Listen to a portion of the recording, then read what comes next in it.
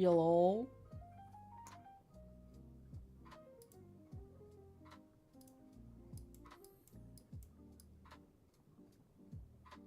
Me tiny.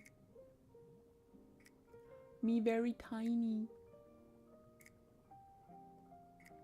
Also, you might see that my veil is a little more opaque this time. I changed the background settings in VTube Studio a little bit so it's a little more accurate to the actual layers that I did.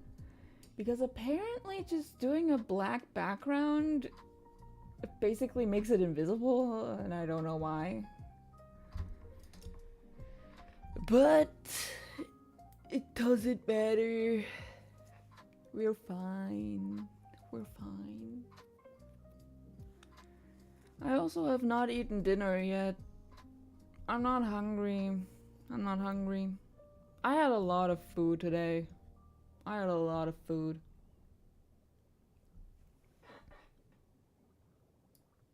And took the rest home. Food. Give now. No. No, no, no. No, no, no, no, no.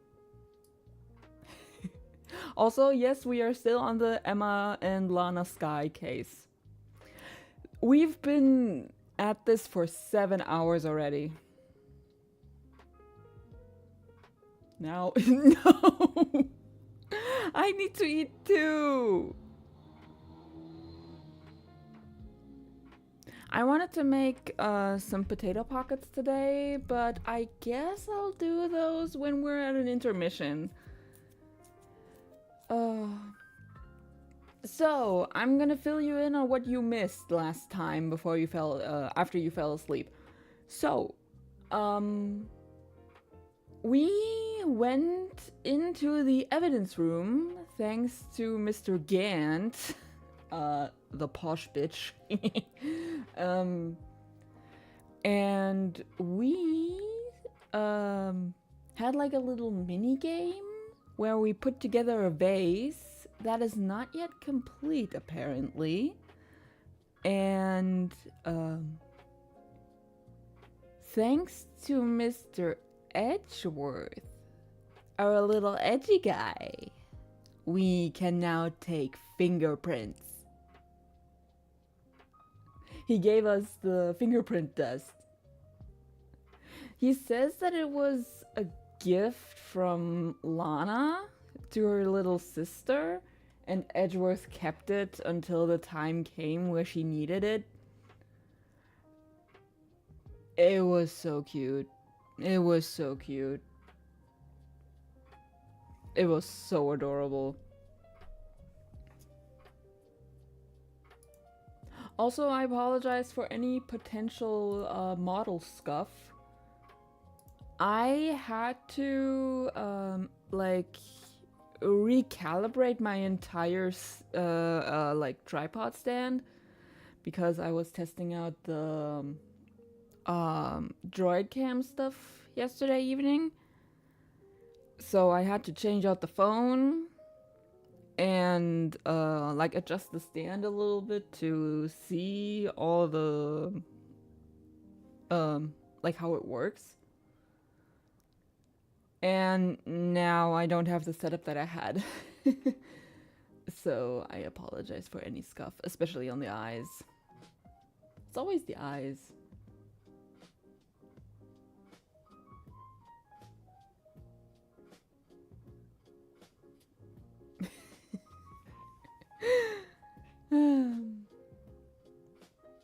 My birthday is 27 days away.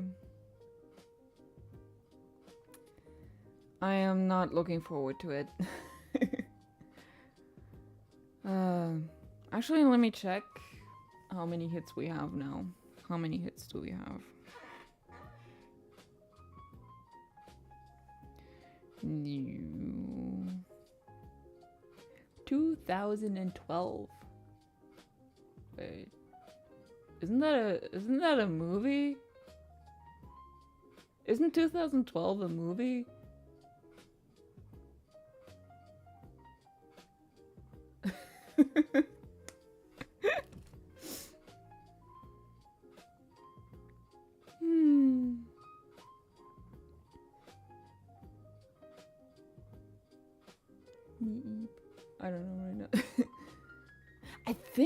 the movie had Rihanna in it. Let me look.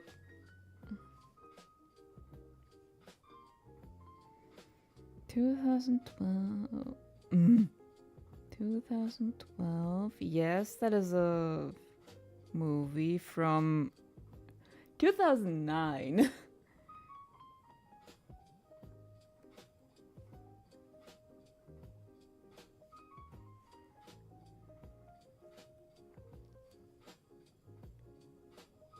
She was in Battleship.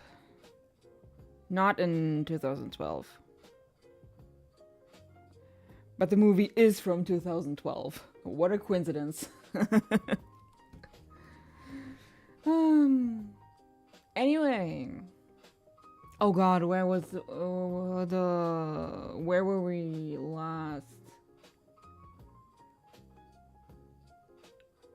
Oh god, I don't remember where we stopped. Damn it. Anyway. Let's do it.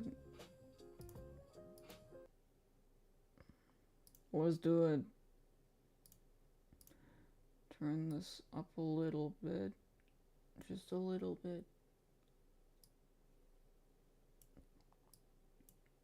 little bit. Okay. Phoenix Wright, Ace Attorney. Ah, my mouse!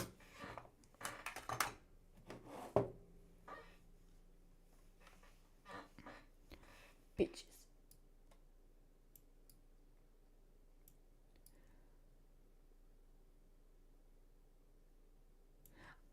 I somehow always make myself the same size every time.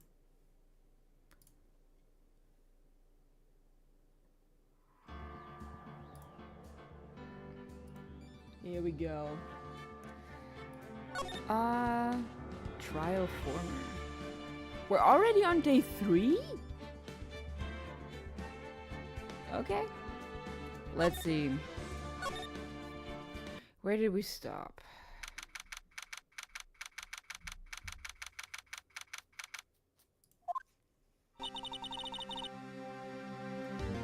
I completely...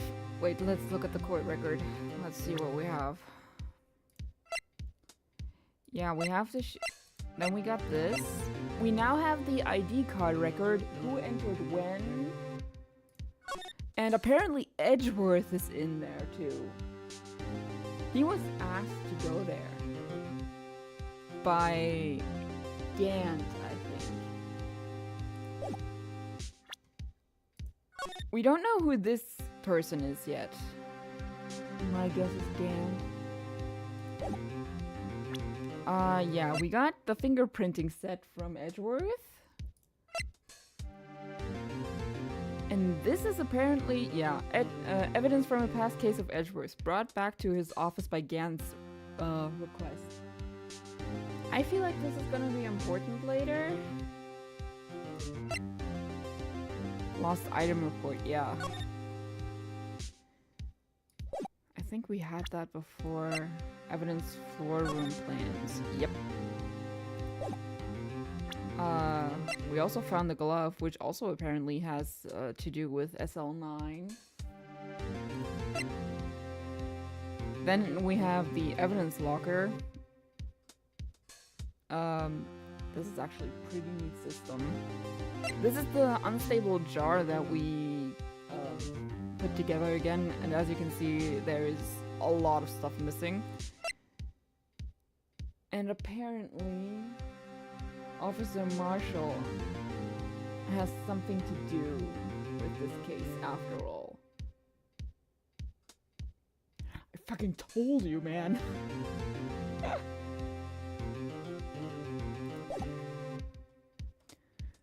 So, I'm already losing my voice.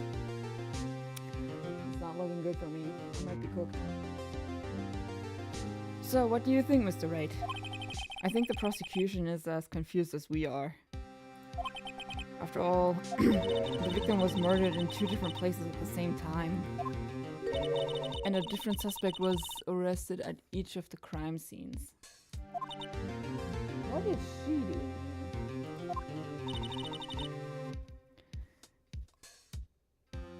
Like, I apologize for yesterday. I was indisposed. What is that word? I hope they didn't hold you too long for questioning. We just finished, actually. I'm used to all-nighters, though. For real. So, how'd it go? It's as Mr. Wright suspects. The police are clueless. I figured as much, so I struck a plea bargain. What do you mean by that?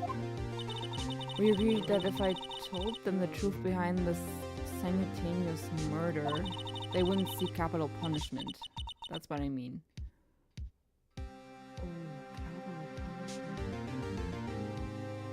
Ooh, I don't like. Me do not like. Oh, much to my regret, I'm as much in the dark about this as they are. Miss Skye, we found trace evidence of a certain person in the police department's evidence room. They belong to Officer Jake Marshall. What kind of trace evidence? Bloodstained fingerprints, to be exact.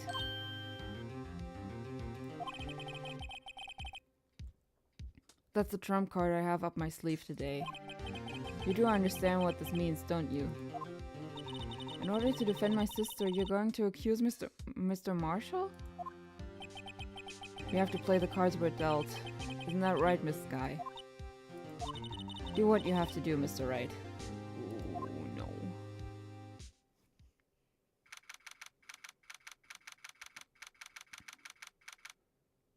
How many courtrooms do they have? I've been in a court before. It's not that long ago. They only had like 4 or 5 rooms. Then again, we have multiple types of courts in the same street. I think there's like 3 or 4. And we were at a rather small one. So I don't know what the others look like.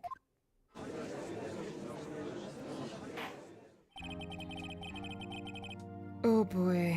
Court is now in session for the trial of Miss Lana Skye.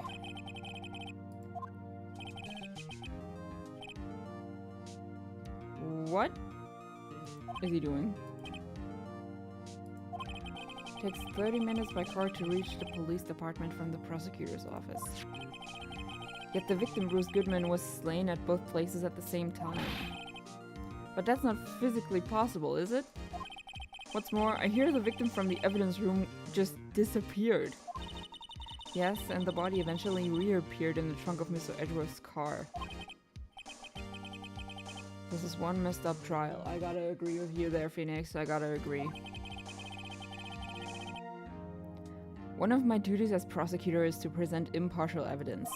Today I will present evidence relating to the murder at the police department. In so doing, I believe the way in which we should proceed will reveal itself. Now that's what sets Mr. Edgeworth apart. He sounds so on top of things, even though he doesn't know what's going on himself. And that's supposed to be an admirable portrait.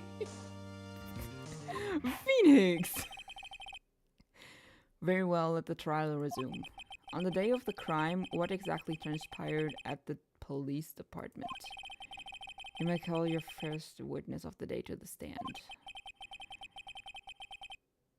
For its first witness, the prosecution calls the suspect of the murder that occurred at the police department. The suspect? You mean the so-called murderer? I mean, yeah. Oh boy. Things are getting... I didn't even get to read it! Will the witness please state his name and occupation? Oh no. I'm Officer Mike Meekins. Oh no.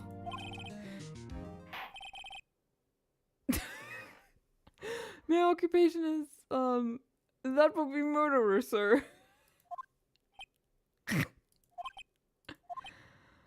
So you're telling us you're a professional killer? I'm the one who did it. I'll never kill.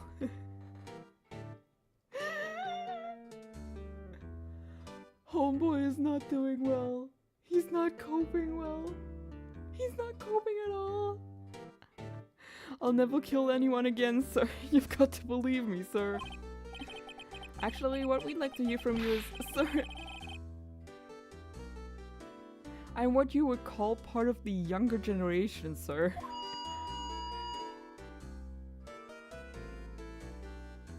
A person whose actions adults can't possibly comprehend. Officer Meekins. Yes, sir. Give us your report of the crime. Consider that in order. Yes, sir, as you wish. After all, I am part of a generation that must be told what to do, sir. How old is this guy?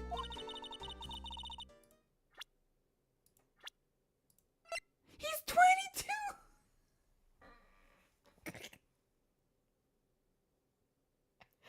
He's 22!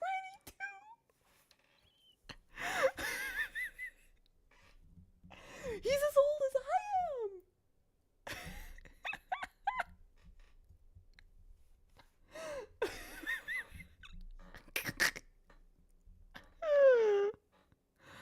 Oh, the poor fella. Oh, the poor fella. Oh no.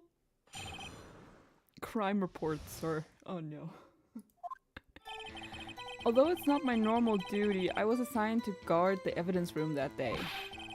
I spotted a suspicious man on the security screen and rushed into the room. I was only doing what I was trained to do, sir. I was suddenly attacked. I fought for my life, and then I did it. After that, I passed out, until another officer smacked me awake. So the victim, Detective Goodman, attacked you? Do unto others before they do unto you. Oh, God. That's the Meekins family motto, sir. I see, and then you fainted and a colleague helped you regain consciousness. Yes, sir, he knocked me upside the head, sir. The defense may begin its cross-examination. What I need here is more info to work with. Yeah. Okay, let's see. As always, we're gonna press on everything just in case. Mr. Meekins, you work in the General Affairs Department, do you not? Yes, sir. I'm in charge of hiring new recruits, sir. At 22? Okay. Yikes, no, there's a scary thought. Evidence transfer was taking place on the day of the crime, which meant many officers were given special tasks not ordinarily performed. I was in charge of guarding the Blue Badger, sir. The Blue Badger? Yes, sir, the lovely police mascot created by the Chief of Detectives, sir.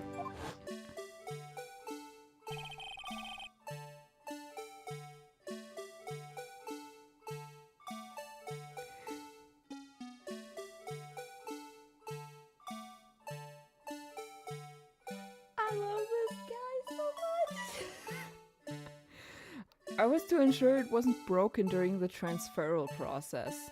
Well, you did a good job at that. That was my sole mission for the day, sir.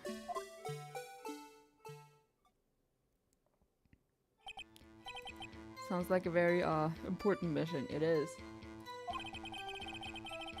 After the award ceremony finished that day, there were so many people running around that I relocated the Blue Badger to the evidence room.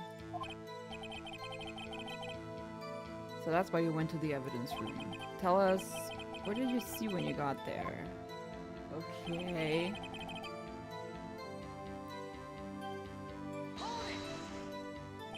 In order to enter the evidence room, you need an ID card, am I correct? Precisely, sir. I have one right here around my neck. So then, your ID number should be listed on here, right? Ew. Yeah. There it is. I found it. This is the one right here. Could you please read us the number? Yes, sir.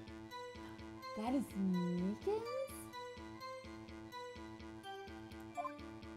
I see. Huh? But the number... Huh? It's shown as being used twice. Please explain, witness. It's no real mystery, sir. The first time is when I relocated the Blue Badger to the evidence room. And the second time is when I went to get him after everything settled down. So it was during the second time when... Yes, sir, that is when I spotted the man on the security screen. Okay. Updated.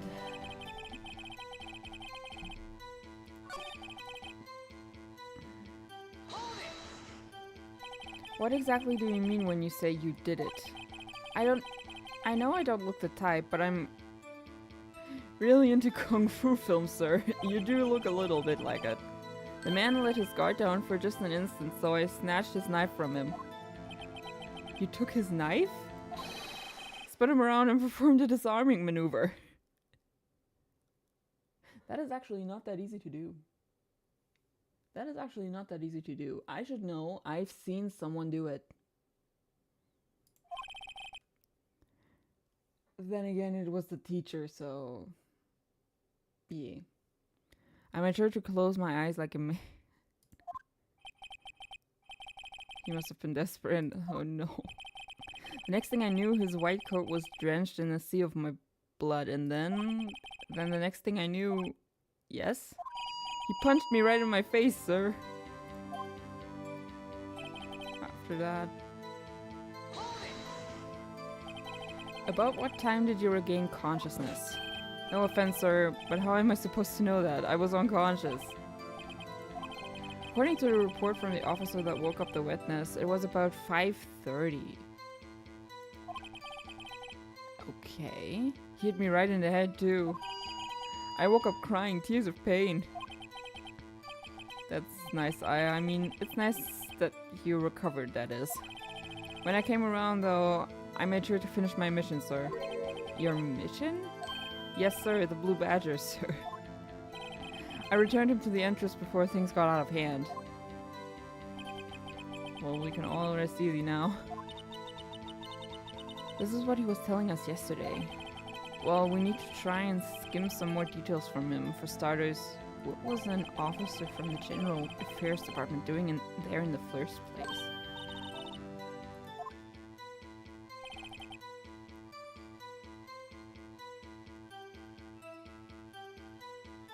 Huh?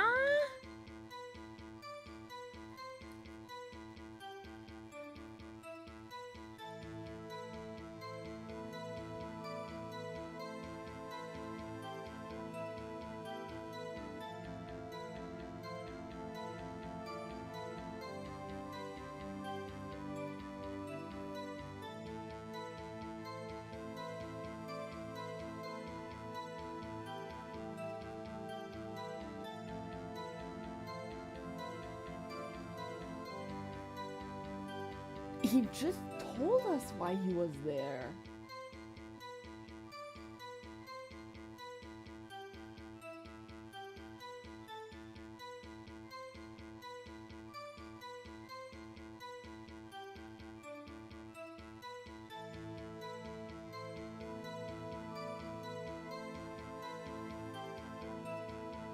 I'm gonna wait for you.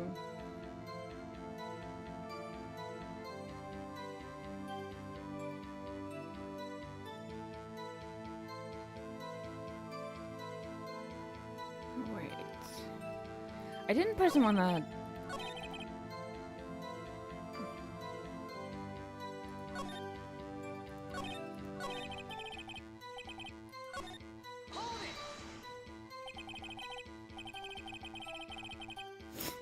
So you were attacked. Can you please tell us exactly what happened to you? It was a knife, sir. A knife. Detective Goodman pulled a knife on you. What happened then? Well, with me charging in on him like that, he looked as surprised as I was. You weren't exactly the kind of person someone would want to run into. That's when I reacted, sir. I swung my arms like an octopus, struggling to detain him. That's how I got this gash on my hand. Maybe if you just keep your cool, your hand wouldn't be... When I saw the blood trickling down my arm, I panicked. I grabbed the man by his collar.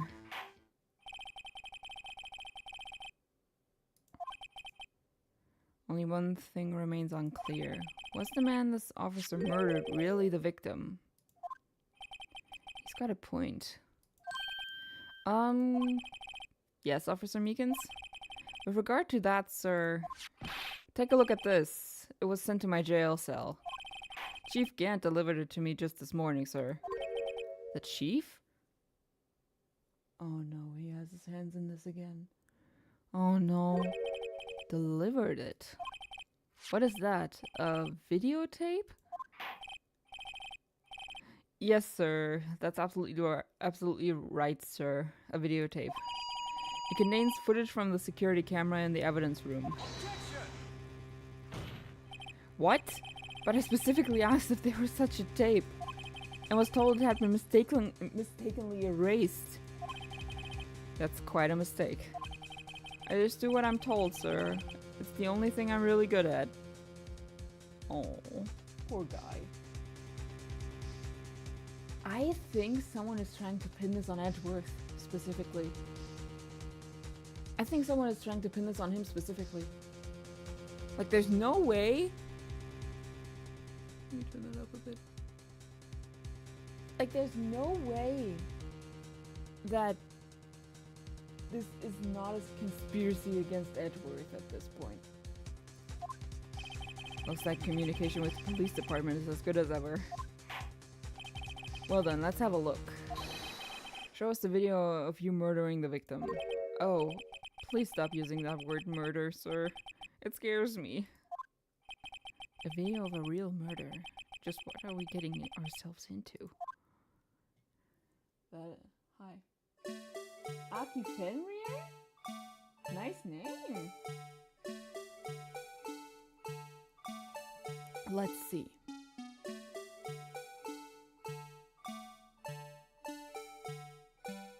They use real 3D models for it.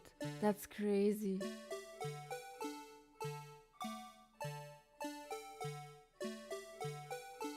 Yeah, that is definitely Goodman.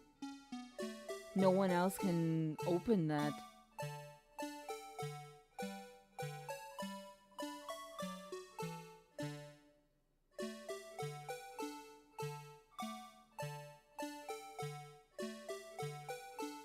Oh. The guy could have easily killed him.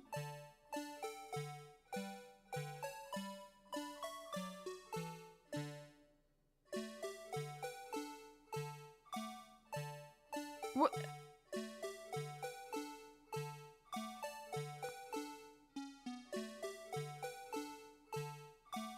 Huh?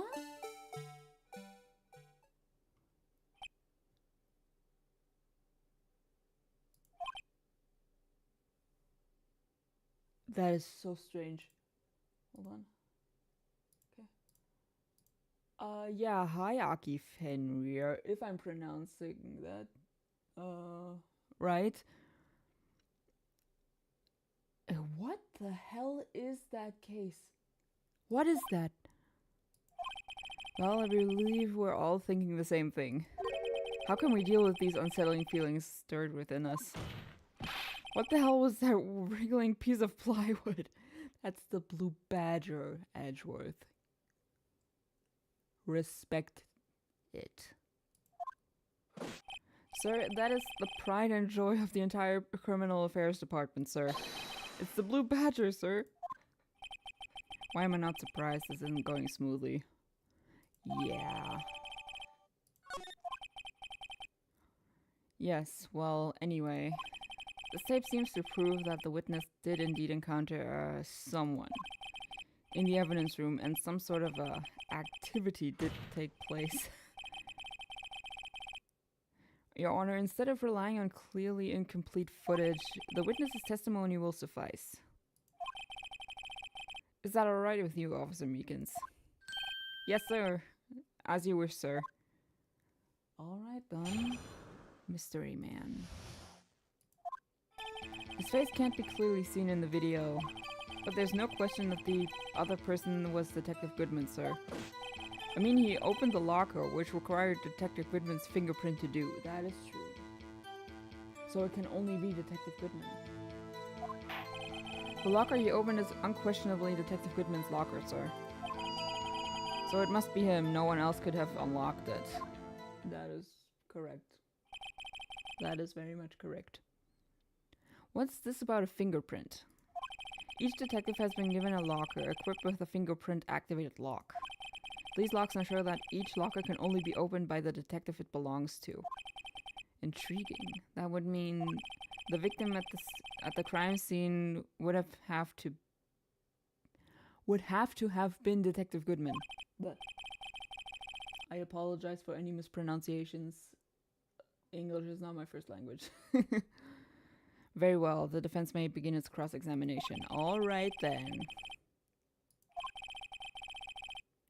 But everything begins with contradictions. That's where I have to start. Very well.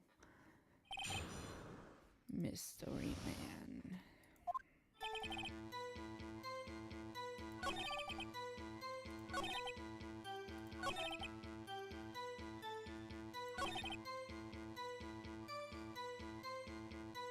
I mean, this testimony is pretty cut and dry. I'm just gonna press on everything again. Tell me, were you able to get a good look at him? At the face of the man who attacked you with a knife? Sir, if you must label people as having seen or not seen the man's face, I believe I would be classified as the latter. The latter, but you were standing right in front of him, were you not? More to the point, you are the person who fought him, weren't you? Oh yes, sir, but I didn't get a clear look at his face, sir. I'm not the kind of guy who looks directly at people when talking to them, you see. Oh, he definitely tested. Yeah, that's a good trait for a police officer. Still, I'm sure it was him. I'd bet my badge on it.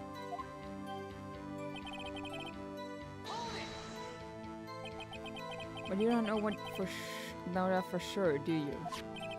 You never actually saw Detective Goodman's face. Well, I suppose you might say that. That is, if you must label people as having seen or not seen it. Since his face can't be identified in the video, only you can verify it. Why is everyone looking at me? If I had to label your stares as disturbing or... Meekins. Having been shown a questionable video at best, we are not in the best of moods. Now please be more certain when you testify. Yes, sir. You claimed the man who brandished a knife on you was Bruce Goodman. Tell us why you're positive it was him. About these lockers, is there no other way to open them? No, sir. I myself tried all kinds of methods in the past. They only respond to registered fingerprints, sir. I wonder what kind of methods you tried. There can be a lot. If the man opened the locker's lock, which only responds to its registered fingerprints, then he must be the person the locker was assigned to. Exactly my point, sir. And this too. How do you know that information? I've heard rumors, sir, from people in the know, sir. People in the know? The workers in the department cafeteria, sir. They keep me informed. They also listen to my...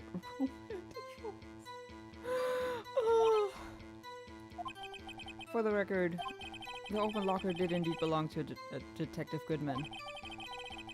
I verified this information through a more reliable source. So the victim opened the locker with his own fingerprint.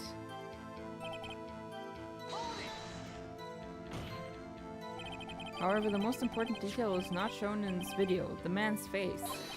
Sir, if I may say something, sir. Please do. After all, you're the one being examined. I don't understand why the man's face is so important in this case, sir. Oops. I mean, it was his hand that opened the... Wait. I mean, it was his hand that opened the fingerprint lock. And it was his hand that tried to thrust his knife into my body, sir. My unsettled state can testify enough to this, sir. Yes, you have a point. The footage doesn't lie. That is, unless the defense can find a problem with it. Let's check the court record again. Is there a problem with the security video? Can I check the video? Can I check the... I can!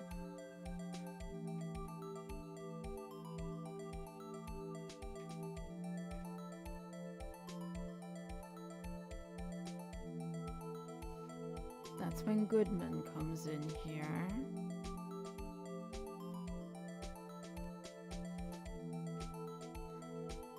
That's when he opens the lock.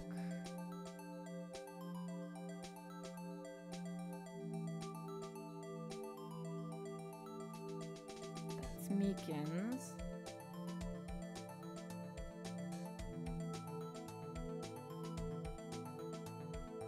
And that's where they fight. The fact that they made actual 3D models for this. Insane. And there he is. Huh.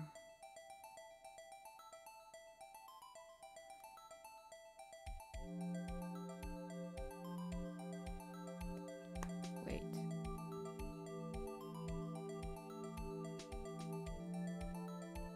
It's already open! The paper thing that fell from the locker was suspicious. It's a glove? Did you see the light? Did you see the light? On the locker? Did you see the light on the locker? The locker is already open! The locker is already open! That means it doesn't have to be Goodman to open it! Oh my god. Yes, there's a problem. Oh my god. Regarding the video contained on this tape, there is one thing in particular that seems rather strange. Strange? This contradiction leads to the possibility that the man may not have been Detective Goodman. What? This video contains such a contradiction? Don't object me, boy. Interesting. Your Honor, I have a proposal. Oh no. Oh no. Yes, Mr. Edgeworth? I propose we have the defense point out to us this alleged contradiction in the video. You would want me to point it out. Yeah. Very well, proposal accepted. Let us further inspect this piece of evidence. Very well. I will now play the security tape. Please be the Blue Badger theme. Mr. Wright, please show us this contradiction you speak of. I have to point out a problem in the video? This is the first time I've ever had to do that. You can do it, Mr. Wright. It's set up so you can fast forward, rewind, or pause the video. Just take a good look and be sure to point out the right thing. Please don't play it too many times. I can't stand watching this video. How did this guy ever become a police officer? Yeah, for real. I mean, he is in general affairs and not in criminal, so I get it. Where is the contradiction that indicates the man may not... Okay. Wait, backspace? Okay.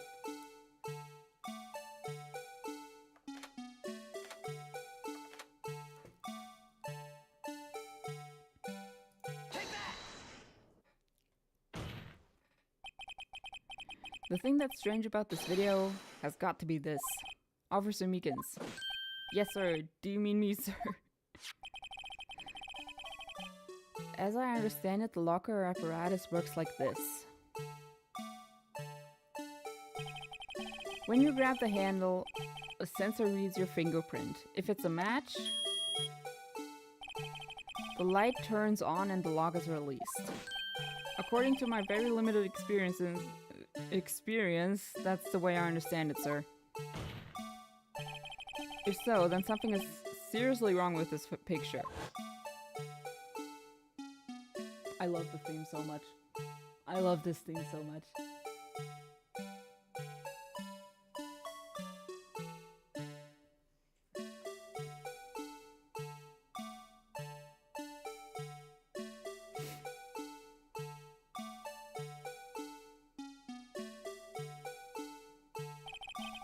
When the victim reached for the handle to open the locker, let's rewind to a little earlier.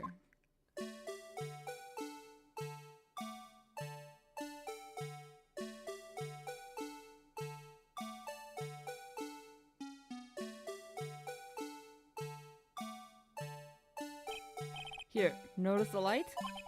What's this? It's already lit! Precisely my point, Your Honor. The locker was already open before the victim grabbed the handle. Yep. That is a massive oversight. What is the meaning of this? It's very simple, Your Honor.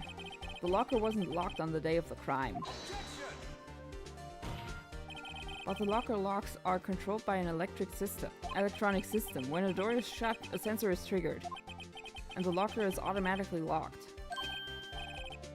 Oh, I know. It must have broken down. No. Of course, I'm not an expert in this. That's not like you, Your Honor. The sensor would detect and report any malfunction. Oh well, it just goes to show novices should keep their mouths shut. So then, Mr. Wright, do you have an explanation? Me, Your Honor? Yes, why wasn't the locker locked? Me, Your Honor? Yes, well, you see, this isn't exactly my field. What do you think, Miss Scientific Investigator? Huh? Oh, maybe something like jammed the system sensor? The glove. It's the glove. But what was it doing on the... What was it doing on the tape? Like there... Actually, let me show you.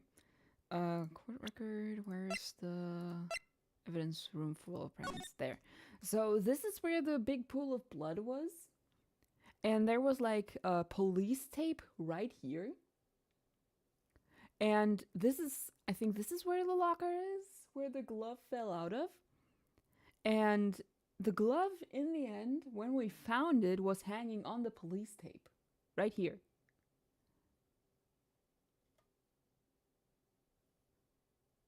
How did it get there?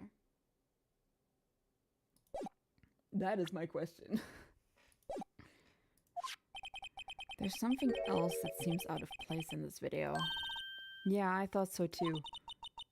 There's got to be another clue somewhere in this footage. Let's inspect the video once more.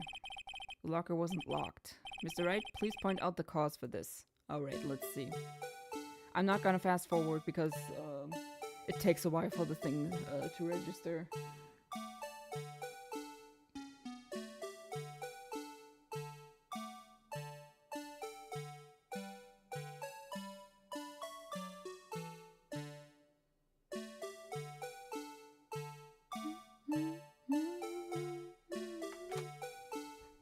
There's the glove.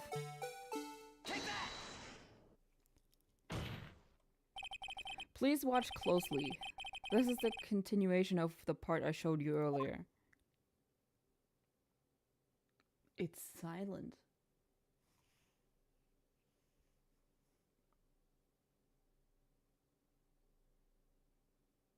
And there's already a handprint here. Okay. What's this? Something white fell out of the locker. But sir, it's been my experience that things fall out when doors are opened. I often fall out and roll great distance. back with coffee. You missed it. You missed it. Do you want to see? I am going to show you the video again. Because we have security tape. Check this video closely. I want you to see just what we just discovered.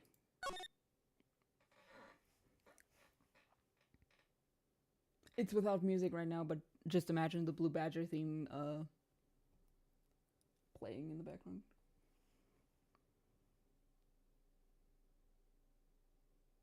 That is the supposed Detective Goodman.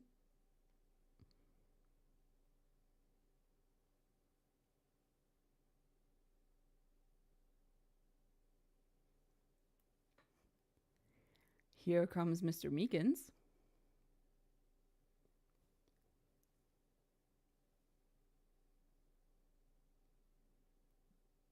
And here they attack.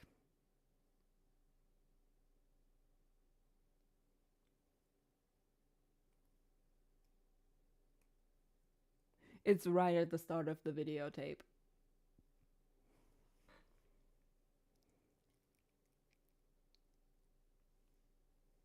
And that is all the tape. I think it's gonna play again, so I'm gonna show you just what it is. Okay, this is the next one. Look at the locker light. It's already open. And since it's already open, it doesn't have to be Detective Goodman in order to open it because of the fingerprint. And it was jammed with the glove. That's why it was there. Insane. We can't be sure that item was completely inside the locker to begin with. What do you mean? The sensor triggers the lock when the door is shut. What if something was inserted, say, between the sensor and the door? Yep.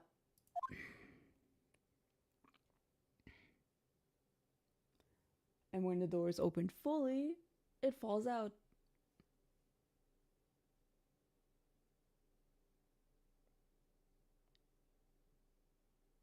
Boom. This white thing wasn't inside the locker. It was stuck between the door and the sensor. Oh, I don't understand now, sir. It's just like my tie. 2 out of 3 times it gets stuck in the door when I get out of my patrol vehicle. Instead of the door closing, my tie chokes me.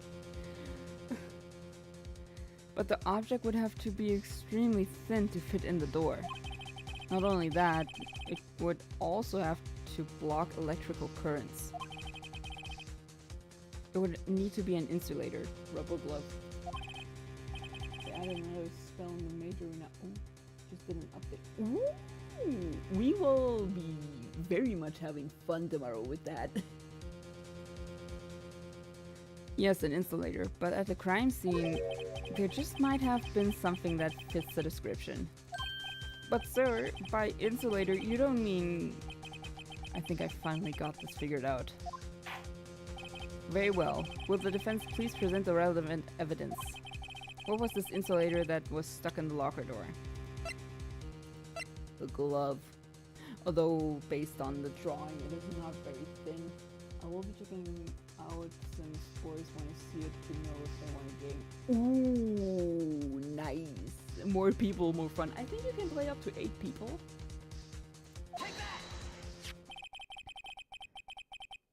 I found this near the locker, a thin rubber glove. But we can't be sure that was in the victim's locker. It has a tag that says SL9 incident. And a fireball. There is no I in team. However, there are 6 eyes in I don't care how big the room is, I cast fireball.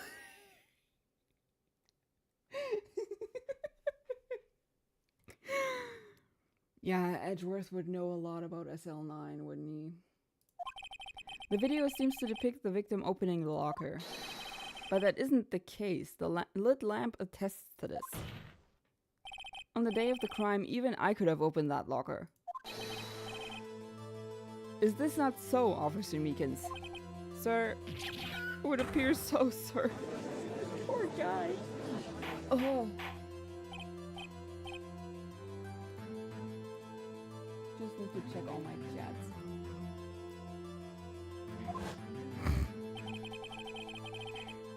So, are we to believe then that the victim, whom this witness stabbed in the evidence room, was not Detective Goodman? Do not be misled, Your Honor. What do you mean, Mr. Edgeworth? The defense has merely demonstrated that possibility and nothing more. The victim in the video was indeed Bruce Goodman. The prosecution will offer one more testimony to prove this. What? Officer Meekins, please testify about this. Oh no. I'm not sure what you're referring to, sir. Oh, you mean that, sir? Of course, sir. Is this a joke? Very well, begin your testimony. Okay, let's see what he has to say. Mystery Man, Part 2. There's one other thing that proves the man was Detective Goodman, sir. To enter the evidence room, one must use their ID card.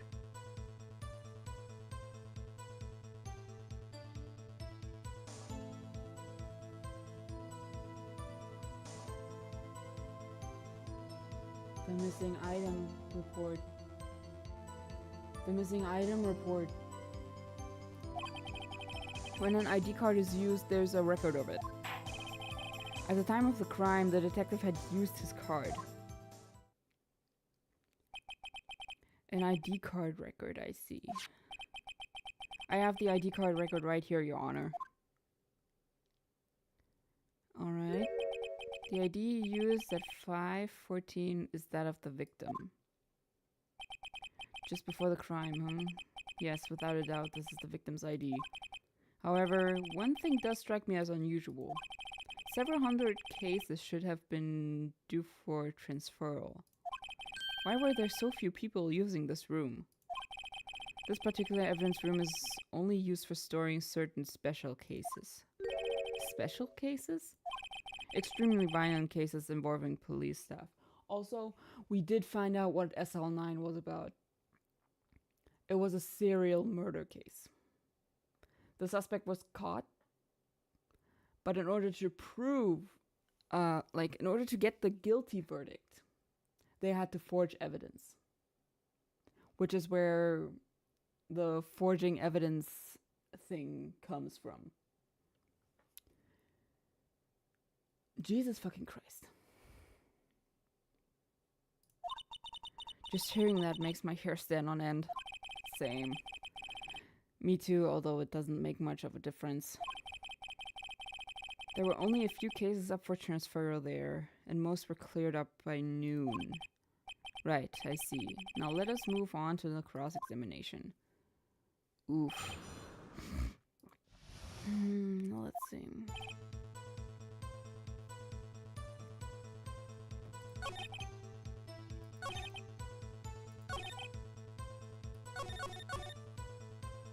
We're gonna press on everything again, just in case there's anything we missed. So the stone, sir. If my hand wasn't wrapped in bandages, I'd even give the V for victory sign, sir.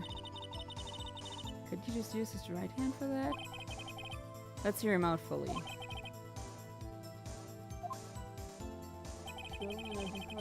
Stolen? Yeah. The thing is, where is it? Here. Goodman's lost item report. ID. Why is it crossed out? Like, there's no way you can remember such a long ID number just by itself. Like, I know my phone number by heart. I know my own phone number by heart. But do you know how long that took? That took me ages to learn.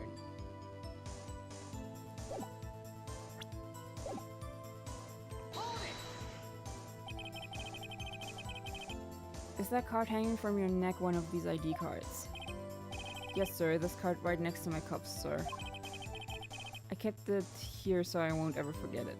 Clever. Infinite time for you. Is that supposed to be an insult? But what if... Yes, it is an insult. Jesus Christ. You better fire up those insults today, though. You're not on your A game yet. Though I understand that you just came back from work. But what if someone were to steal it from you, keeping it out in the open like that? Maybe I shouldn't wear it around my neck. Remember when I said 2 out of 3 times my tie gets stuck when I get out of my car? Well, the remaining time, it's my ID card that gets stuck. Instead of the door closing, my ID card chokes me. Maybe I should just leave this one alone. Each police officer has only one ID card. Both the police department and the prosecutor's office can attest to this. Very well.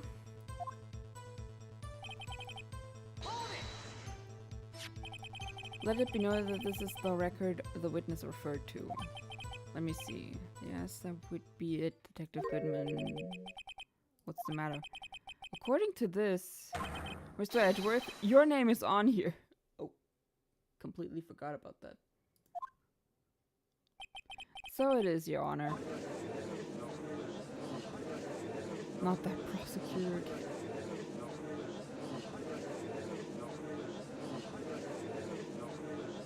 Is that man in blue?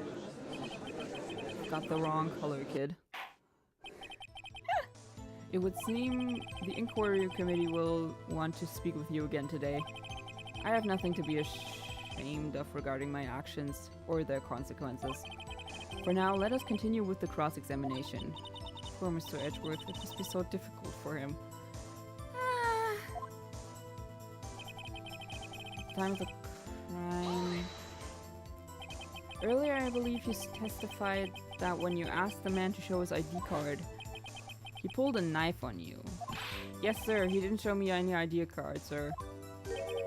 Don't you think that's odd? Yeah, that is very odd. I mean, if he had his ID card, all he had to do was show it to you. There wouldn't be any reason to draw a knife.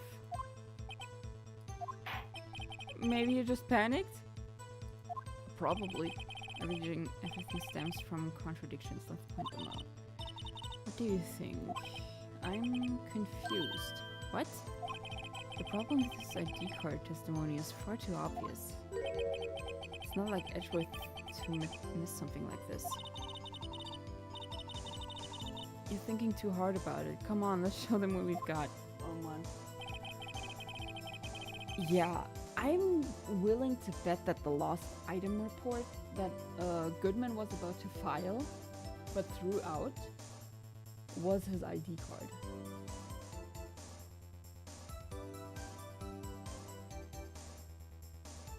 But where do we present it?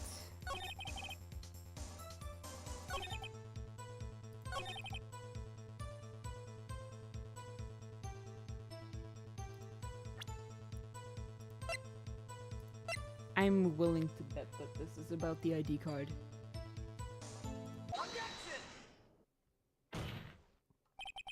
Wait one moment, Officer Meekins. I'm not good at waiting, sir.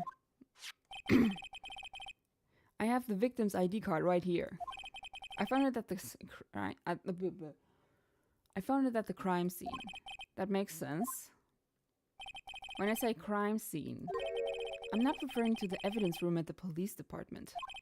I mean the other crime scene. The underground parking lot at the prosecutor's office.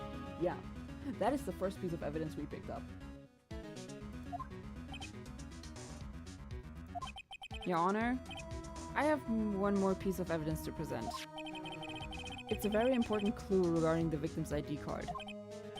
A lost item report? It's only half completed. But it shows that Detective Goodman had lost something on the day of the crime. Something important enough to fill out this report. Let me guess. You believe this something to be his ID card, right? I can't say for sure, but there is a high possibility. On the day of the crime, Detective Goodman was not carrying his ID card. Yeah, because if, hear me out, if the actual Detective Goodman was murdered in the evidence room and not in the prosecutor's parking lot, how did his ID card get in the parking lot? How did it get there? Like, no one, not even a murderer, would just pick the card up and just bring it to a different location. Especially because, remember what Angel Star said? Like, what her thing was? She caught Lana in the act of murdering someone.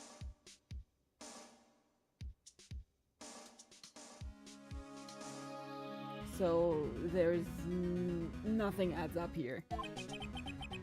It can only mean one thing. It doesn't even require much thought.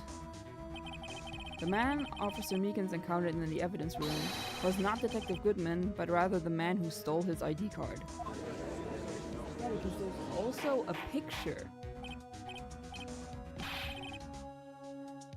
Because the ID card, from my knowledge, also has a picture of him. And if the man who stole the ID card showed it to him, it would be so obvious that the ID card was stolen. Question is, who's the other person? Does the prosecution have a response? I have only one thing to say to the defense. Oh no. Bravo, Mr. Wright. Why is he complimenting us? Bravo? Allow me to summarize the defense's argument. At 5:15 p.m. on the day of the crime, the man in the evidence room Officer Meekins encountered was not Detective Goodman. There are two grounds to support this. First, the locker in the evidence room was already unlocked. Second, the victim lost his ID card. Am I correct so far, Mr. Wright? Yes. What's he up to? That being the case, we must inevitably arrive at a single conclusion. If the victim in this video is a fake, then the murder in the evidence room is also fake. In other words, the security camera does not show the instant of the murder. That is correct.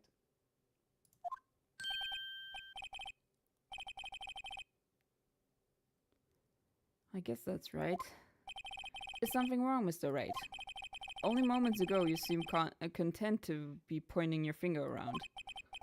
This isn't going to end well. Well, well.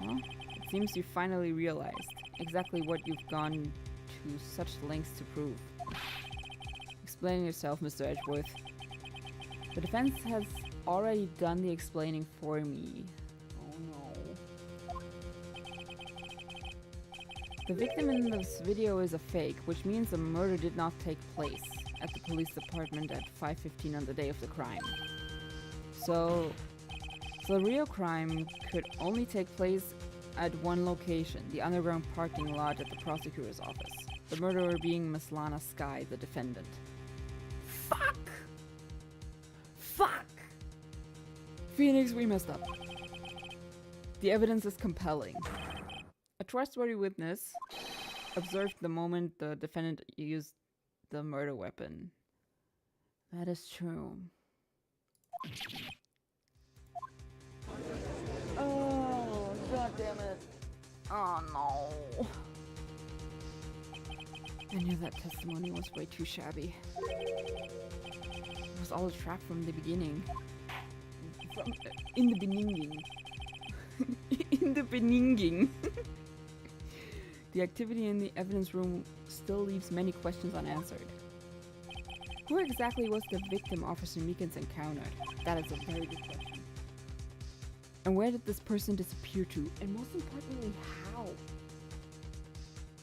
Did he crawl out of the room? However, this trial's purpose is to examine only the murder of Detective Goodman. Just so, Your Honor. Mr. Wright, you have to do something or else Lana... What do I do? How am I supposed to get myself out of this?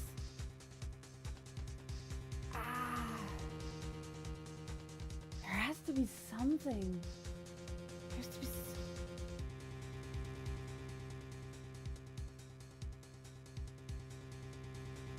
like when we have an option like this, all we can do is to object.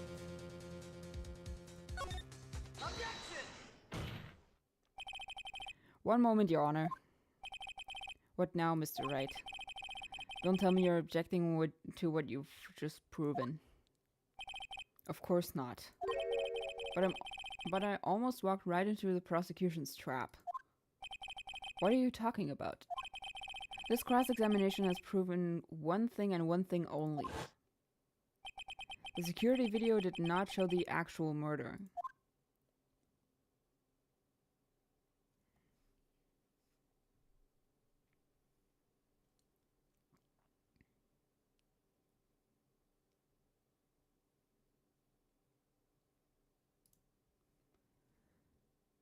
Yeah, he could have crawled out.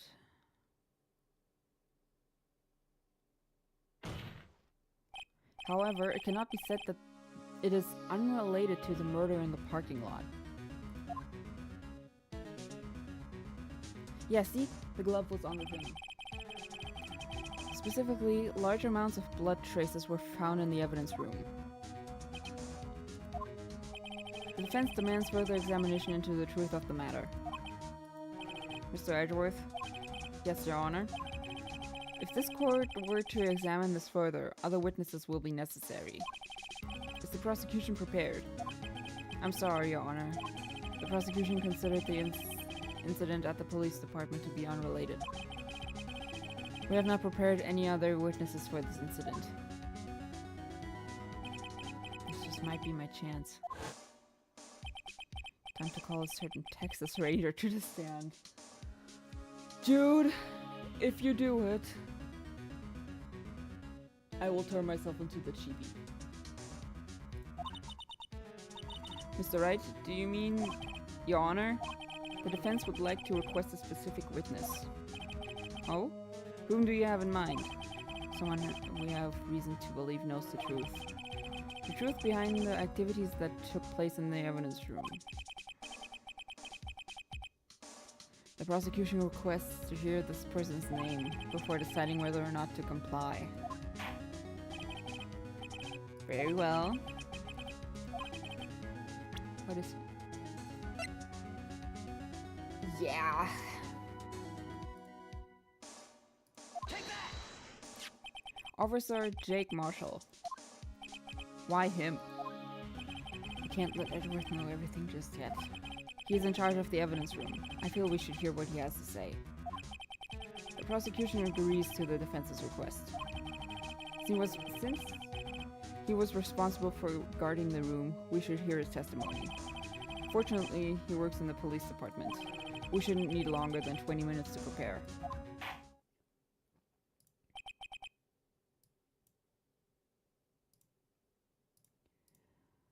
Okay. Very well. The court will take a 30-minute recess while the witness is subpoenaed. I don't know what that word means. Will the prosecution please prepare the witness during this time? We will, Your Honor. Court is now in recess. Jesus!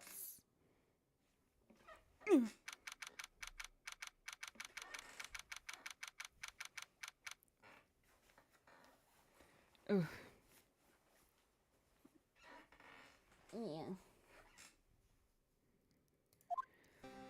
Hi, Lana.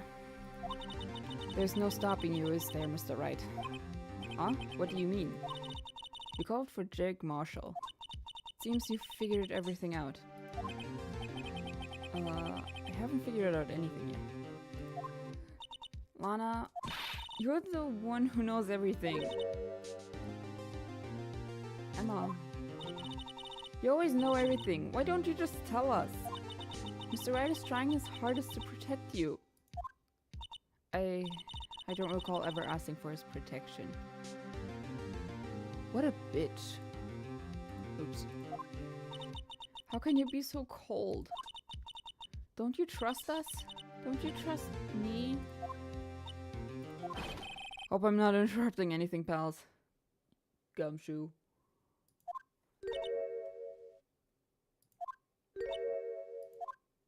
Oh, guess I am. I'll come back later. Oh. Wait, Detective Gumshoe, what is it? Oh no. You've got a lot of nerve, pal, making a detective run all around while on duty. And to top it all off, you call me here. I've seen happier people at funerals. Sorry, detective. You better be, pal. Hey. Hey, hey! I didn't see you there, Chief Prosecutor Sky. That's okay, so, what... Have you brought what I asked? Oh. You mean this, right? What the fuck is that? My apologies, detective. Due to my present circumstances, I was forced to use Mr. Wright's name when making my request. My name? Never in a million years would I have thought it was you who asked me. Could I bother you to bring me the SL9 incident files? It's a massive file. I'll need them by noon. Talk about crazy. The SL9 incident? But Lana, that's... I thought Mr. Wright might need them, so I had them brought here.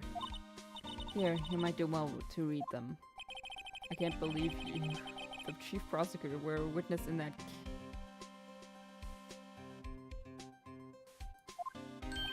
Miss Sky was a witness? Joe Dark killings. Take it from me, you don't want anything to do with serial murders. I am reading through that. Pronto. Incident number SL9 closed. Perpetrator Joe Dark. Crime serial murder. Sentence death. Yeah, he was executed.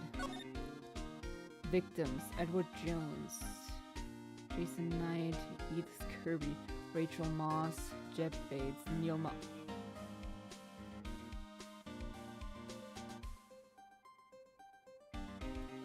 Marshall?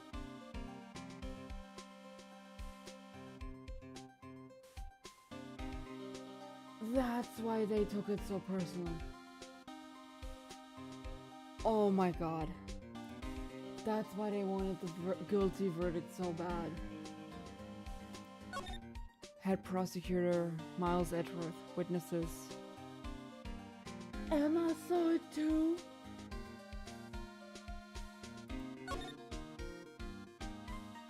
Investigation Task Force.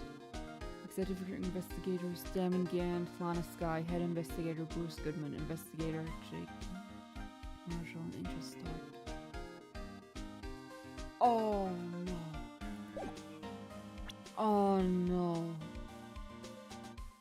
Oh. This is gonna be the saddest case yet, isn't it? Take it from me, you don't want anything to do with serial murders. Oh, what? Now that I've brought you your stuff, you're just gonna ignore me. Emma? But why? Why is your name in here? What? My name is in there? I don't know. Unless... No, it couldn't be. Lana, this SL9 incident, is that... That's the classification number the police filed it under. 2 years ago, the rest of the world knew it was the Joe Dark killings. Joe Dark. No, no, Lana. That's over with. No. Emma, wait. She ran away. Oh. What the fuck happened? You know what? I just remembered I gotta be somewhere. Sorry, pal, but I'm out of here. Wow. Jake Marshall, Angel Star, Damon Gand, Miles Edgeworth. Not to mention Lana and Emma. Everyone involved in this case is connected to those killings 2 years ago. This can't be just a coincidence. Knowing you, you just might be able to figure it out. Time to get back to the trial, Mr. Wright. Best of luck. Oh, this is gonna hurt, isn't it? This is gonna hurt, isn't it? I'd better take a good look at this file. We did.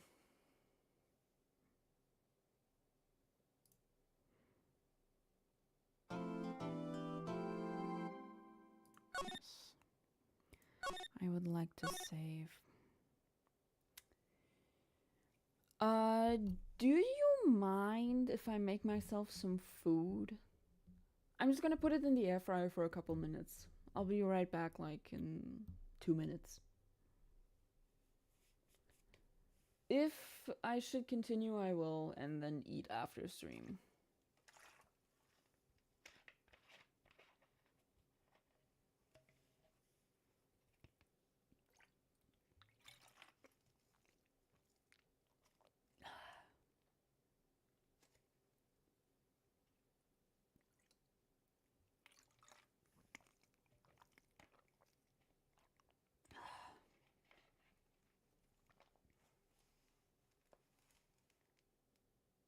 I am gonna need some feedback, bro.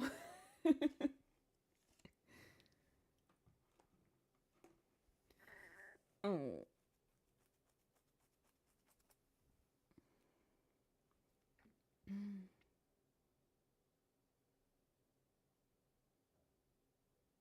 I need to take my glasses off for a minute.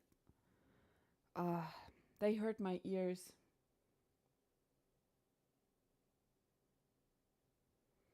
They hurt my ears.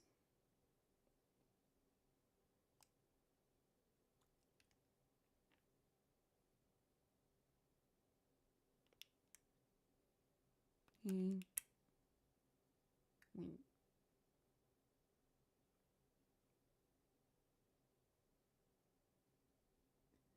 If I don't hear anything in the next minute, I'm gonna go make some food.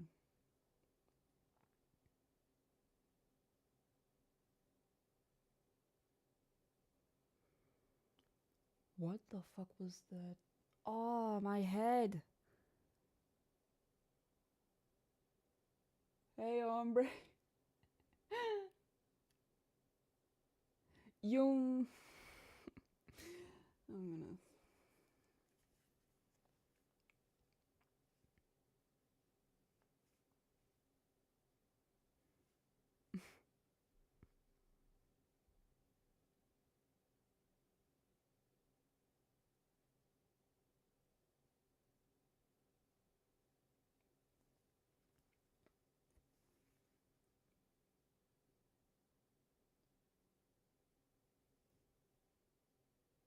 Just in case you're wondering, I just sent you a message on Discord.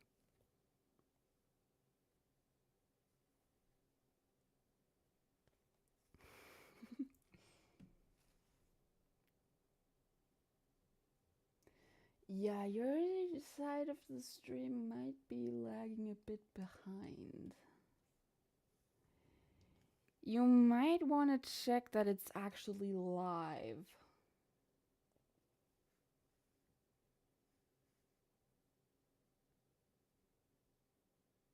Because based on how late the message came, because I'm only now just seeing the hey hombre. It is, I am just doing stuff. Okay, then I will go make some food. I will be right back.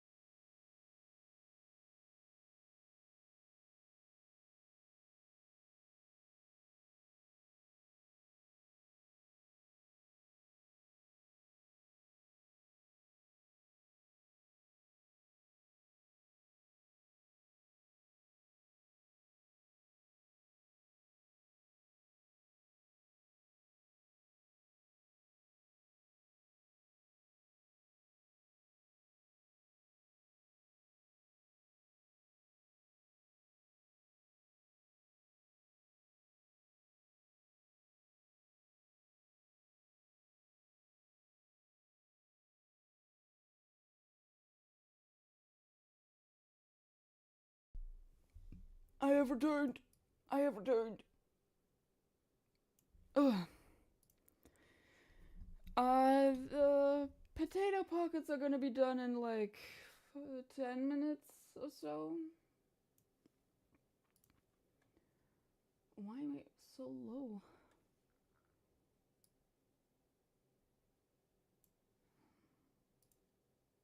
There we go. Glasses. Whoever invented... No, it's still frozen. It's still frozen. Whoever invented the air fryer needs an award. Whoever invented the air fryer needs an award. Tired of streaming to 0? Let's change that. Let's change your fucking existence.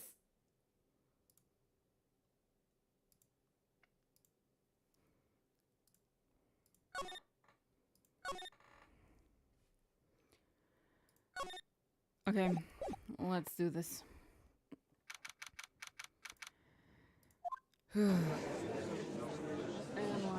Emma's gone. Court will now reconvene for the trial of Miss Lana Skye. Emma didn't come back.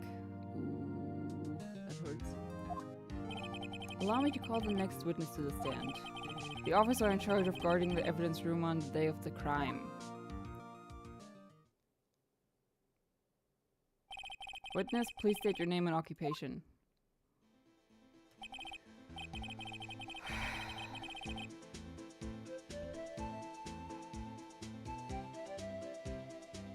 If you do it, I'm gonna turn myself into the chibi.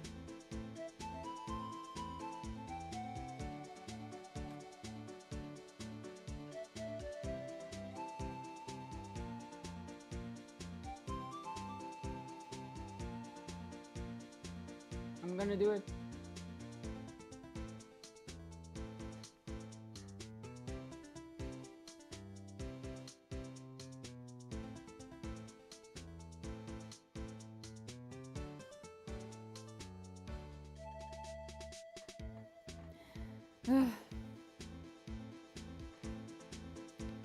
Me? Oh, I'm just a man, same as you, wandering the trails of civilization.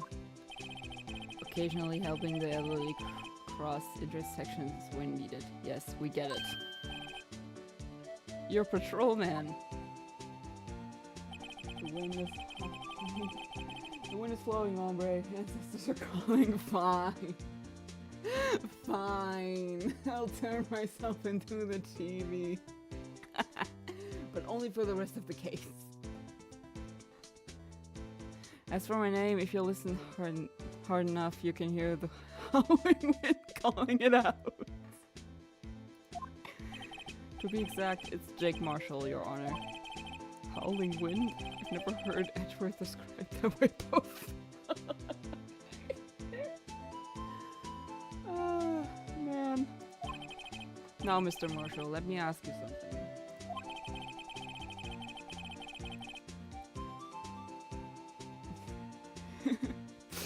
You were in charge of guarding the evidence room on the day of the crime. You were in charge of guarding the evidence room on the day the crime took place. Is this correct? According to the papers, partner. What do you mean? A desperado's soul is as boundless as the desert sands. No paper can sum it up. Maybe it is best we get on with this quickly. Thank you, Aji. But you can misspell this. Wait. Didn't find a new spell apparently, but you can misspell spells and it will still cast. That is very nice. That is very nice. We will take advantage of that. Glad they took that into account, honestly. Please share with us your testimony of the day of the crime. In plain old English. Thank you, Aji. Thank you.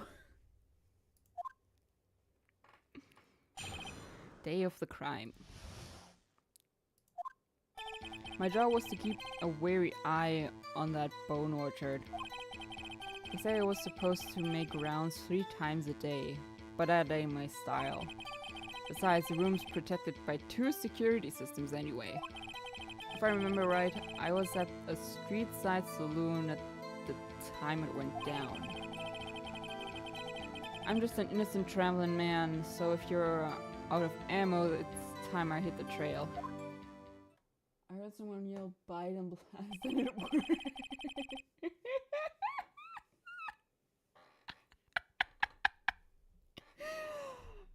I'm gonna say that one out loud again for everyone in the back. I heard someone yell Biden blast and it worked. A beam evaporated me.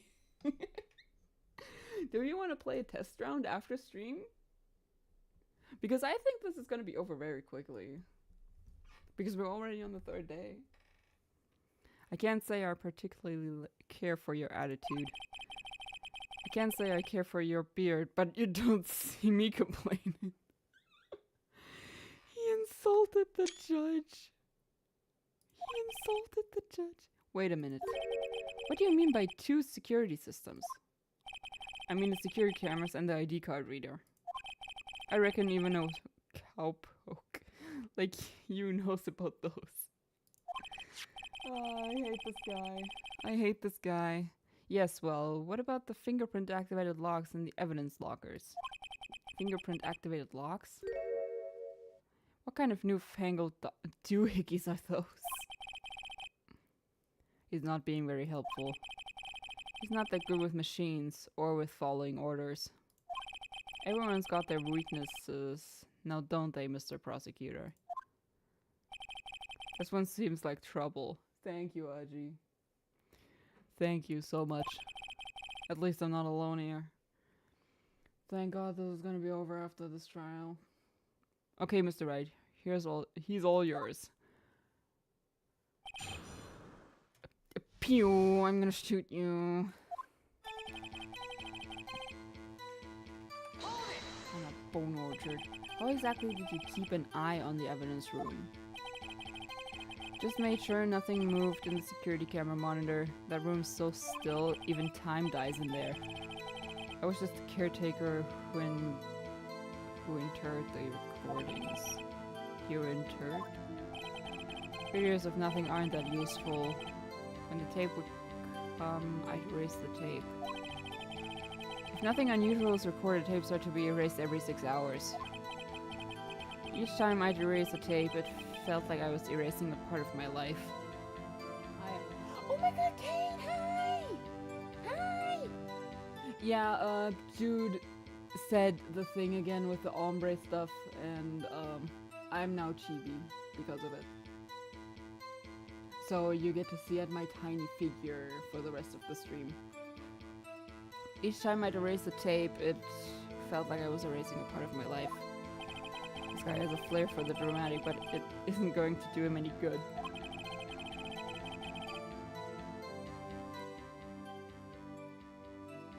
Bob.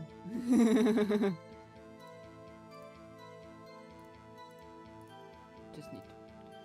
So, in actuality, you don't physically enter the evidence room.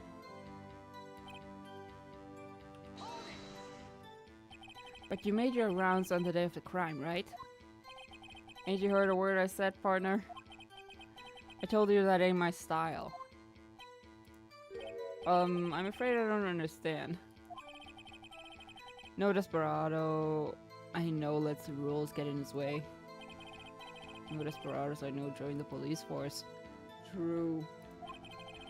So, Officer Marshall, on the day of the crime, just between you and me, I don't step foot in the evidence room that day. Very interesting to know.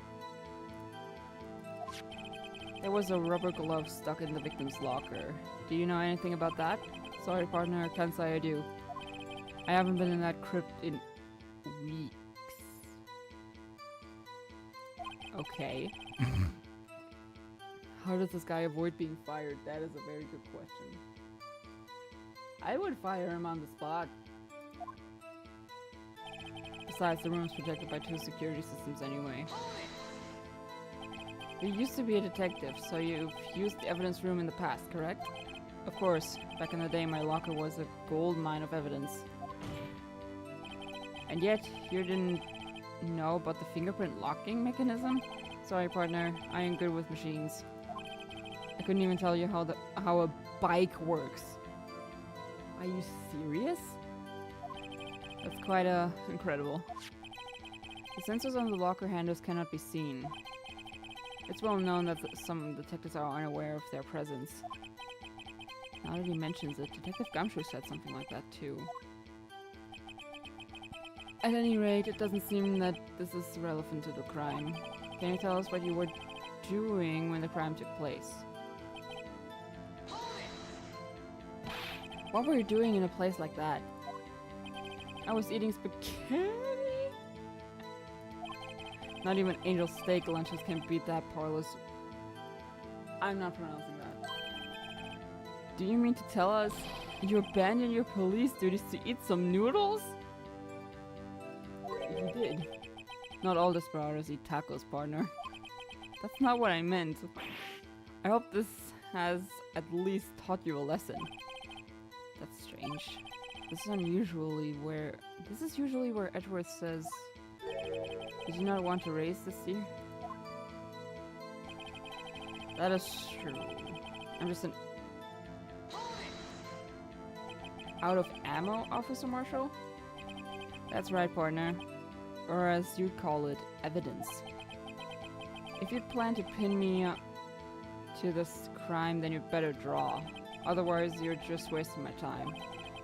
My steel horse is waiting to carry me back west into the sunset. Can we shoot this guy already? One thing seems clear. Despite being reasonable for guarding the evidence room, witness doesn't appear to have seen anything. Texans don't take orders from anyone. Everyone knows that. Apparently your superiors don't. Okay, I have a trump card up my sleeve, so I'd best keep my cool. Before I use it though, I'd better up my ante.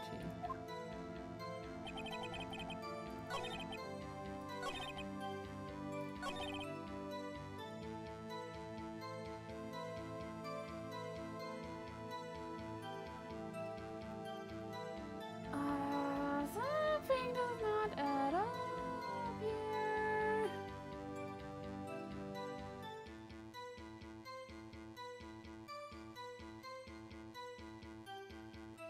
Something. Wait. Did my air fryer already go off? I think my air fryer went off. I'm gonna hold on.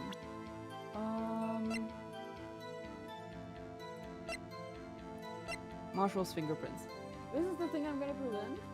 But first, I'm gonna get my food. I will be right back.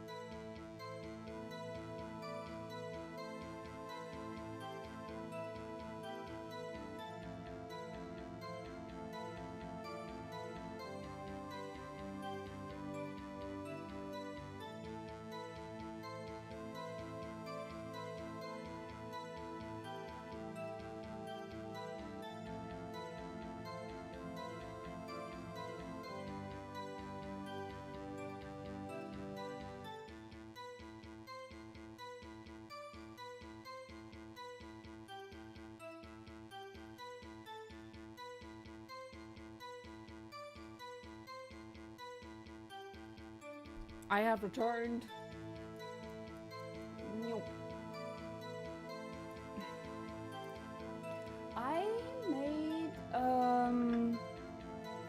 the rest of the potato pockets that I have. It's not much, but it's something warm that it gets my belly.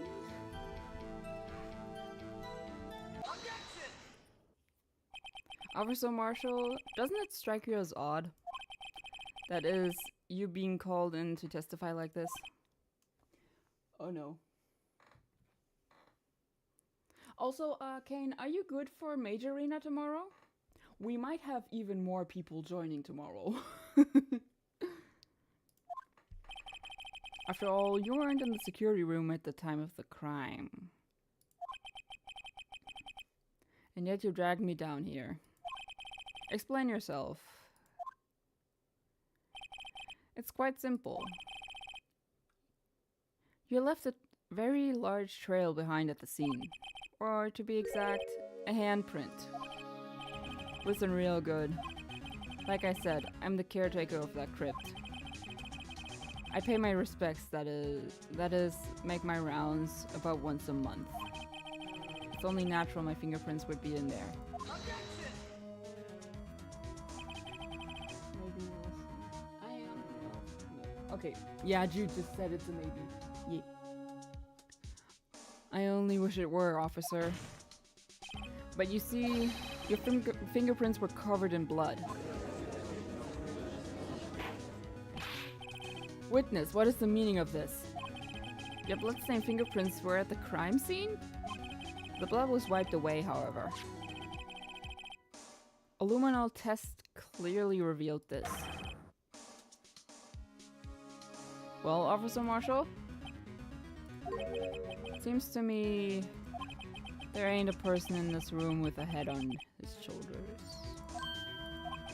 I take it you have an explanation then, Officer Marshall. About the bloodstained fingerprints?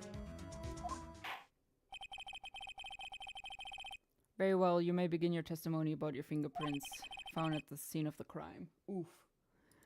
Let's see what kind of lies he's gonna spin this time.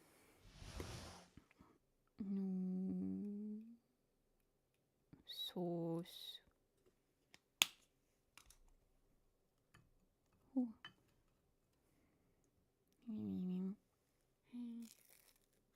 hi. Coffee. Hot. It's hot. Like I said, it's only natural for my fingerprints to be in that evidence room. One of them just happened to be at the same place as the bloodstained handprint. The murderer touched the locker where my fingerprint wasn't in by chance. Hard to believe. Hard to believe. The bloodstain and the fingerprint are completely unrelated. Or didn't you know the murderer was wearing gloves? See? I had nothing to do with it.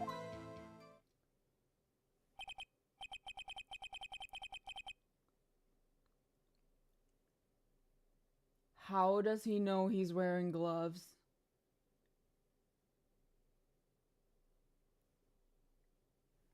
How does he know he was wearing gloves? Although there is room for doubt. Life wouldn't be fun without any doubt, partner. The defense may now cross-examine the witness. I'm still gonna press on everything, but that is so glaringly obvious.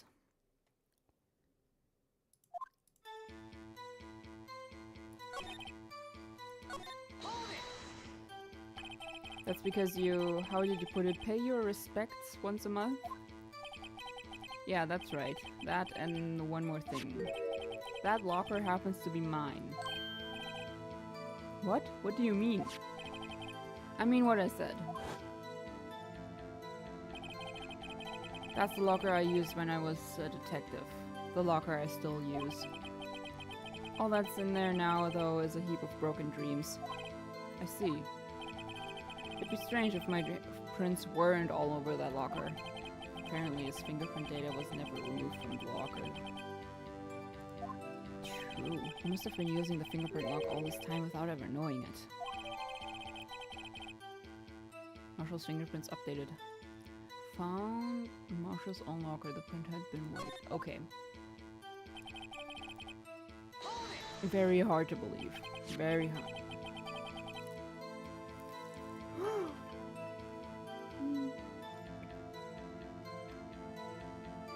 God, that's hot. So then, what about the bloody handprint? Wasn't mine, it's no mystery. Please explain. My locker is covered with my fingerprints. It just so happened the murderer touched the locker where my fingerprint was by chance. Very hard to believe. The chances of that happening are 1,000,000 to 1. On the contrary, one could argue it's just the opposite. The chances of that not happening are 1,000,000 to 1. Get one thing straight, partner. You ain't gonna get no reward from me with a mere fingerprint. You wanna know why?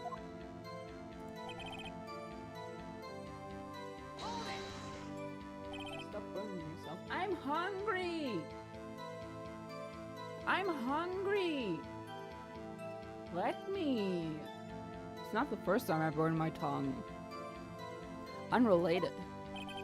They're as different as night and day. Kinda like cereal and... Okay, he got me there. He got me there. One's got to do with breakfast, while the other is a type of murder. He's right, although seemingly alike, they're totally different. Isn't there another, like, oh god, that's a hat! I can barely hold it. Oh. Ah. Tasty. Tasty.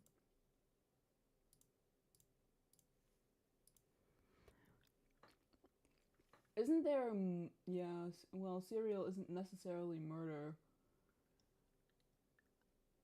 Interesting that you bring that up. Very interesting that you bring that up.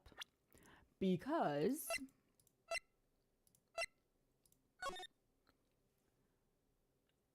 we have a dead case on our hands. As you can see, serial murder. The guy's name is Jake Marshall.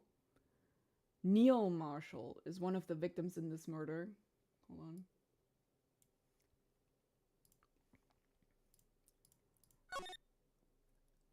Edgeworth was on the case as well. And Jake Marshall was one of the investigators.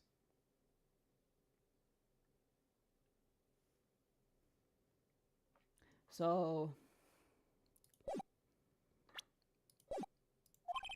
I don't see what homonyms have to do with this.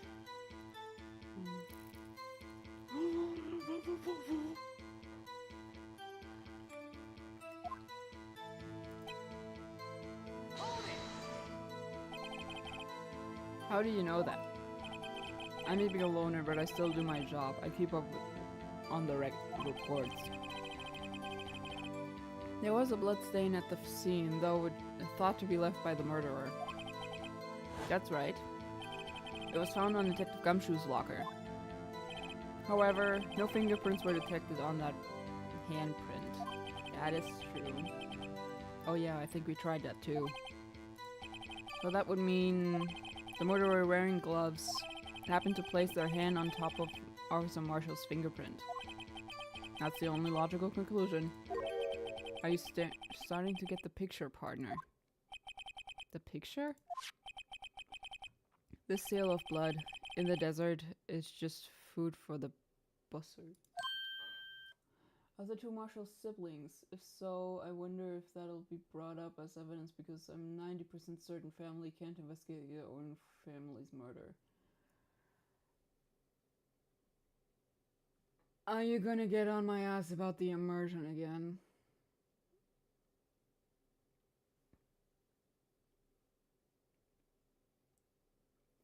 Wait, even the fact that you just went to siblings. It could have been the dad, it could have been the son.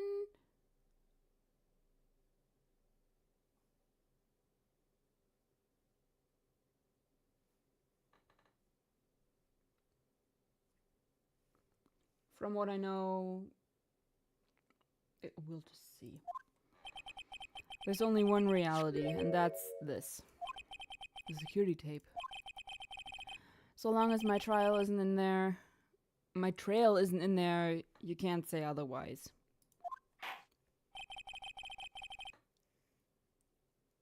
Just some things came to mind first. Ah, okay.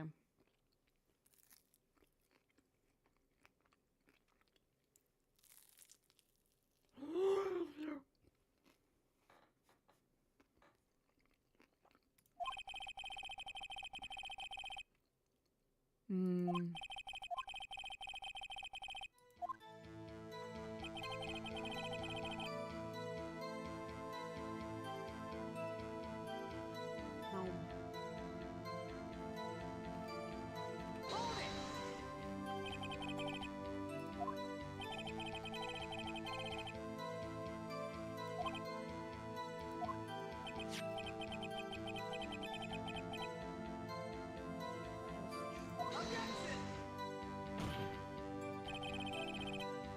But that video is next to useless. Oop. It's full of blind spots. Blind spots? Places you can't see. The camera's panning back and forth. The floor isn't shown. If someone was familiar with the camera's position, they could leave the room without being caught on tape. That's what I said last time. We don't have time for your speculations, Mr. Wright. Very well. I will just shut up then. If you can show us evidence that in this video that indicates Officer Marshall was present, please do so now.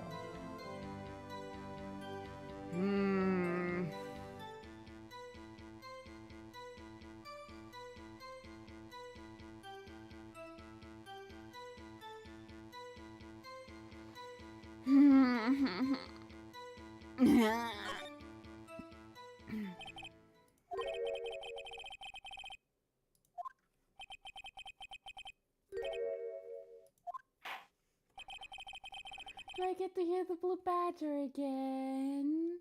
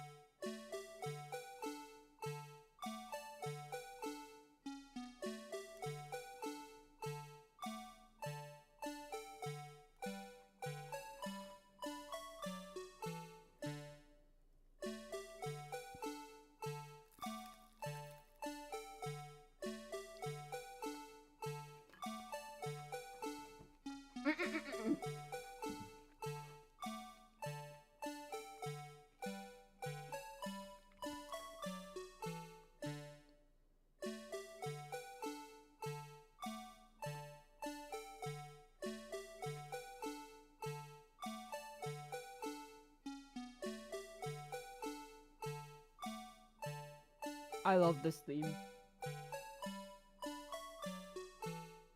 Wait a second.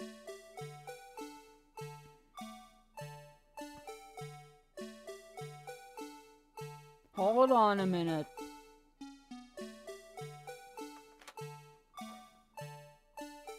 Do you see it? Do you see it?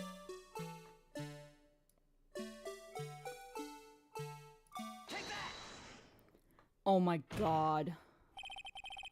It's so subtle. Bringing our attention back to the security camera is a mistake I'm afraid you'll soon not forget, Officer Marshall. The days are short in Texas, and so are our temperatures. My bad. I'm tired. Could you sum up what you have to say in 8 words or less? Very well. You can clearly be seen in this video. Exactly 8 words. Not bad, partner.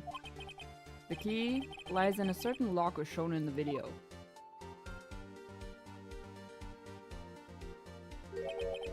That locker with the white cloth sticking out.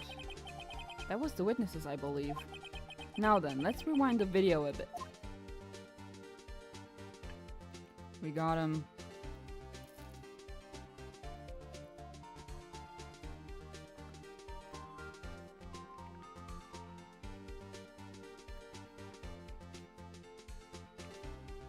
It's gone.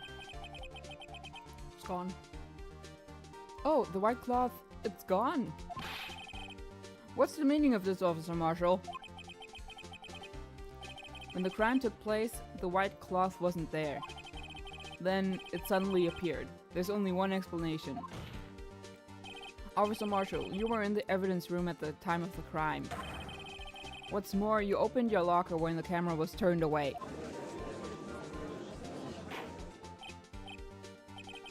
It would seem that's the only— Hold your horses. Sorry, partner. But you got the wrong man. Star, what if my locker was opened? That doesn't mean I'm the one who opened it. Yes, it does. The murderer needed to hide something, so he opened the locker and snuck it in. It's not my fault he happened to choose mine. Why is everyone staring at me like I'm a wanted man?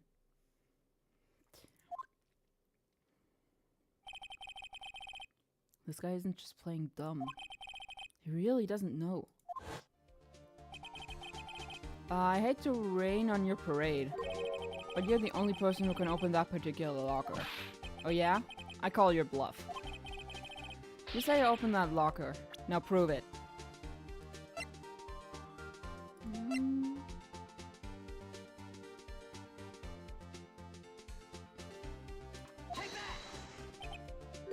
A fingerprint sensor?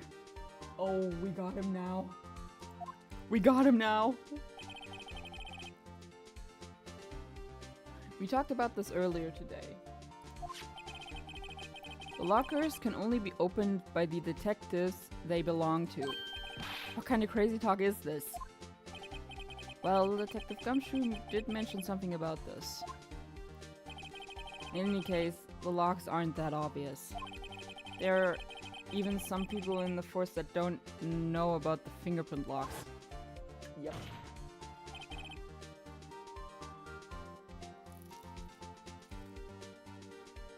Busted.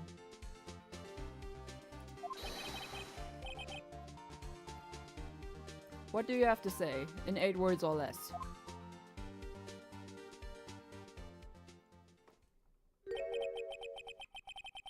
I only got 1 word for you. That scared me. That scared me.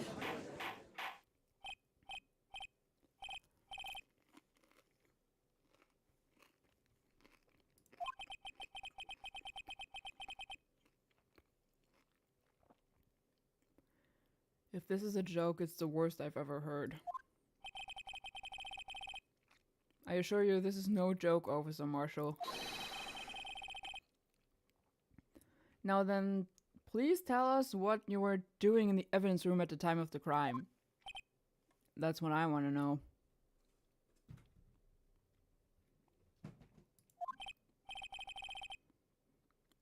Please answer the question. What is he now, a bullfighter? That's alright, Officer Marshall. I believe we can figure out the rest. Can figure the rest out from here. Why is there fireworks going off? We can? Have a look at these floor plans. There's no place for someone to hide in the evidence room. Yet Officer Meekins didn't see Officer Marshall. If that's so, then where was the witness? It seems Mr. White has an answer. That's right. The only possible conclusion. Let's hear it.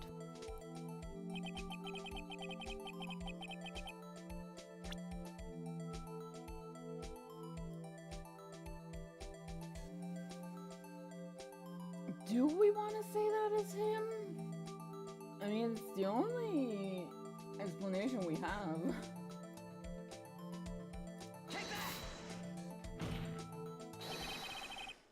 Officer Marshall was standing right here.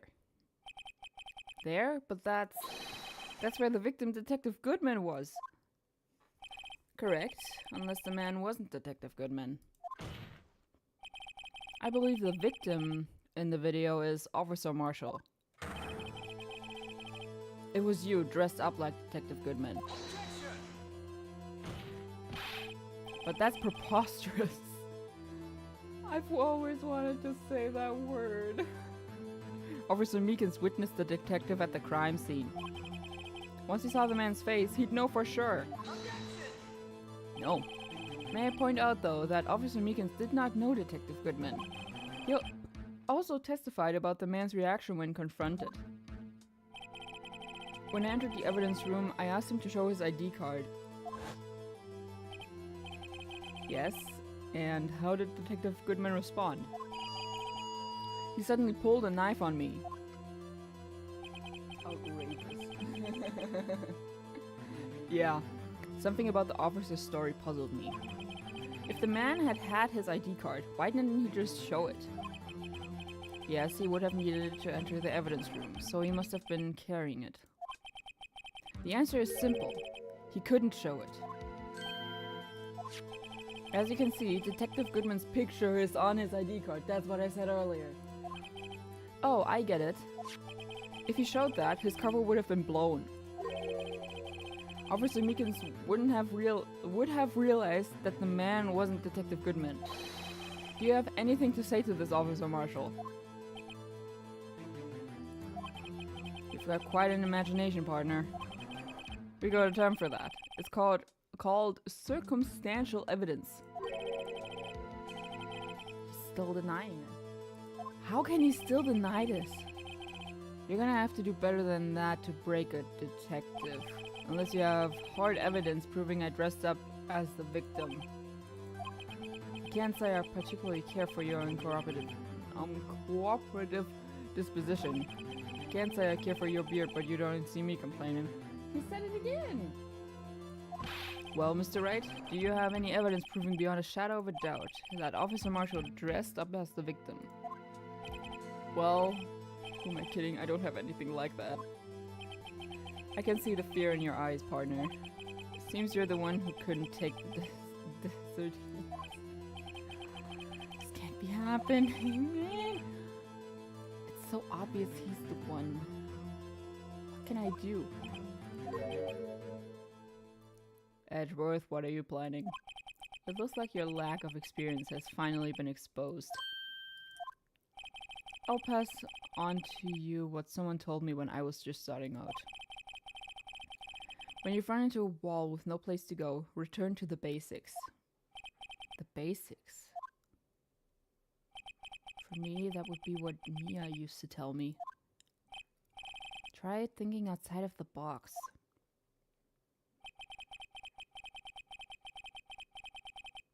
I shouldn't look for proof that Officer Marshall was in disguise.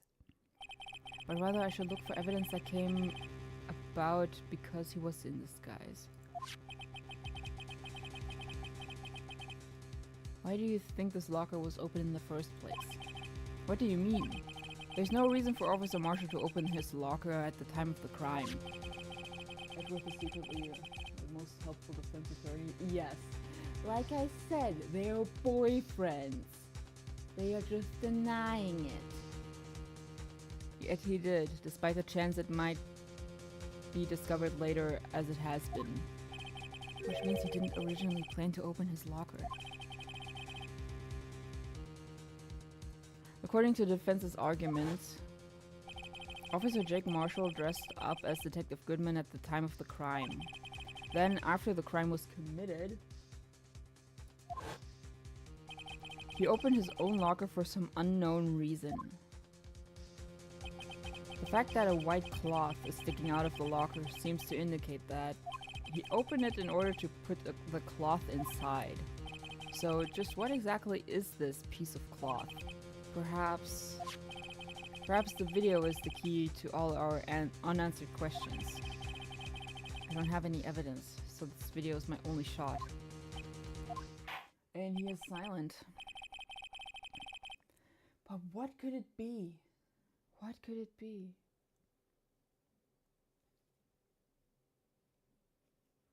What could it be?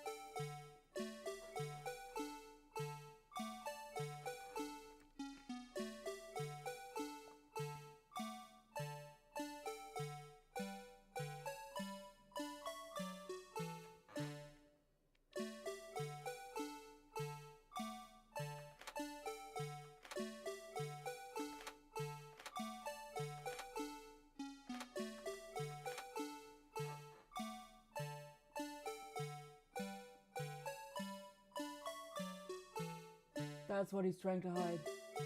I didn't even see that the first time. Take that!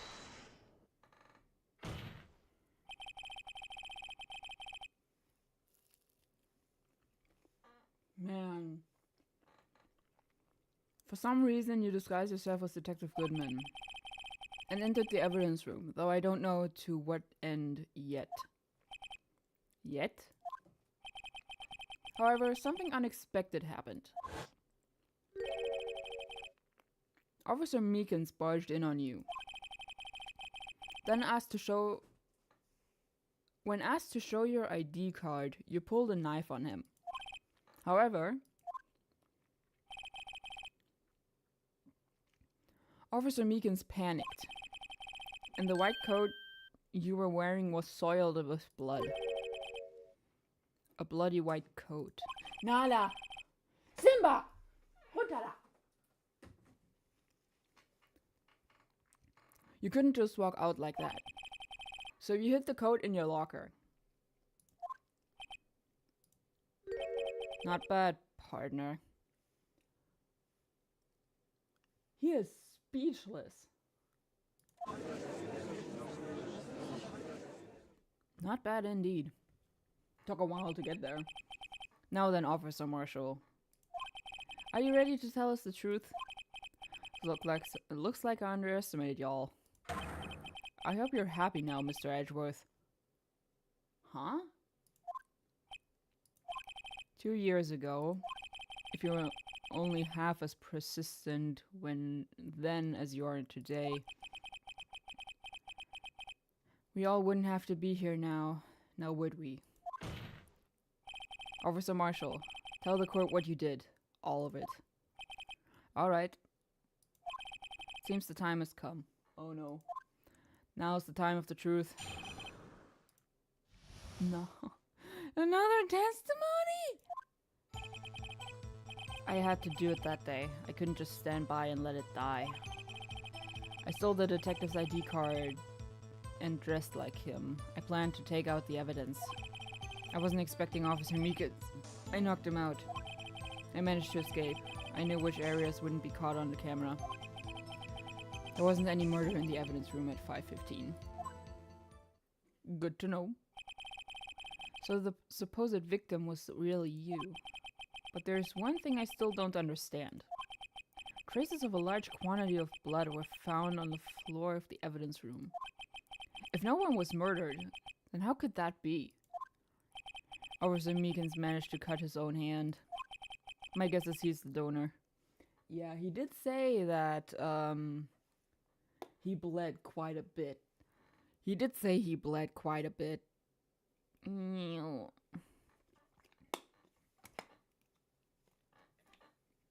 My sauce. It was way too much blood for such a small donation. Really? Me. Oh. Ooh. Give me the nuggies.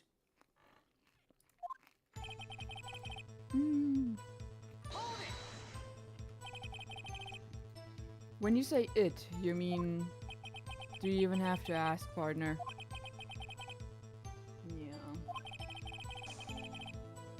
2 years have passed since that case was closed. It was going to completely end with the transferal that day. Not if I have anything to do with it. That incident's not over. But what did you hope to accomplish by sneaking into the evidence room? When a case is closed, only that case's lead detective can look through the evidence. I wanted to have a look at it myself one more time. No matter what the cost. I don't care what anyone says, partner. That case is mine. But Officer Marshall wasn't in charge of that investigation. Why does he care so much about it? That day was my last chance. Ooh. Why did you disguise yourself as Detective Goodman? If I didn't make it look like Goodman was carrying out the evidence transferal, I'd be arrested for stealing evidence, which wouldn't get me anywhere. So you did it to fool the security camera. And the detective's ID card? I stole that the morning of the incident. So that really was why Goodman started filing out that lost item report. That was a shot in the dark from me. I returned his ID card. I left it on the floor in the prosecutor's parking lot, where we found it. The ID card of Ryan was left there by Officer Marshall. So essentially, you managed to succeed despite your lack of foresight. What do you mean, partner? I mean the fingerprint activated lock, of course. No matter how well you disguise yourself, you can't change your fingerprints. Under normal circumstances, you wouldn't have been able to open that locker yourself. But you could, because a rubber glove just happened to get stuck in the door. That means Detective Goodman must have opened the locker before Officer Marshall. True.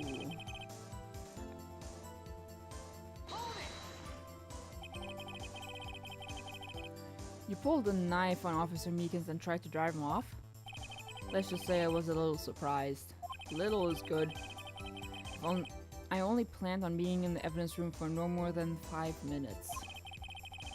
I didn't think anyone would actually come in during that short time. Officer Meekins certainly is a 1 in a million type of person. Yeah. Hedonistic. Mistaking a detective for an intruder and demanding to be shown his ID. True, but at the same time, Meekins is also a little bit right. I'll have to think a little more about his raise this year. When did Edgeworth get so much influence? Anyway, he threw himself at me and I ended up cutting him slightly. I'm sorry it had to turn out that way. With me knocking him out and everything. By the way, what happened to your knife? Oh, you mean this one? I don't know what to say. So you knocked Officer Meekins out, and... managed to escape. So you did your research beforehand. Those who go into the desert unprepared don't live long, partner. I didn't think it would make a difference, though. The security tape is erased every 6 hours. If all had gone as planned, no footage would have been left. However, you bloodied your coat in your struggle with Officer Meekins. If someone was in the security room when I came out, the jig would have been up. I opened my locker and stashed it in there. What was Officer Meekins doing during that time? What else? He was sleeping like a baby. So what you're saying is on that day, yeah, it wasn't... But the blood found at the scene certainly indicates a crime took place. What are you, blind? The victim shown on that tape is me, and I'm not dead yet, partner. So you stole the evidence from the locker? Actually, no, I didn't.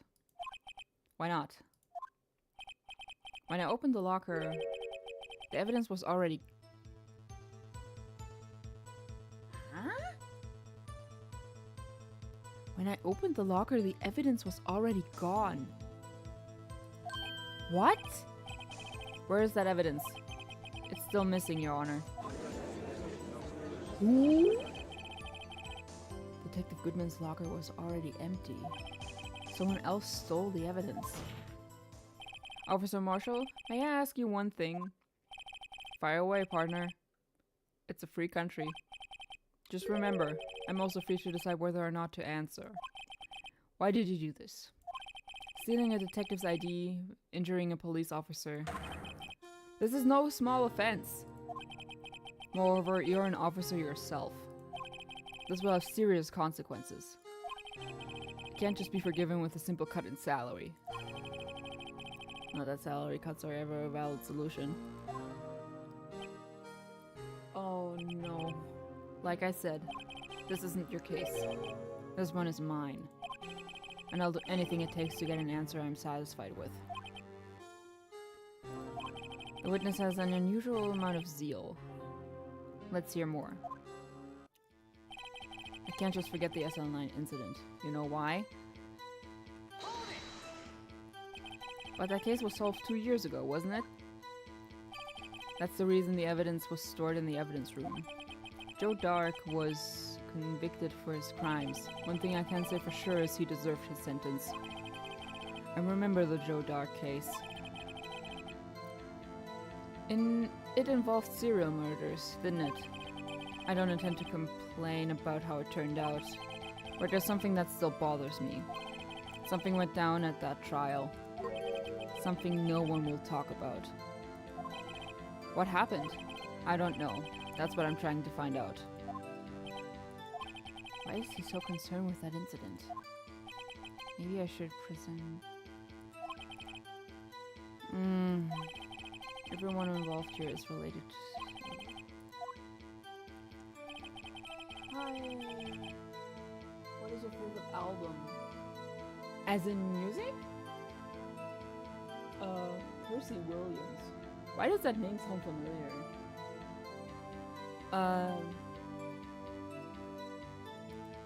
Oh, no.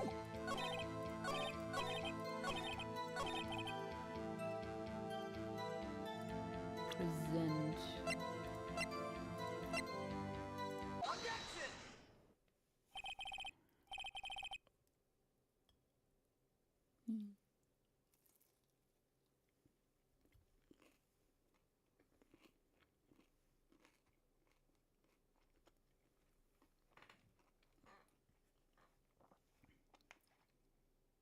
I'm gonna assume you mean for music, and I'm gonna be honest, Clancy from 21 Pilots.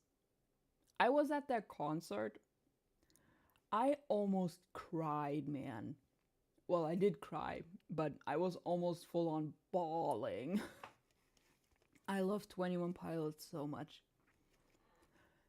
I'm not much of an album person, but that day I just had to get the CD. I had to get it, even though it was like 15 euros. I had to. Cute. Shut up.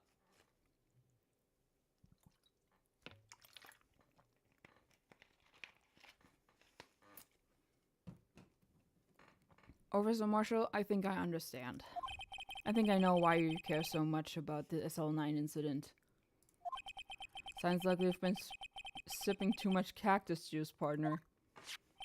I have the SL9 incident file here. The name Marshall is mentioned in here. Uh-oh. In a list of murder victims. Yeah. Neil Marshall. Are you related to this man? Neil Marshall? Yeah, I'm sure you've heard the name.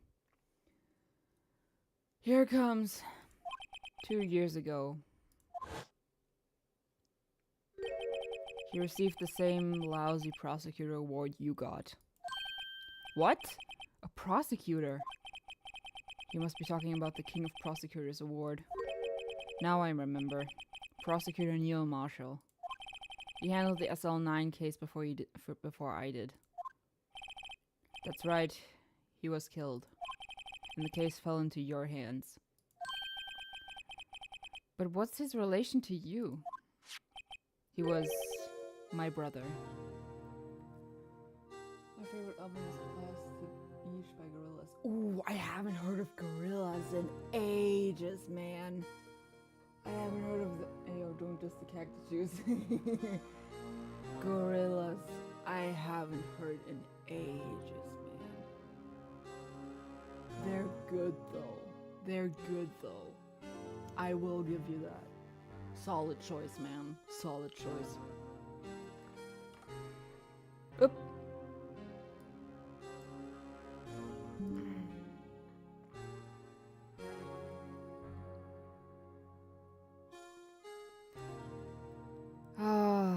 The fact that he took off his hat for it. Oh man, poor guy. He was investigating the murders with Dem Gant, the then Deputy Chief of Police. That's this guy. The group of detectives I was part of worked under them. We were desperate to prosecute the killer. Joe Dark. My brother fought Dark and was killed. That hurts even worse! That was the first time Dark left behind any evidence. That was all we needed. Oh, that hurts. He was arraigned and incarcerated. The case was finally closed. At least, according to the public records. Oh, fuck, that hurts. What do you mean?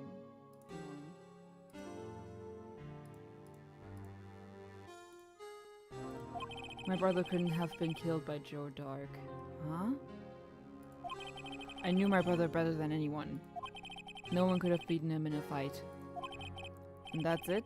That's your reason for your insane actions? There's more to my brother's death than what the records say. I'm gonna leave. Goodbye for now. Yeah, okay, bye-bye. Thank you for coming.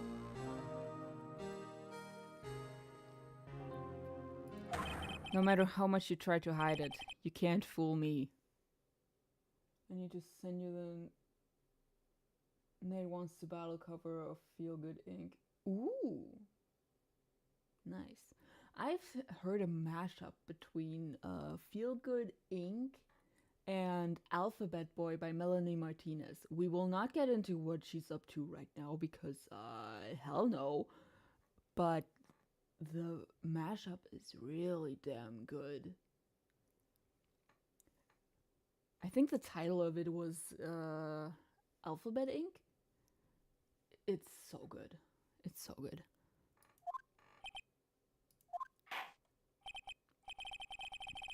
Well, at least one thing's for certain. Now we know what happened at the police department on the day of the crime. That was the last day the SL9 case could be reopened. Not satisfied with its resolution, Officer Marshall planned to steal the evidence. Disguising himself as Detective Goodman, he entered the evidence room. Officer Meekins confronted him, so he rendered him unconscious and fled.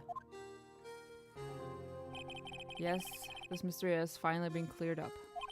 No murder took place at the police department that day. But we still have the other one. The things that happen by chance never cease to amaze.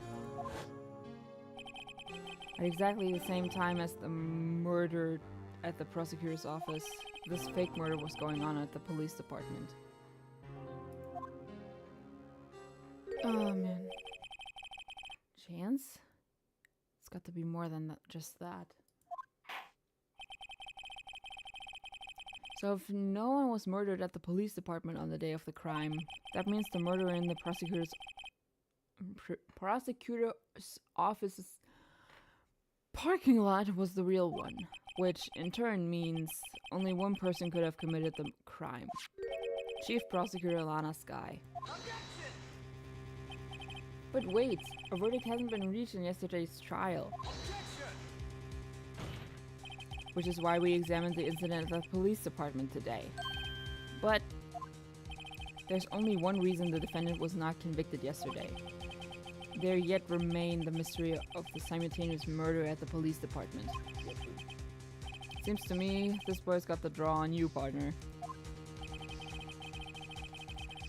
All of the mysteries at the police department have been resolved. No doubt about it. Our sole murder took place at the prosecutor's office. The only suspect is Lana Skye. And the testimony of one Miss Angel Star is completely incontestable. That is true. That is very much true. If you have a response, make it a single word or less.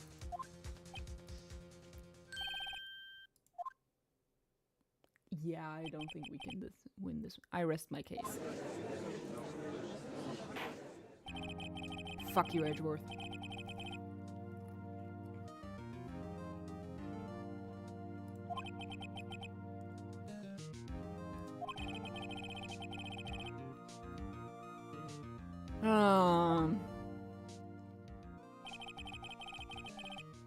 There's no doubt what I proved today is true.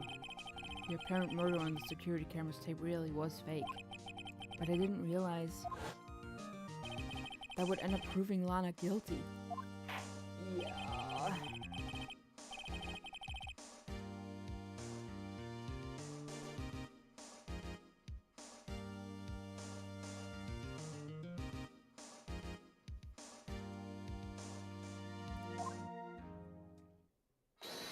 Hold it?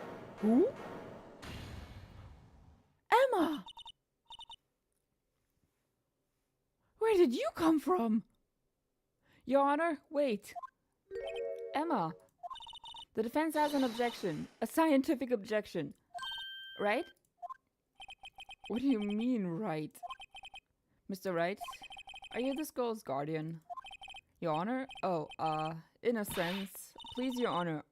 All I'm asking is for a minute of your time. Please hear me out. Mr. Edgeworth, please. I don't want to leave any loose ends. You want a minute? I'll give you 3. How generous of him.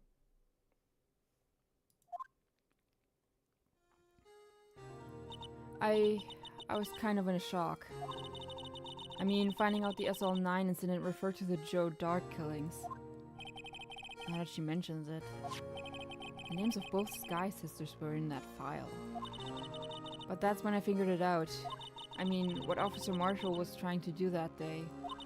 So I knew his fingerprint had nothing to do with the crime. That left only one thing, the other handprint. You mean the traces of blood found on Detective Gumshoe's locker? But no fingerprints were found on it, right? No, but I figured if I examined it scientifically, I'd be sure to find a clue. So I ran over there and looked at it again. So did you find something? No. Huh? Sorry, I guess I'm not much of a scientific investigator after all. Oh, I'm back. Percy Williams, what is you doing?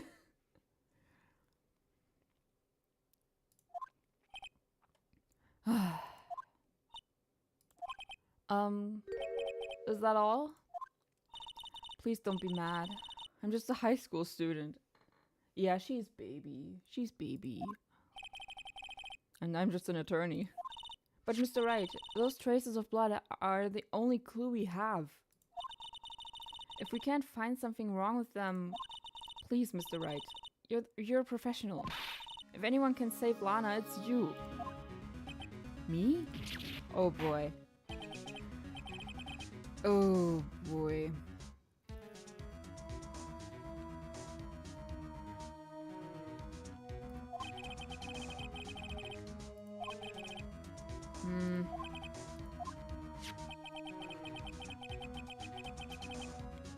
It appears the defense is troubled by the other blood mark. Looking at the floor plans, a handprint was discovered around here. Is there a problem with this? Mr. Wright, I'm sorry I can't be of more use. But still, if you can't find anything wrong with that blood mark, Lana will be... Please answer my question, Mr. Wright. We don't have all day. Yes, Your Honor. If ever I've needed to concentrate, it's now. What could be wrong with that handprint on Detective Gumshoe's locker? Could there be something I'm missing? Would you say you have a favorite song? If so, what is it? Oof! Yikes! That is a question and a half. Oh God. Favorite song? Oh, let me check my records.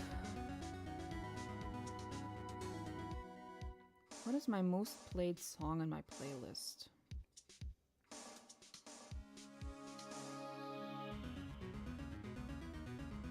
There's a lot.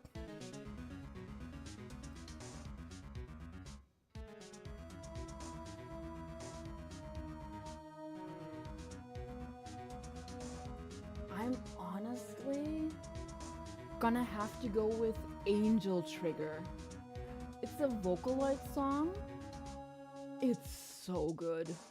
It's a DMC, like Devil May Cry inspired song. It's by Tommy Dot. Like a dot as in the period that you put at the end of a sentence. And it's so good. I don't like the Teto cover as much.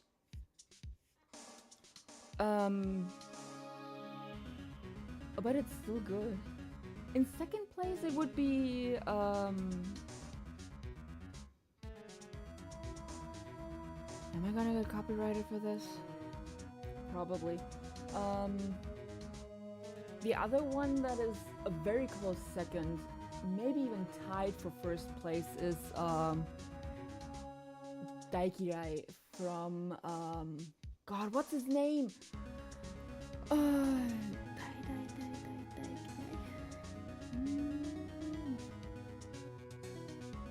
Not that one. Amala, also a Vocaloid song. It's a Teto Miku cover. It's so good. I love Vocaloid. I love Vocaloid. Now I'm dizzy. Could there be something I'm missing? Yeah, I object. Objection! This handprint left at the crime scene clearly shows a contradiction. The only thing that seems clear is your grasping, Mr. Wright. You've been staring pretty intently at those floor plans. Tell me, is there a problem with them? Yes, this is strange. Take a good look at these floor plans. Something is missing. Missing? You mean something hasn't been drawn on there? Yes, something that, when drawn, will completely change the meaning of the blood mark. Let us pray the defense isn't simply trying to buy time. Very well, Mr. Wright. With all this evidence here, there's got to be something I can use.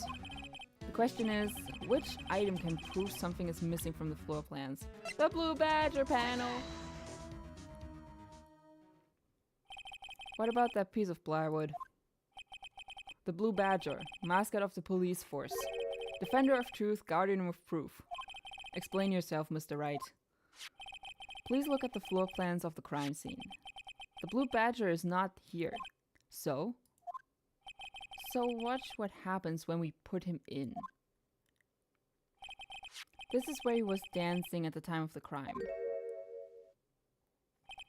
Well? Well, what? That's right.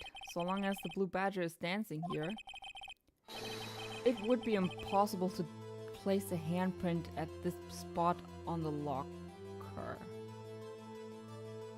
I'm curious, if you had to get a job in justice, which would you pick? Oof! Oh god, this called Sonic is back. If I had to get a job in justice, which would you pick? What are the options? I wouldn't say...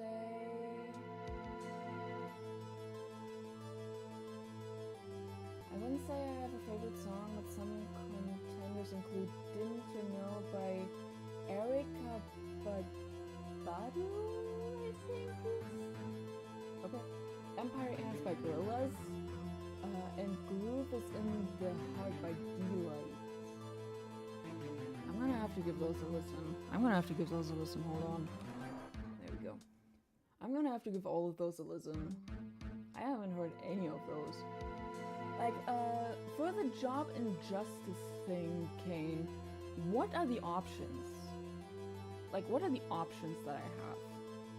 Because I don't know all the jobs that you can have in justice. I would never be part of the police force, not gonna lie. I would never be part of that. I'm not made for that.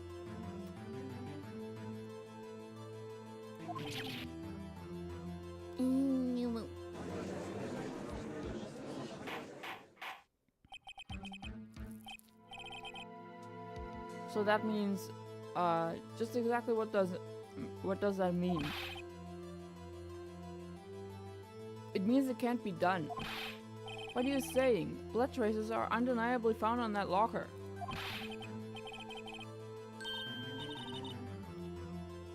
Think it through that scientifically. On that afternoon, Officer Meekins was the one who brought the Blue Badger to the evidence room, right? After he put it down, it would be impossible to leave a handprint on that locker. So that must mean this blood mark was left there before the Blue Badger was brought in.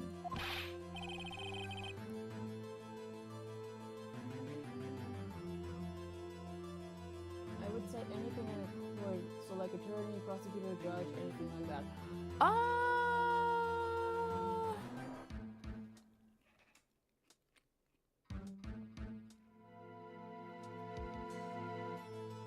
I wouldn't make a good judge because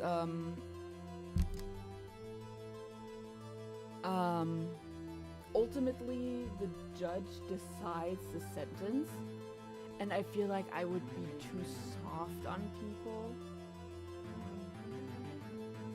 I'm gonna be real. I would be in Phoenix's role.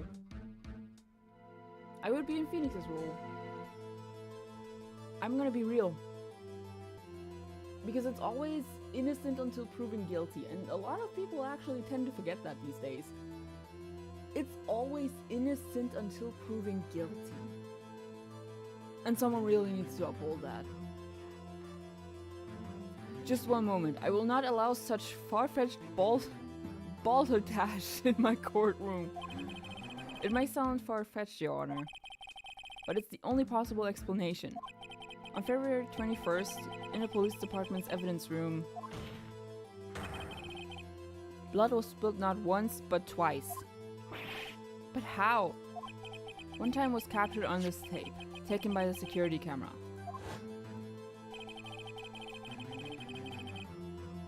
Officer Meekins cut his hand, from which a trivial amount of blood fell.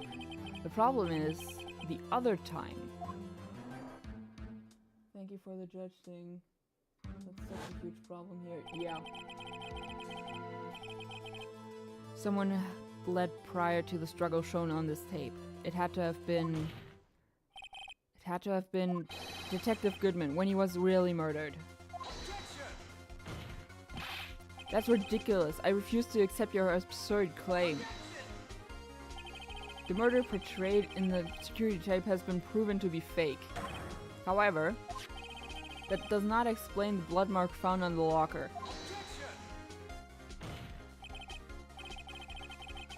So then, assuming this murder you purport really happened, when did it take place? I demand you show evidence that proves when it occurred. When did the first incident occur? Prior to Officer Meekins being cut by Jake Marshall, who was posing as Detective Goodman, another incident took place in that evidence room. That's right, the blood mark on the locker proves it. Very well, then tell us, when did this first incident occur? Proof that shows when the murder took place. There's only one piece of evidence can show.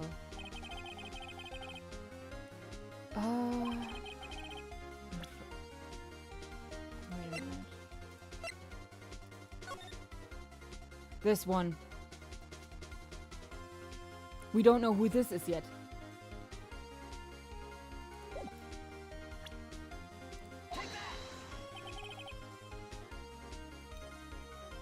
If the crime took place inside the evidence room, then the killer would have had to enter it. And in order to do so, an ID card would have been required. An ID card? Oh! The ID card record. It's not Miles, actually. Officer Meekins brought the Blue Badger panel into the evidence room at, let's see here, 4:50. If the crime took place before that crime, then it would be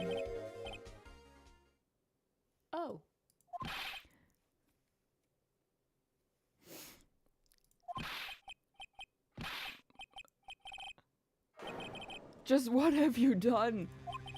I never would have figured you had the nerve, boy. Drop the act, witness. It doesn't take a lot of thought to figure out it couldn't have been me. Nope, I ain't getting it. I'm afraid I don't understand either. It's clear from the luminol test that blood was there. However, when the second crime took place, both Officer Meekins and Officer Marshall failed to notice the blood. That means the blood from the first crime was wiped away by the real murderer. It would have had just 10 minutes to murder the victim, carry his body away, and clean up the blood. Unfortunately, that's physically impossible. That would mean the crime must have taken place before Mr. Edgeworth entered the evidence room.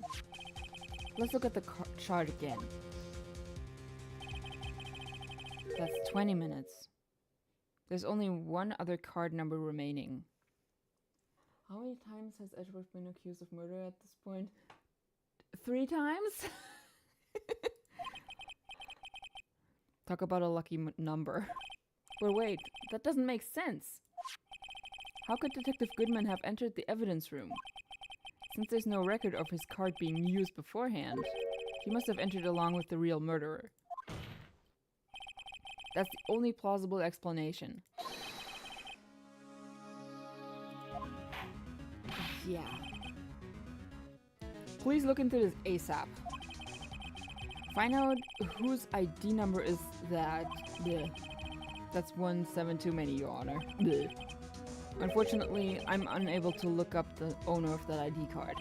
At least, at present. What? Explain yourself, son. The ID number belongs to someone with a rank of captain or higher. Gant! Oh my god, it was Gant. It was Gant. Someone who is a so-called executive officer. We don't have the authority to inquire into such a person's identity. But that's ridiculous. Just how? I'm not finished talking, Mr. Wright. There's one situation in which we can be granted such authority. If an official charge filed against an executive is accepted. An official charge? You're all alike, aren't you? With your cover-ups and your forgeries. That's how the prosecutor's office operates. I take pride in my work, Officer Marshall. I would appreciate it if you would keep your slander to yourself. Slander, is it? Okay. Let me ask a question. Yes? No, not you. To her, the defendant sitting over there. Your own little executive. Lana? Don't be stupid. She's been charged with murder. Of course we've looked up her ID number. And it's not that. Don't play me for a fool, partner. That's not what I want to ask. All I want to know is one thing about that incident. The SL9 incident? Answer me this, Chief Prosecutor. In that trial 2 years ago, did you really only use legitimate evidence? Oh god. We're gonna get busted.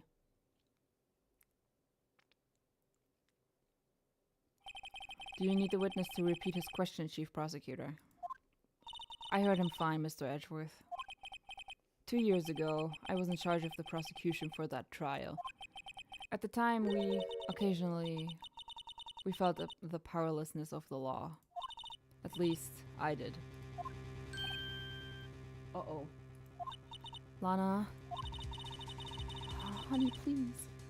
I became a prosecutor in order to suppress crime with the law. But before I realized that we were the ones being suppressed by the law. Defendant, just what are you saying? I'll ask you again, Chief Prosecutor. During that trial 2 years ago, did you really present all the evidence in court? Can you look me, an investigator in that crime, in the eye and say that you did? Chief Prosecutor, you didn't...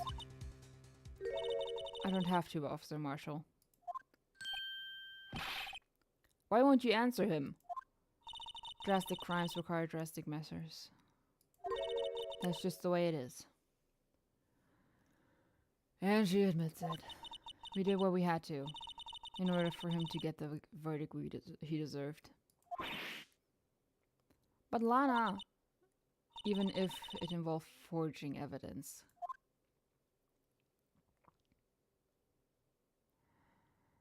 Oh. Ouch. See? That's what I'm talking about.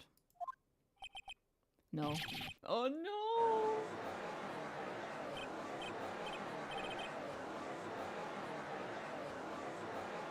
Lana's memoirs caused such a stir. The chaos in the courtroom could not be quelled. The conclusion of the trial would have to wait until the following day. Jesus.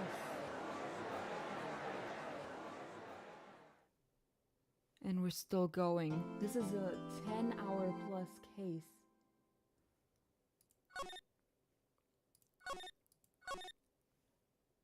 This is the longest by far.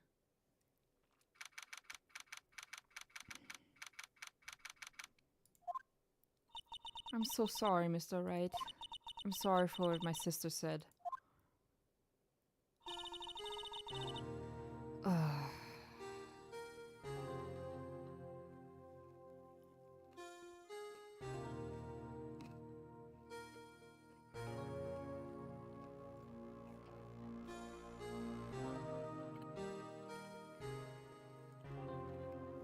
We should almost be done though. We should almost be done though.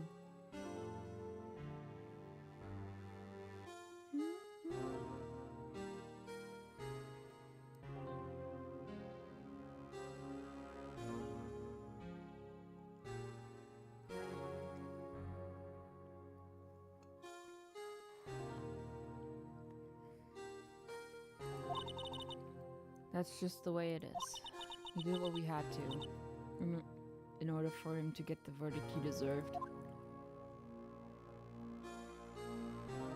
Oh, that hurts. I think this might be the first case we lose. I didn't know. I never knew that the SL9 incident was just another name for the Joe Dark killings. Sounds like everyone heard about these killings but me. Lana wanted Dark convicted so badly. That's why she used me. That's why she used what happened to me. Huh? What do you mean, what happened to you? It's all in there in the file. Joe Dark's last victim was prosecutor Neil Marshall. When he murdered Officer Marshall's brother, he left behind an incriminating piece of evidence. But what did you have to do with those killings, Emma? On the night Prosecutor Neil Marshall was murdered, Joe Dark tried to kill me. Oh god. This gets sadder and sadder by the minute. What? He tried to kill you?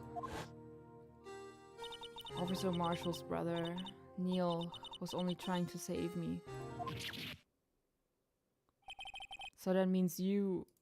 Yes, I was a witness in the Joe Dark trial. I didn't see that one coming. Me neither. It happened 2 years ago. It was right about this time of the year 2. There was a terrible thunderstorm that day, unusual for the season. I was alone in my sister's office.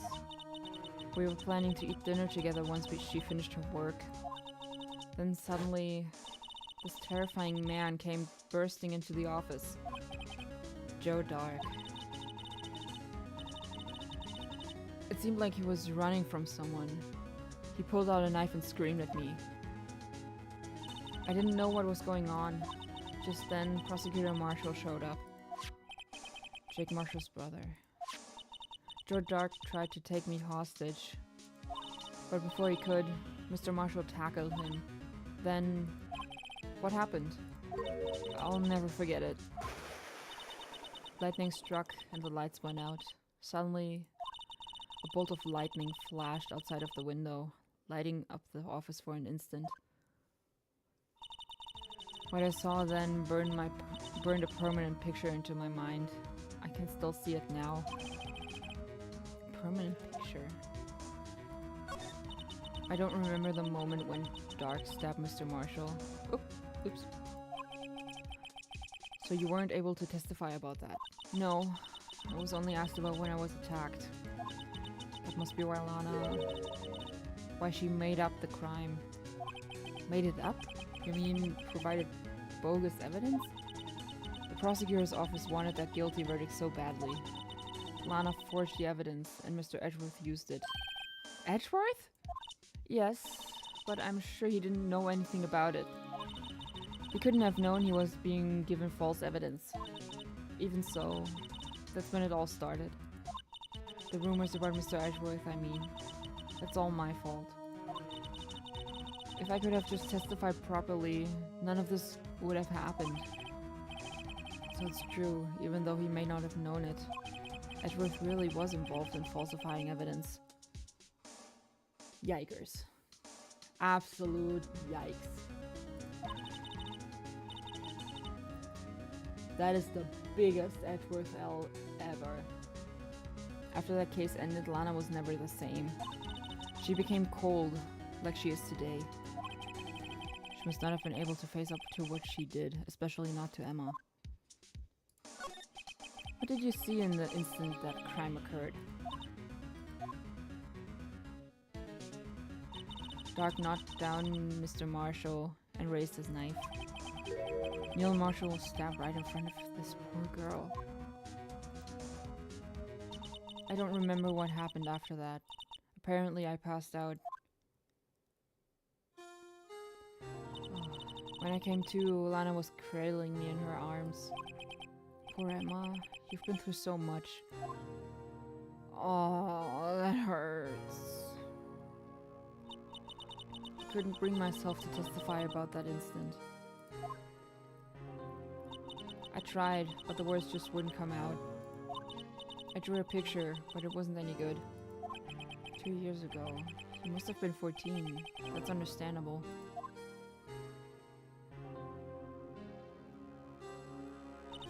Once it was all over, I made up my mind.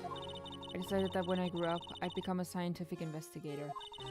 I want to be able to fight crime with my testimonies and find the evidence to make an airtight case. That way, Lana would never have to forge any. Oh. Emma, stop ripping my heart out, please. I see. I think I'm finally starting to understand what makes Emma tick. But there's still something that bothers me about that crime. There's something that's puzzling me, Emma. What is it? You said you were in Lana's office at that time, right? That's right. Why then would a serial killer come running in there? Not only that, but he was being chased by a prosecutor. Oh, there's no mystery there.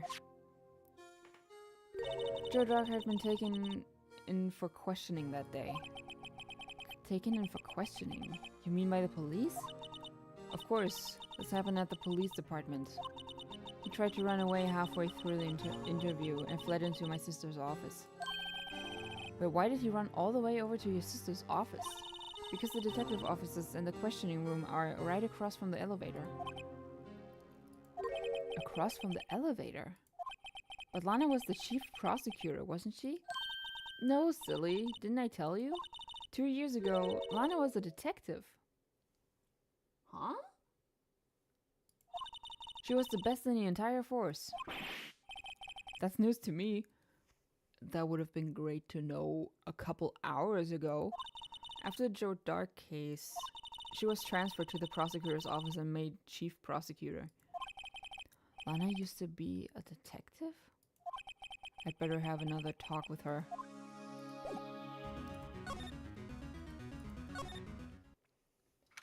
And we're doing that right now.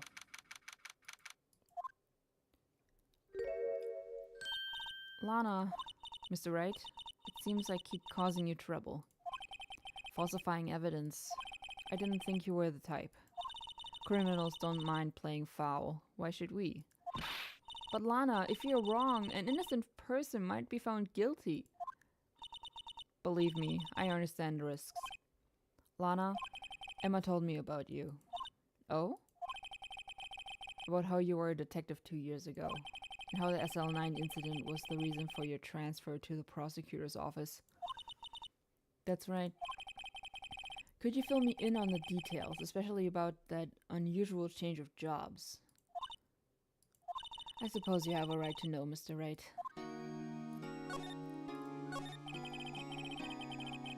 A lot of revelations were uncovered in the trial today, not the least of which was the fact that this case is largely connected to another one 2 years ago.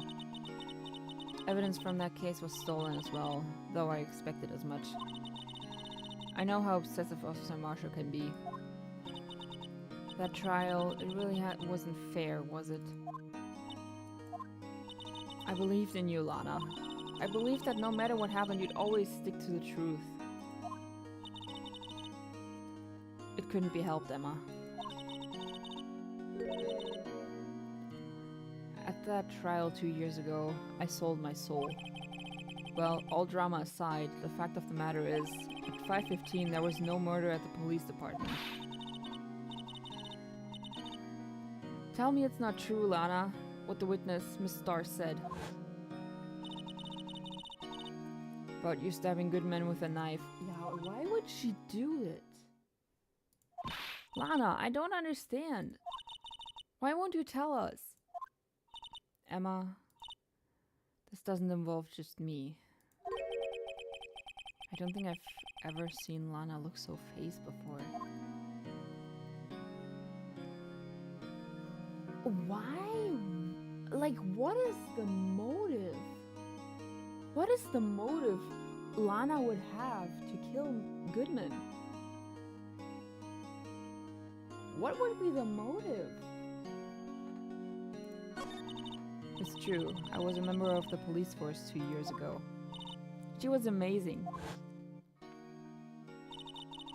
We still talk about all the cases she and Chief Gant cracked together. Chief Gant? He was the deputy chief of police back then, but he still worked on the crime scenes. Damn and Gant, he was everything I aspired to be. They were the best team ever. They solved cases before the reports could even be filed. Emma really idolizes her big sister. But now you're chief prosecutor. What happened? I always planned on becoming a prosecutor. The reason I became a detective was to gain experience investigating crime scenes, so you could use that experience in court, right? Gant's help in the SL9 case was crucial to this resolution. After that, he became chief of police and arranged my transfer to the prosecutor's office. Maybe I should ask more about this investigation of theirs 2 years ago. Ooh! 2 years ago, I was second in command of the detectives investigating Dark. Second in command? That means the investigation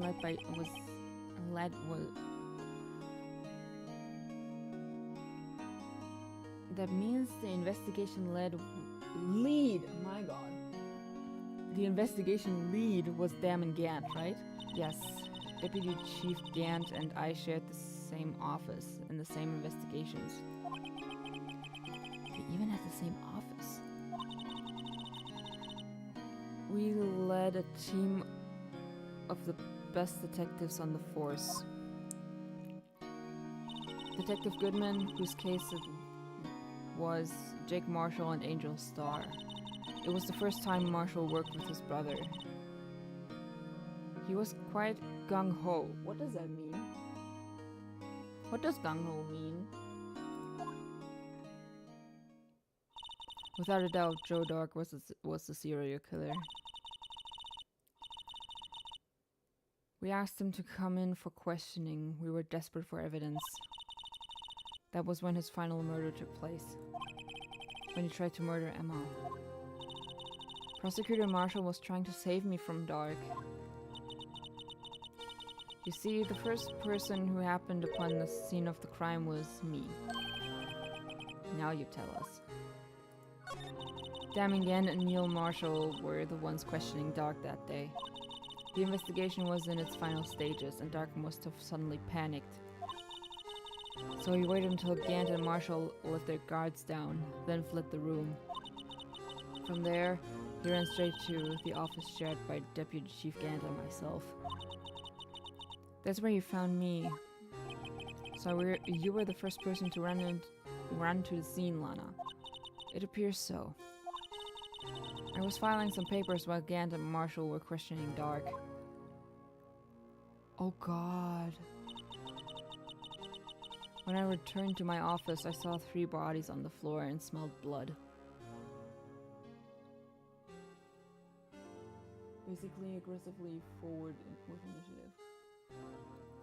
You want to know what sticks out to me? It's not... It's... You want to know what sticks out to me here? The knife. In both senses of the word.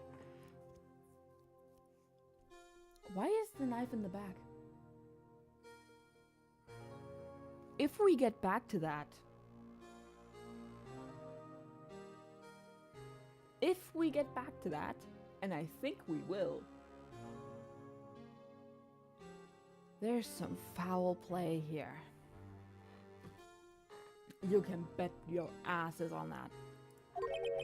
3 bodies. Prosecutor Marshall, the victim Emma, who had passed out, and the suspect, Joe Dark.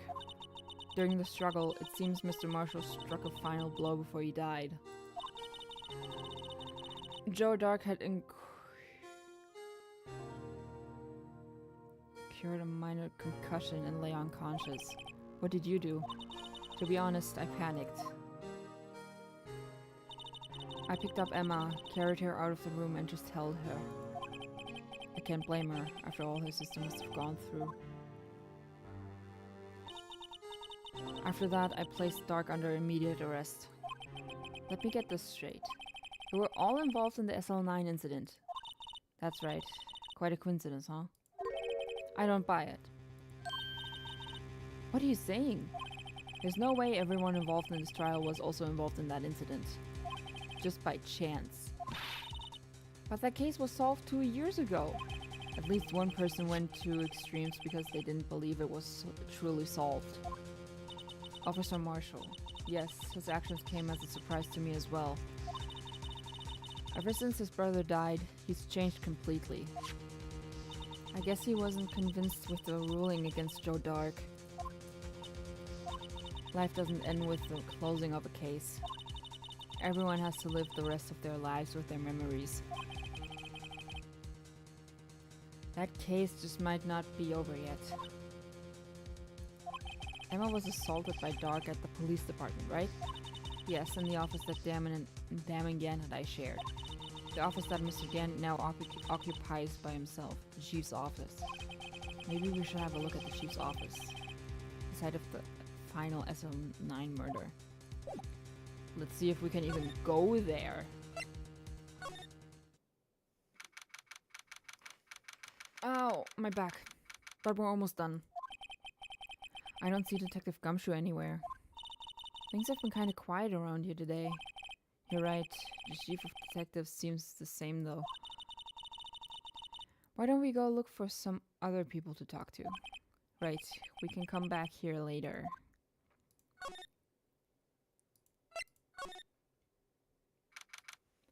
Police department entrance. Oh, it's Marshall. Ha. I never thought things would turn out this way when I woke up this morning.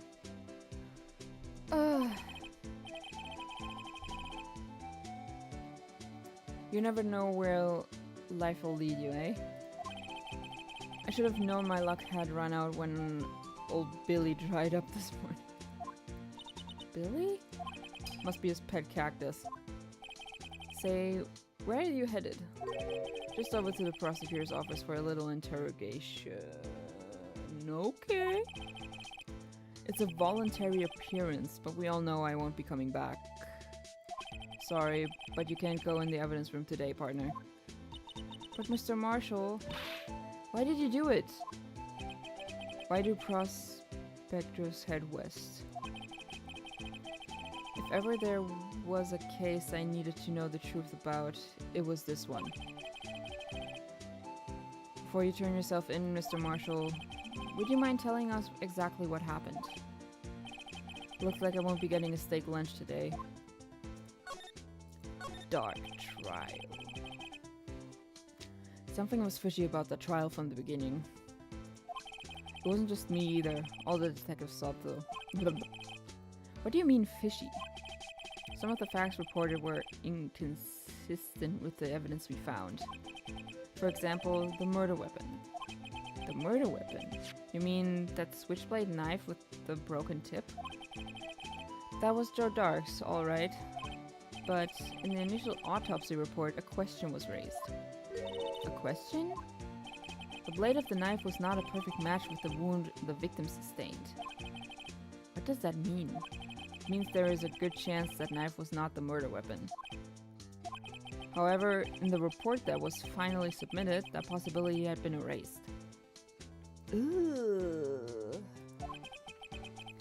Unschön. Could the facts have been concealed with forged evidence? That case left behind scars on all of us. The scars that the SL9 incident left behind. Oh man. I got the looks, but he got the brains. He was one of the best prosecutors around.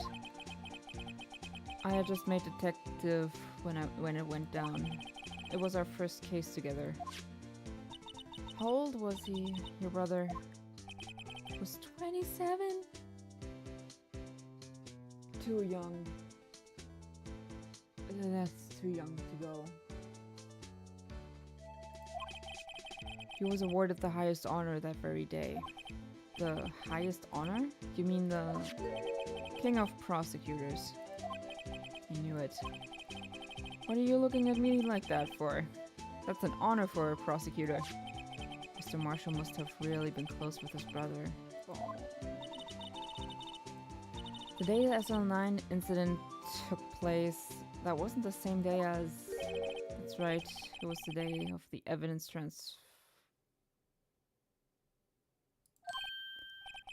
Interesting. It was drizzling that morning, and by nightfall there was thunder. I can't believe 2 years have gone by already. I tried to steal the evidence so the case wouldn't die. Apparently someone tried to stop you. Detective Goodman was murdered, and the evidence locker was empty.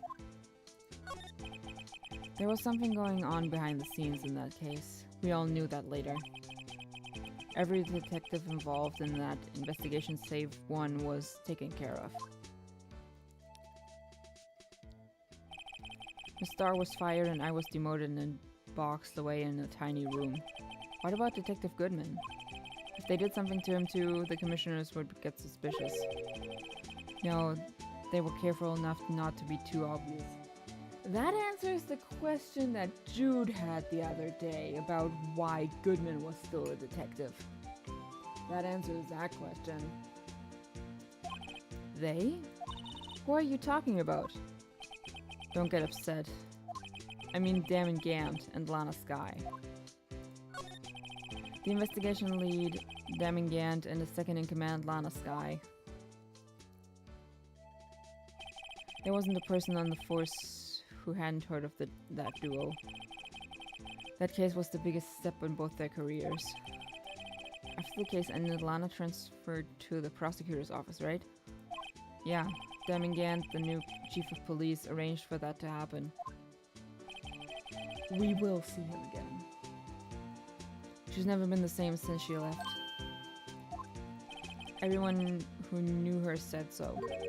Chief Prosecutor Skye was totally different when she was a detective. Now that he mentions it, I must have something like that too. Tell me, what happened to my sister? Sorry, but her secret is too well guarded. I never found out. Lana's secret. It all started 2 years ago. So there you have it. That's my story. Did you enjoy it, partner? It was certainly enlightening. There's one thing for sure I found out in court today. That boy Edgeworth isn't my enemy. He was the one who used falsified evidence to get a guilty verdict, but someone else was the one who gave him that evidence and planned everything. That someone is Damon Gant. Don't believe me? Well, I don't blame you. I won't even be a patrolman after today. Too bad I won't be around to work with you when you become a real scientific investigator. Oh. Adios. Oh man. And not even music afterward. Oh, that hurts.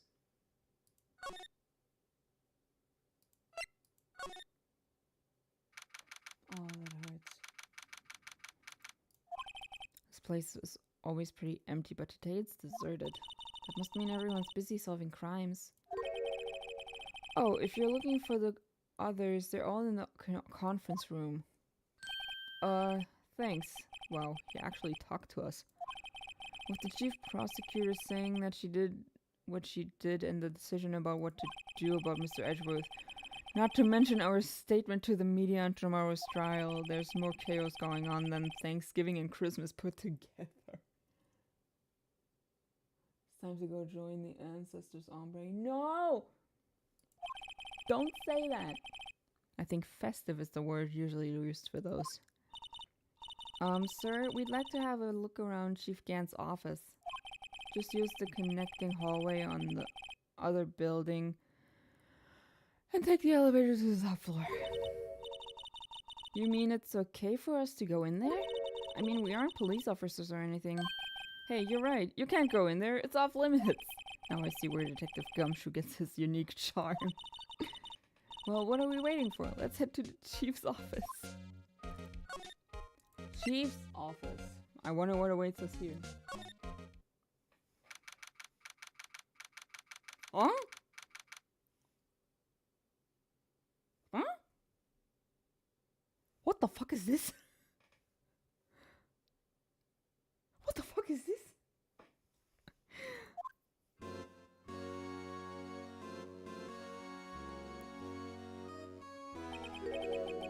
Whoa, where am I? Same Phoenix. Same.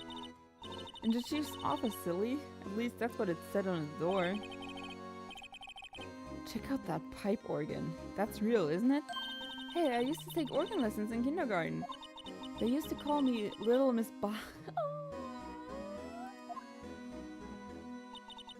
I thought I was a genius until they tried... What?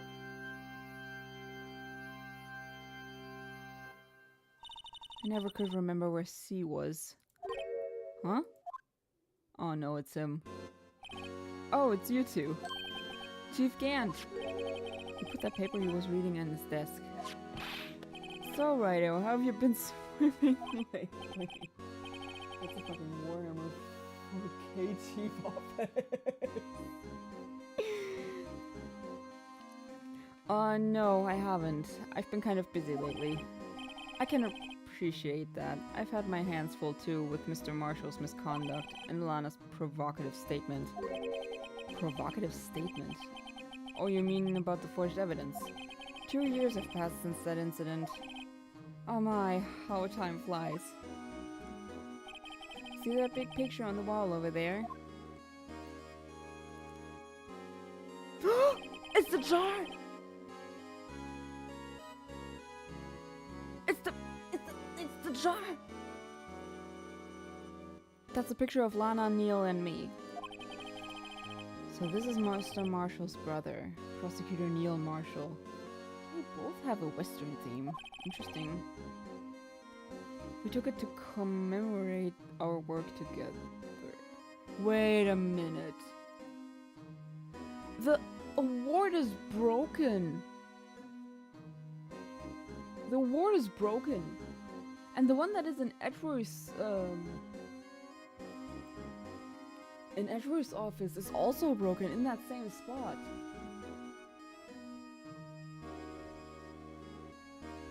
Did he recycle recycle the fucking award.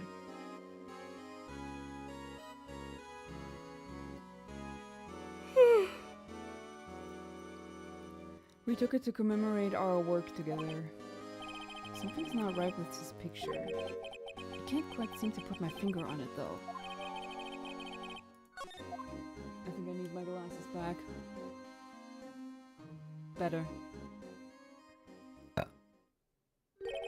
Anyway, I'd like to reminisce all day, but there are matters that need my attention. I'm going to log up here, so let's go out together. Oh, but this office... It was a crime scene 2 years ago, wasn't it? That case has long since been over. There's no need to investigate it anymore. All the same, we'd still like to have a look around. Perhaps you didn't hear me. I said there's no need to investigate it anymore. It was him. Now hurry up and get out. I have a meeting to attend.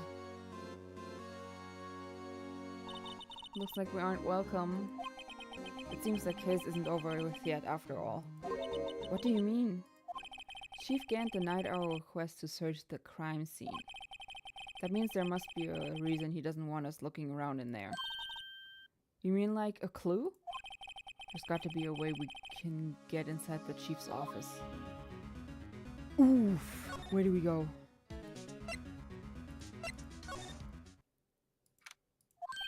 Hey pal, Detective Gumshoe, aren't you supposed to be in a meeting? I'm just taking a breather. My feet hurt. From sitting so long? Actually, from serving everyone coffee. Oof. Sounds like Detective Gumshoe's still out of the loop.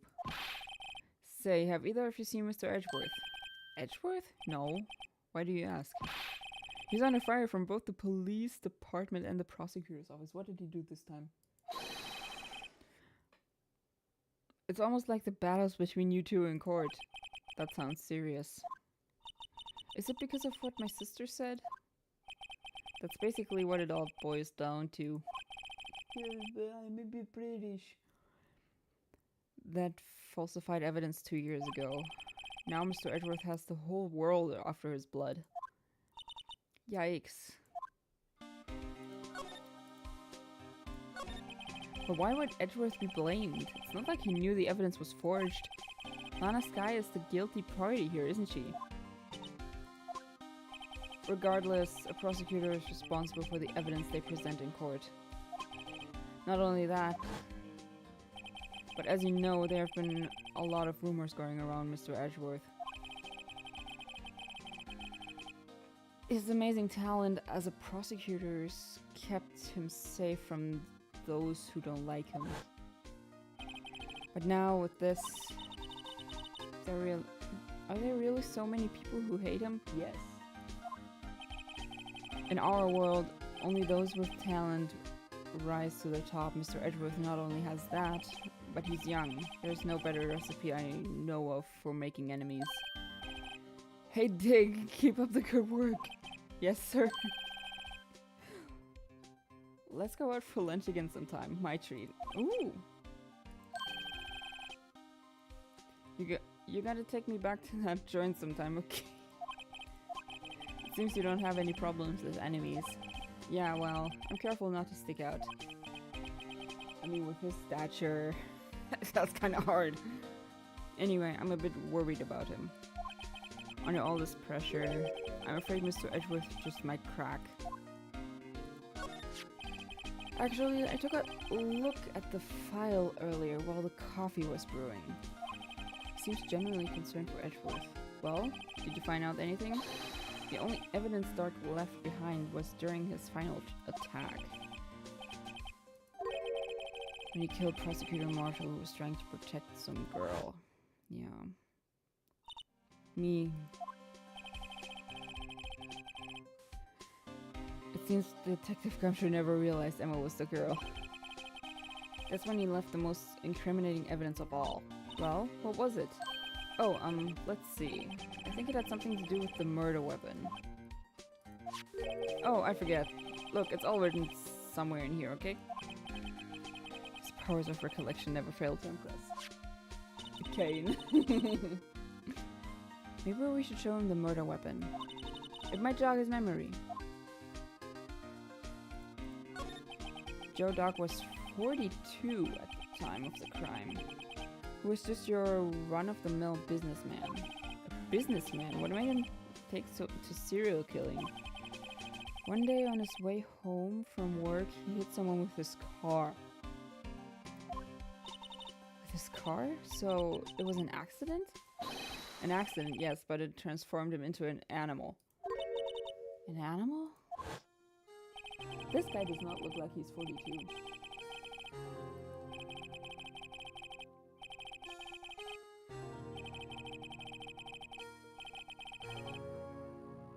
I couldn't read all that, but I got the gist of it. Seems he was a pretty careless animal. Of course, this is all conjecture. There wasn't a single shred of evidence, so he turned himself in. Yes, but in the middle of his questioning, he fled and murdered his final victim, Prosecutor Marshall. That crime was witnessed by someone too, but luckily Dark was arrested on the spot. It's a good thing that last witness wasn't killed. That last witness, aka Emma.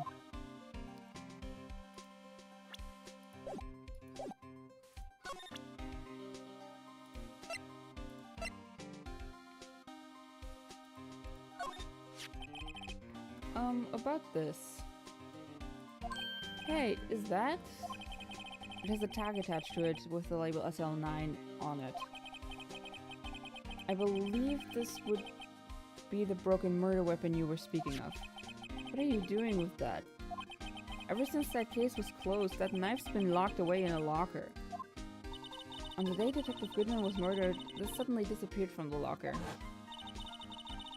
and was found in Mr. Edgeworth's car muffler. That's it! Now I remember what that incriminating piece of evidence was. When you showed me that knife, it all came back to me. Before you forget again. Murder weapon. This knife, it was Joe Dark's, wasn't it? That's right. We traced it back to the store he bought it at. Plus, it had his fingerprints on it too. But no one actually witnessed him using it to murder anyone, right? That's where his luck ran out. When you take a good look at the knife, you'll see it's broken. You don't have to take a good look to notice that. Well, anyway, take a guess where the broken off tip of the knife was found. That's what did him in. Where was it? The victim, Neil Marshall, was carrying it inside his own body. Oof. It was found deep inside the stab wound. Did it match Dark's knife? You bet, down to the last fiber. That's pretty conclusive. Neil's autopsy report. Punctured heart and lung. Stabbed in the back. Well, there you have it in a nutshell. That's all I know. Can I ask you one more thing? What is it? If it's money you need, you should ask Chief Gant. It's not money, but it does concern the chief. If his office is a crime scene, right? It's where Prosecutor Neil Marshall was murdered. The chief's out now, and his office is locked. But we'd like to have a look around if that's okay. Is he gonna say no? Well, any detective's ID card can unlock the door. That is such a massive oversight. What? Really? But if I let a civilian in there, I'd be charged with breach of trust. Breach of trust? Simply put, I'd be canned. Oh. Sorry, pal. I don't plan on getting fired because of you. How about this ID card? It's Detective Goodman's. That won't work either. The data was deleted the day he died. Oh. So in other words, Gumshoe is our only chance of getting into that office. I wonder if there's something we could show him that would change his mind. I'm back. And Percy Williams is back!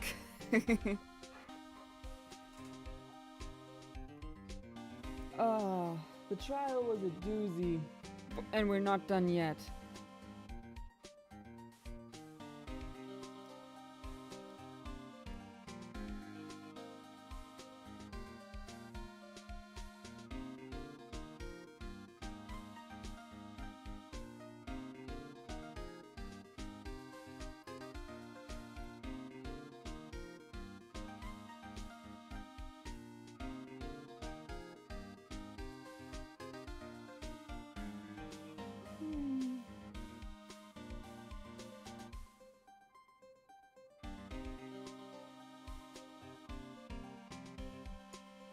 Do I have?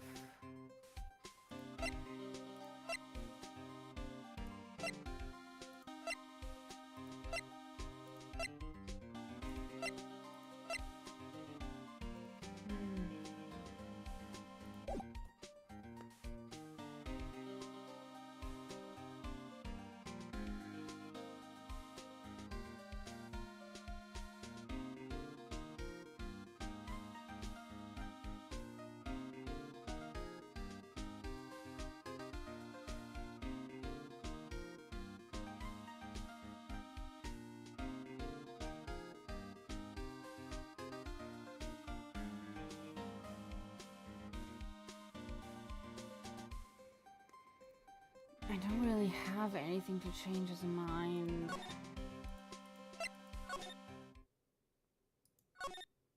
I still wonder what's up with his handprint and why this thing is broken.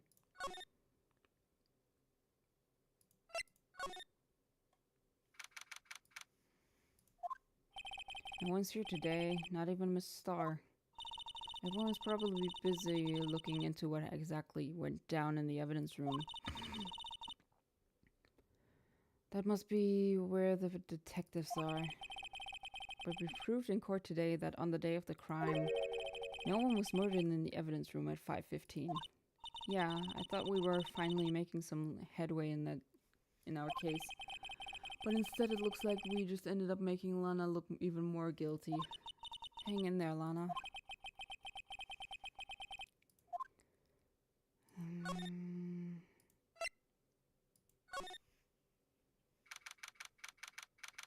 That's the... Wait, where's the sword?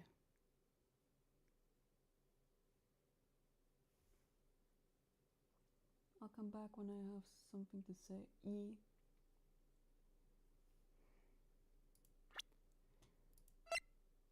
Where's the picture?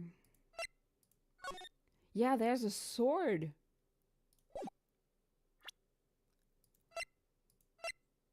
And this one doesn't have one.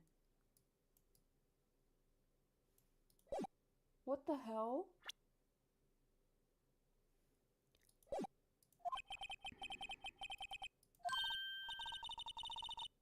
Looks like he was writing something. What are you doing here? Sure was quick to throw that paper on the floor. Tough day in court, huh? I've had to live the past 2 years with rumors flying around. What's another allegation to me? Cheer up, Mr. Edgeworth, I'm rooting for you. That's Edgeworth for you. Always trying to hide his real feelings. So what do you want? Unlike some people, I don't have all day. There's no excuse for what I've done. 2 years ago, I just used false evidence to obtain a guilty verdict. That's what it all breaks down to, and nothing I do can erase that fact. But you didn't know, did you? I mean, that the evidence was falsified. The police department and the prosecutor's office share a bond of trust. If that bond is broken, we stand to lose everything. The police department's error is my error, my responsibility as the prosecutor in charge. That fact remains the same no matter what excuses I might have. It's no Resident Evil puzzle. Mr. Edgeworth, I take pride in my work. So tell me why. Why has it all come to this? Even Edgeworth can't keep this kind of emotion bottled up. Are you up for the trial tomorrow? First last year's trial and now this one. It seems all you do is worry about me. I mean... come on, man. Accept some kindness, man. To be honest, you're getting on my nerves. Ouch. Ouch. You can't just walk out on a trial. Tomorrow is the last day. It's too late to change prosecutors. I'll bet that's what my superiors are banking on. I never thought that case would come back to haunt me like this. What do you mean? The list of evidence, it seems too short. Most lists run twice as long. It's only half as long as most lists? That is odd. After Neil Marshall was murdered, I became prosecutor for that case. I may not have been part of the investigation, but I knew what I had to do. Use the evidence I was given to prove the suspect guilty. That was really the only thing on my mind at the time. Say, we just saw a picture taken around that time. That picture. Something seemed strange about it. Day of the crime. Could you tell us again about what happened that day? The day Detective Goodman was murdered. You were participating in a ceremony over at the station, correct? I've never cared for ceremonies, but I had to attend that one. Because you were awarded this? Those receiving awards can't exactly skip out on the ceremony. I finished up at the office in the morning, then drove over to the police department. Gay. Edward is such a tsundere, he wouldn't even know he's gay. Absolutely.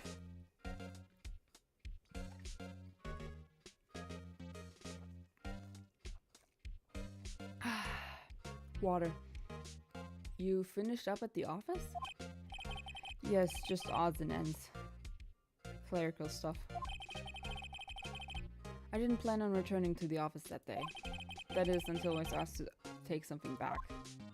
Take something back? This.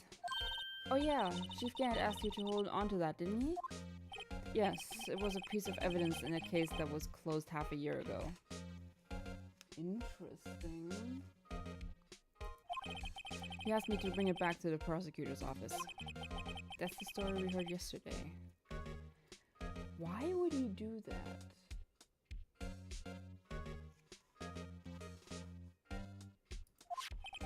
So you came back here to the prosecutor's office because the chief asked you to. That's right. Wait, what was I supposed to do?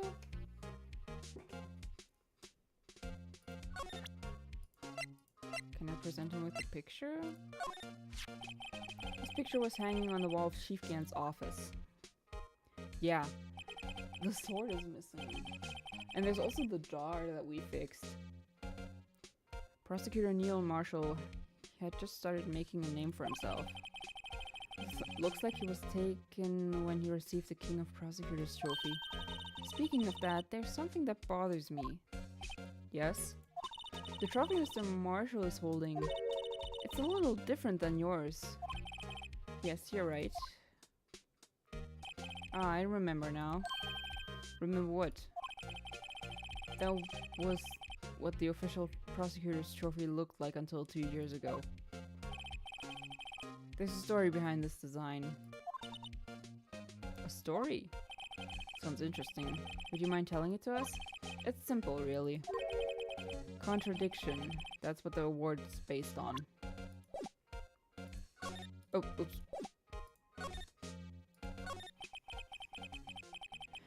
This award originates from an ancient Chinese tale. In Chinese, the word contradiction is written with 2 characters. The first means halberd, and the second means shield. Have you heard the story? Me? Oh, sure. Everyone knows that. Why don't you tell it, though, for Emma's sake? Very well. Whew.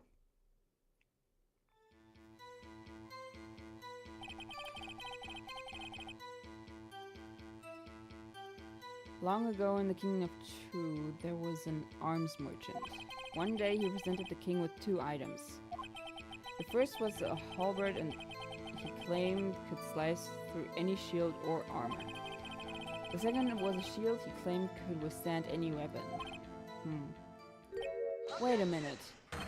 Those claims contradict each other. Very persuasive. But then again, you've heard the story before, right? Anyway, as you mentioned, the very descriptions of these items discredit them both. When the king pointed this out, the merchant was left speechless, and thus the Chinese word for contradiction was born. If that is true, that is fucking cool. Oh, I see. So the chipped shield and the broken knife symbolize... Precisely so. They symbolize the merchant's items. That is honestly pretty fucking cool. That is pretty fucking cool. The ancient tale ends with the merchant at a loss for words. But it's in our nature to pursue matters to their conclusion. Even if it results in something as ugly as this. We all learned something new today. That's funny. If that's so, then why were you only given a shield? You'll have to ask Chief Gant. 2 years ago, he had the halberd part of the award abolished.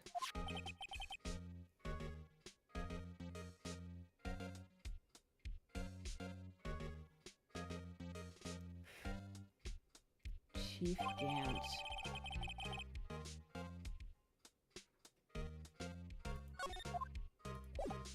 Very interesting. Very interesting.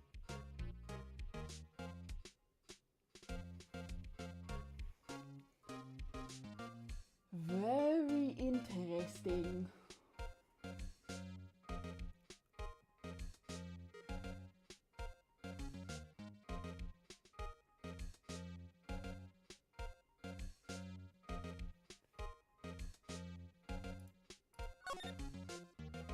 Do I know what this is? I wonder what he was writing before. Come on, Mr. Wright. Let's take a look. Are you crazy? Edward is sitting right there. Just distract him. I'll check it out.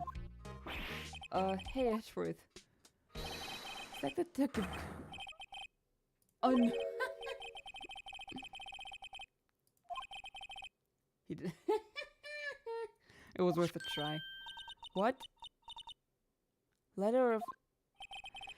If you have a trouble reading, I'll read it for you.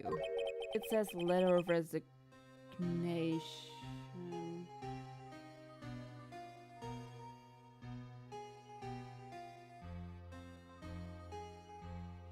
Guys.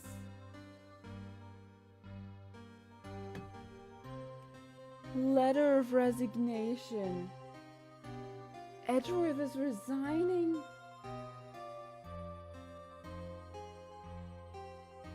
He's going?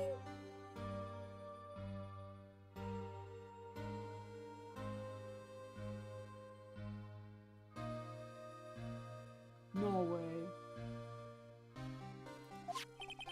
Resignation? Edward, you don't mean? I'm tired, right? I feel as if something inside me has died. I would do the same to you. Oh, poor depressor. But Mr. Edgeworth, none of it is your fault. I know the path I've walked. You don't need to tell me. And the path I've walked hasn't been a just one. I can't forgive myself for what I've done. And no one else should forgive me either. I think he's serious. Oh god. Mr. Wright, please, you have to do something. This letter of resignation. I wonder if I can use it for anything. The fact that he crumpled it means that he's not completely serious. Huh? Excuse me? Not you again! Would either of you care for a quarter pound of roast beef? Quarter pound?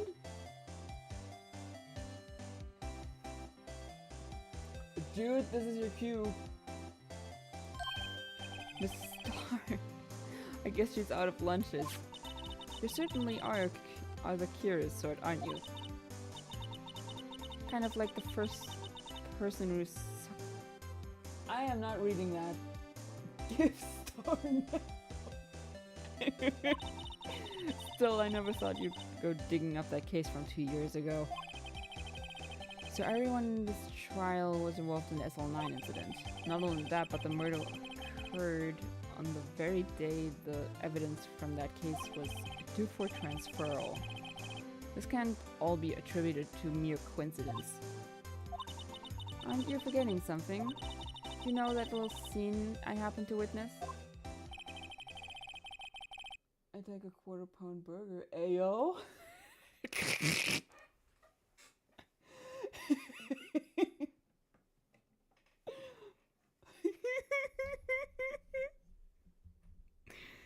Yeah, how did man discover milk?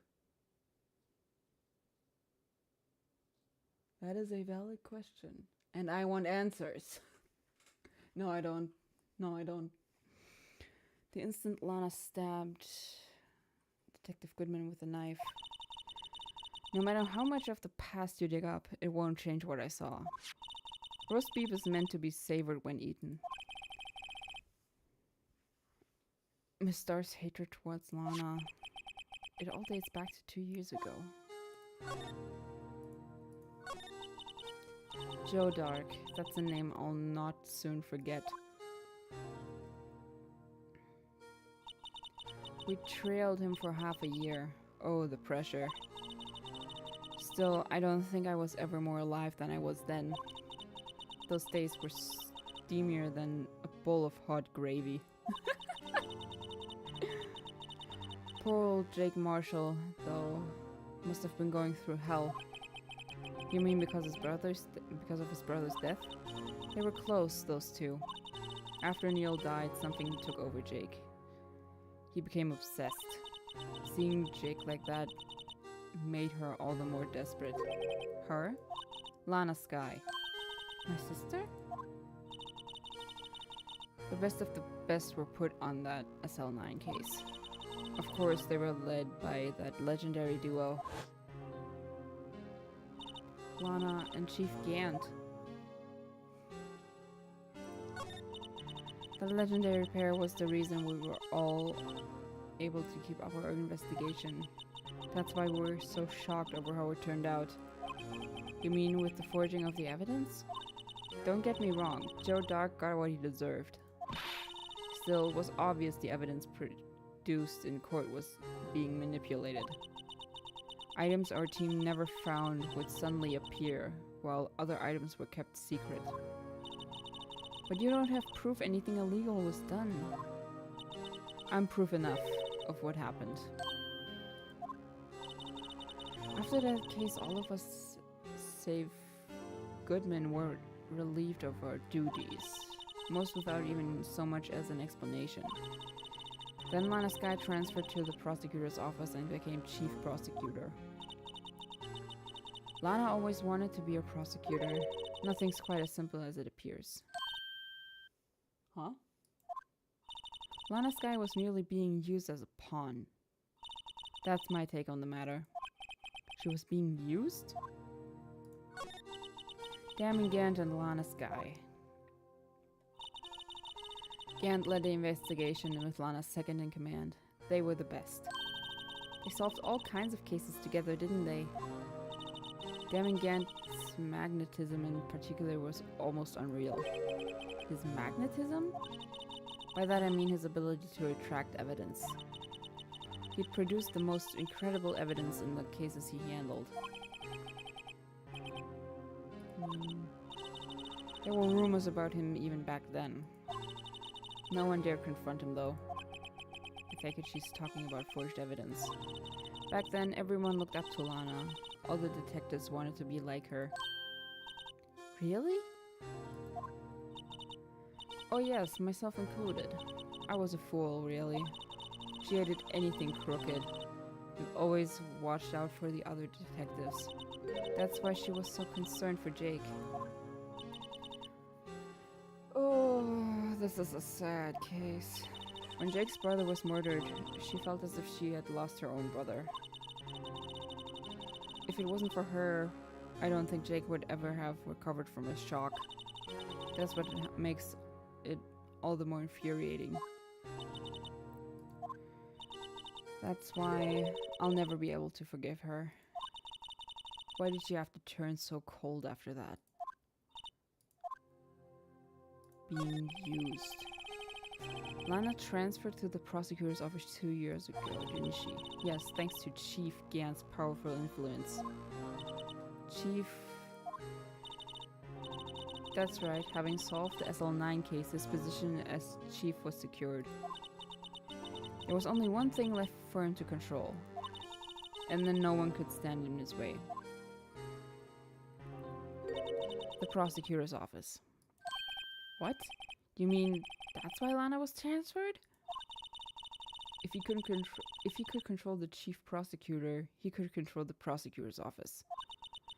That must have been his goal all along. But how could he control Lana? I don't know, but one thing's for sure. Ever since that case ended, she's never been the same. It's only logical to conclude there must have been a reason to her change. At last, I'm finally getting close to the bottom of this ugly mess. Thank you, Miss Starr. You'll listen to me, Rookie. It takes more than just ingredients to create fine cuisine. I hope you turn out to be a better chef than I've been. Oh, the poor lass. She didn't deserve this. Oh.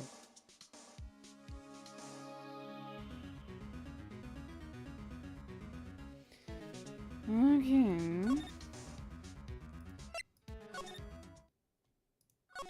Still no music. Oh, you're back. You're still here? I gotta make 150 copies of these files. Jesus Christ. Brewing coffee, copying files. I'm turning into a regular DJ. You're a DJ as well? If I'm not mistaken, I think he means desk jockey. Oh, that DJ. I gotta admire your persistency, but my answer's still no. I'm not letting you in the chief's office, period. It'd be my neck on the line.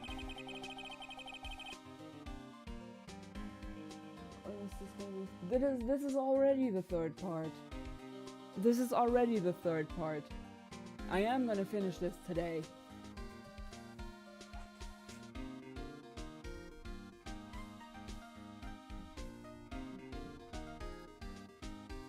This is the third part. I have to take a look in there. There's gotta be something we can... Yeah. I'm sorry. What's this crumpled up piece of paper? No way. Mr. Edgeworth can't be serious. I am gonna finish this case today. I'm tired of it. Is he ever not serious?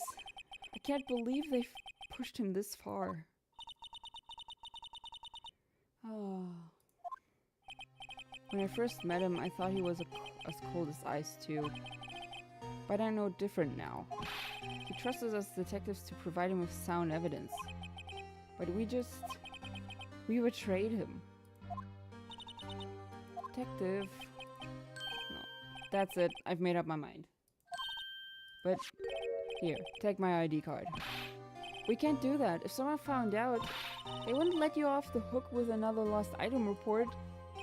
Look at me. It's no secret I'm already out of the loop. After all, I'm friends with Edgeworth. Depending on how this case turns out, I may already be as good as terminated. Oh. What? So at least let me do this, for Mr. Edgeworth's sake. Alright, thank you. Let's go into the chief's office.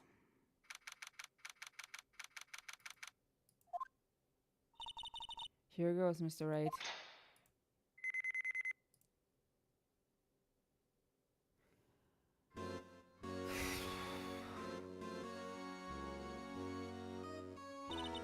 We're in.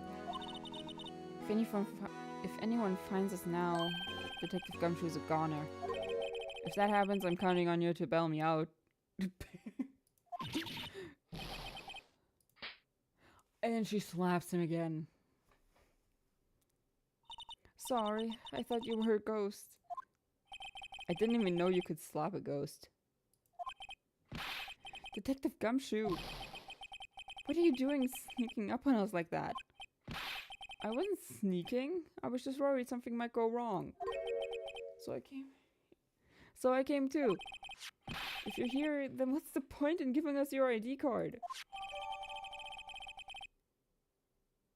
Gumshoe's ID crushed and rendered unusable in pocket. Hey, don't do that to my ID card.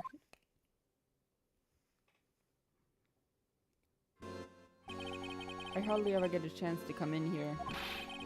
So I figured I'd have a look around myself. Besides, we're all in this together now. You really do want to get fired, don't you? Not if we're lucky. Now come on, let's see what we can find out. I've got a bad feeling. Okay, let's look at... There's a safe.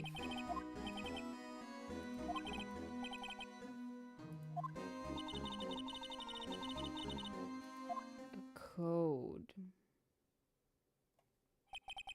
A 7-digit number. I think I just might know what it is. Do you know what it is? I have a hunch. Oh, I know. I have a better idea. Here goes nothing.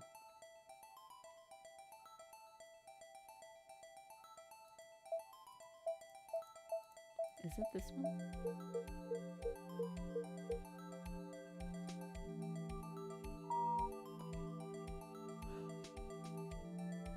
Crazy!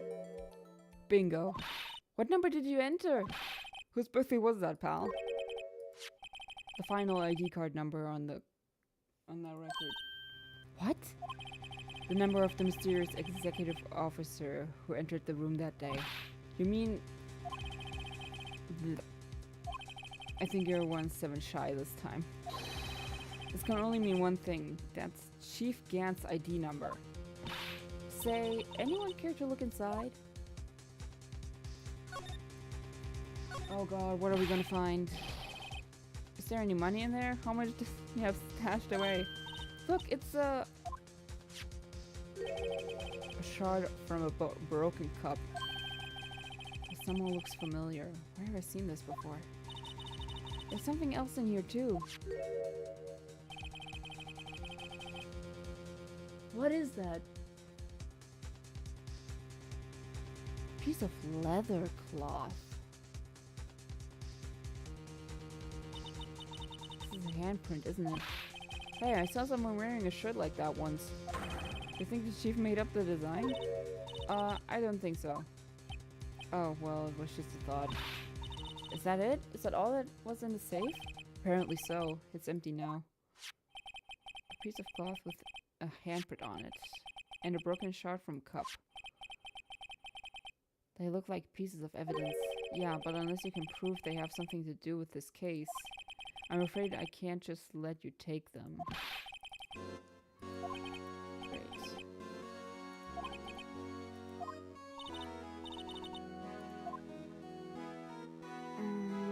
What else is there?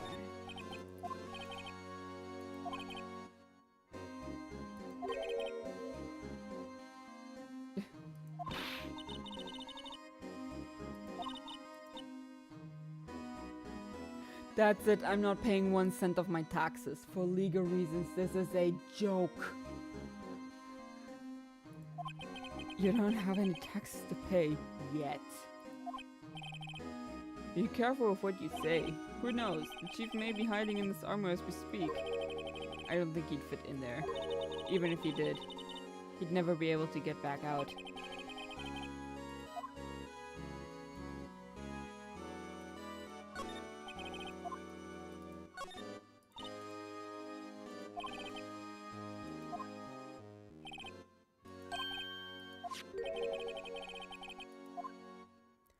Right, the paper.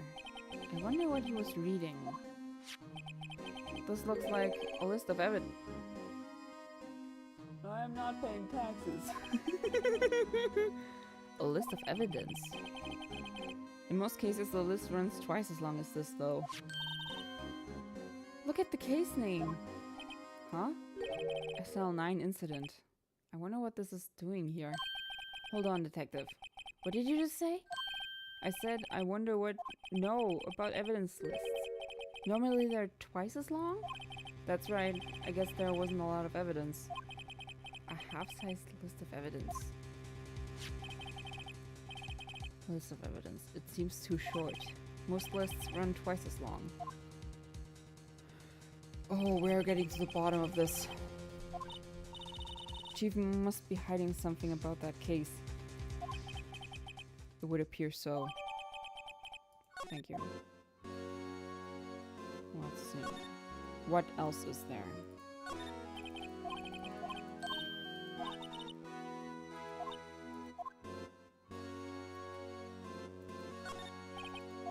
Lana's desk.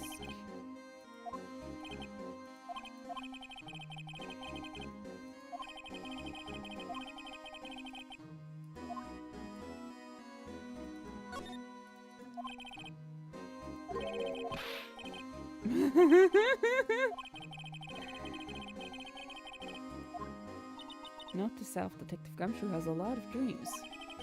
So long as he doesn't go crashing through that window when he gets fired. Don't say that.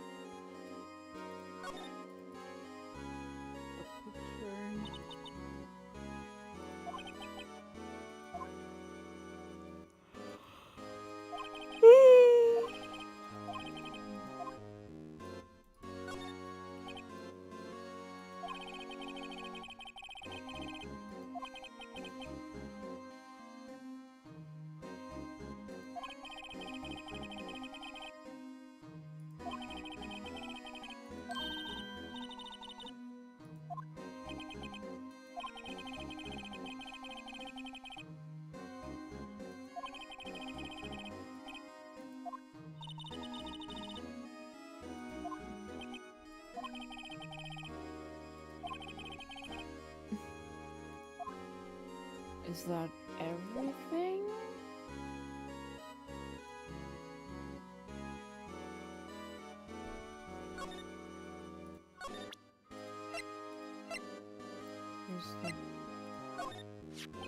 Detective Gumshoe, could you have another look at this jar? I remember when the three of us put that back together. It's kind of early to be nostalgic. Wasn't this jar a piece of evidence from that case? That's right, one of the shards had an SL9 incident sticker on it. Doesn't this ring any bells? You know, that fragment we just found? You mean this one that was in the safe? Yes, that one. That was in the safe.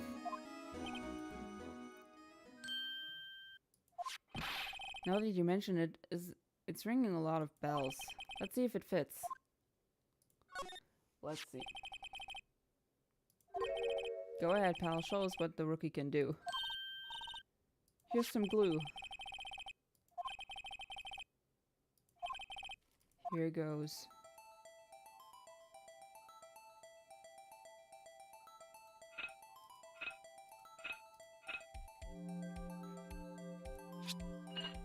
It fits. Fits. There, it fits like a charm. That of course means Chief Gant willingly and knowingly hid a piece of this jar in his evidence. In his safe, my god. In other words, he concealed a piece of evidence from the SL9 incident. But get a load of this. What is it? This piece you just attached. It's different from the others.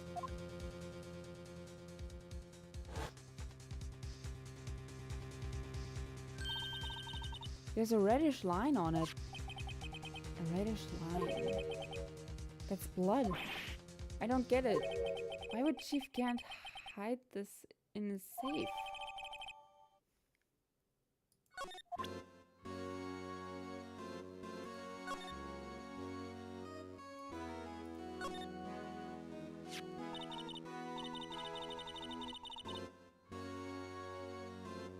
It's hard to make out, but there's a dark red stain here. Looks like blood. The piece the chief has is different though. The blood stains on the other pieces are just spots. But this one's a line. That is odd. I can't even put the luminol fluid on it.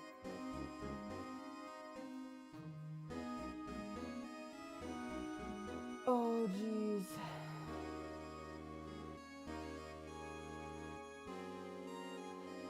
How much do you want to... Wait. Can I see that again?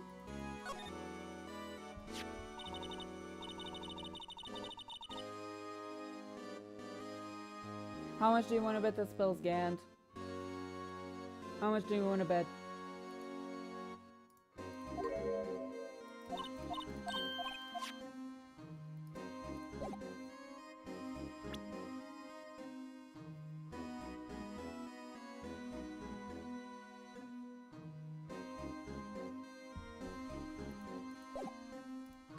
Wait. Oh.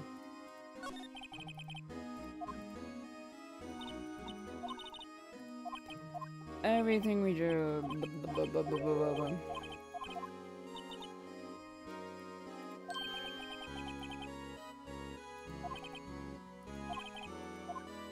I don't think any of those is important now.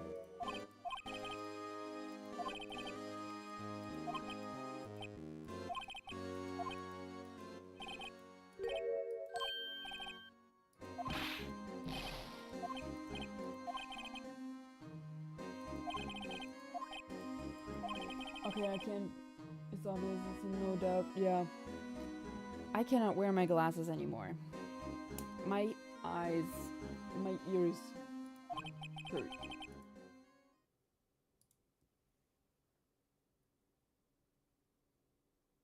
No, thank you.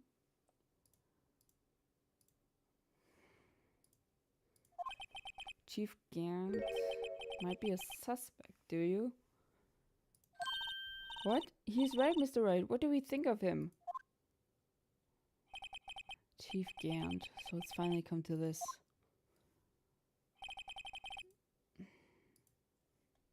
What do I think of him? Perhaps it's best I don't divulge my feelings yet. Alright. I think that's everything.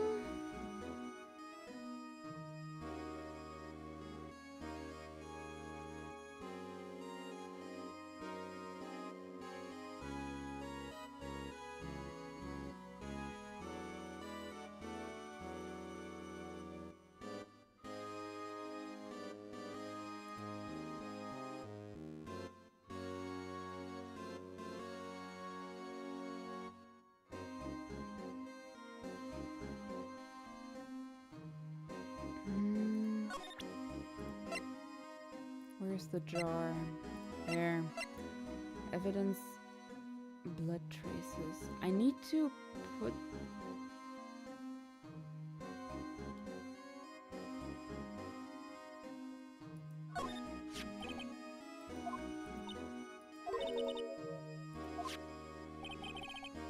Why wasn't there any...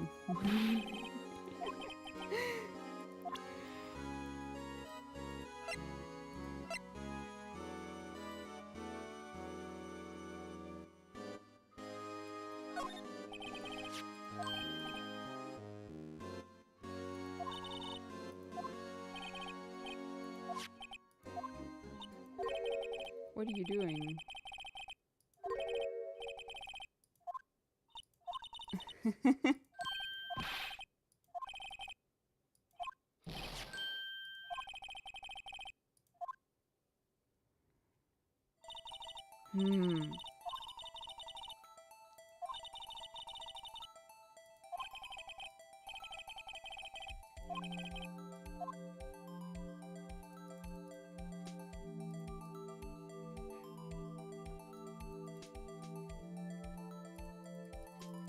Okay, I gotta be very thorough here because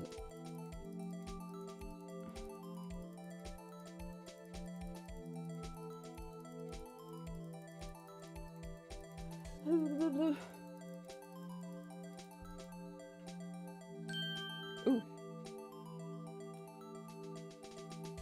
It's not Gant. Not you, not you, not you either. No. No. Huh?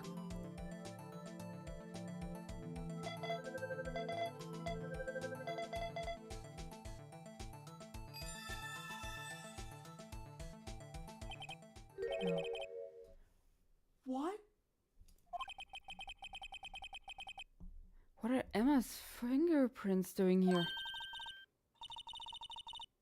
Whose fingerprints were they? Huh? Oh, it seems the prints are too old. They aren't clear enough to get a match. That's too bad. Oh god.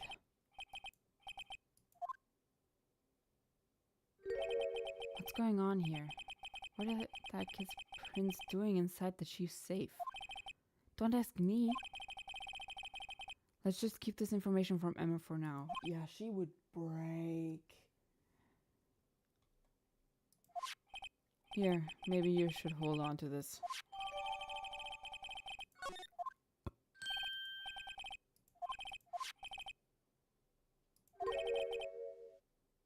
No, that's not very kind, is it? Oh no.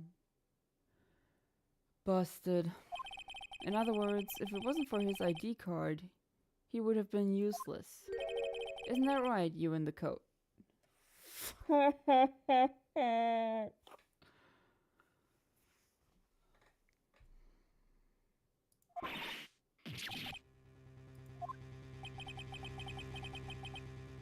He didn't think you'd be back so soon. Fortunately, I'm a man who believes in science. As I was walking to my meeting, I happened to look out a window and saw a stray dog run into a pole. Thus then I thought of a certain detective. Do you mean me, sir? Now then, I'm afraid I'm gonna have to ask you all to leave. Yes, sir. Sorry. Oh, you in the coat? You're fired. Drop off your ID on the way out. You won't be needing it anymore. But sir... Now get out. Yes, sir. Oof. We'll be on our way too then. Wait, you the one without the spiky hair. Don't go yet. I'd like a word with you. You're free to go. Mr. Wright?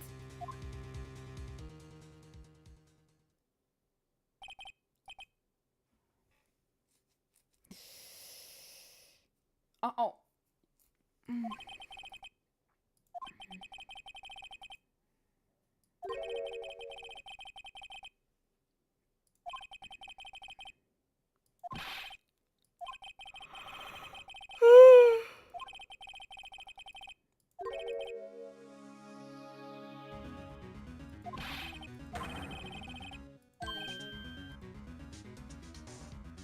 Ooh.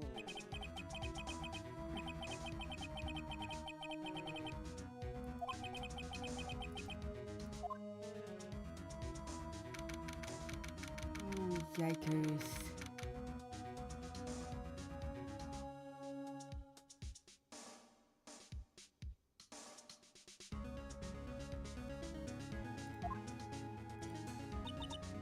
I see, so the chief asked Emma to come in for questioning. It's no use thinking about it. Tomorrow's the final day in court. I'm committed to doing everything I can to defend you, which is why I'm here. But I've already told you all I can. What you've told me over these past couple of days is absolutely nothing. Not a single useful thing. Really, I believe I did mention something quite important. Something I told you right at the beginning. I said that I was the one who stabbed Detective Goodman. You know, I think I finally figured it out. I know who it is that's lurking behind your words. Mia did a good job mentoring you. I'm rather jealous. It seems Edgeworth was right. Edgeworth. Once you're convinced you know something, no one can persuade you otherwise. Thick-headed is the term he used, I believe. It's a good quality to have. Now's my chance to get her to tell me the rest of the story. Nice. I have to admit I was more than a little perplexed at first. You insisted you did it, yet there was no incriminating evidence. That's when it hit me. It's not that you're unwilling to tell the truth, it is that you're incapable of doing so because of a certain individual. What an intriguing notion. A certain individual, you say. So you think I'm protecting this person? Protecting? No, I think it's afraid of is more like it. If I'm not mistaken, the person in question may have persuaded you to silence. For argument's sake, Mr. Wright, whom may I ask is this person you're speaking of? The one I am supposedly so frightened of. Stand. Mr. Wright, you're addressing the chief prosecutor. Do not forget your place. I take it she's still not ready to spill the beans. My apologies. Could you please tell me a bit more about what you think you know? We were partners until 2 years ago. I respected him as a detective. Assuming he is respectable, then tell me something. Why would he try to hide his crimes? Hide his crimes? Both you and Edgeworth will be brought before a board of inquiry for what you did. Specifically, hiding and forging evidence. Of course, these are serious offenses.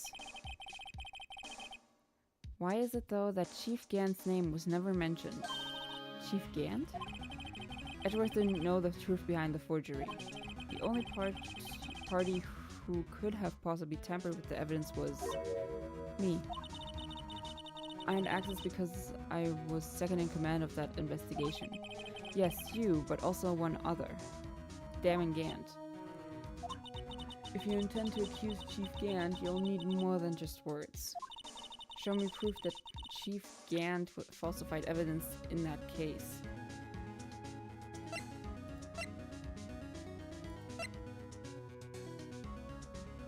This?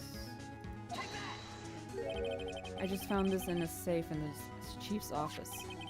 This jar piece and this piece of cloth. Do you know what these are? They're pieces of evidence from the SL9 incident. The person concealing evidence was none other than Chief Gant himself. Now tell me, why are you taking all the blame for him?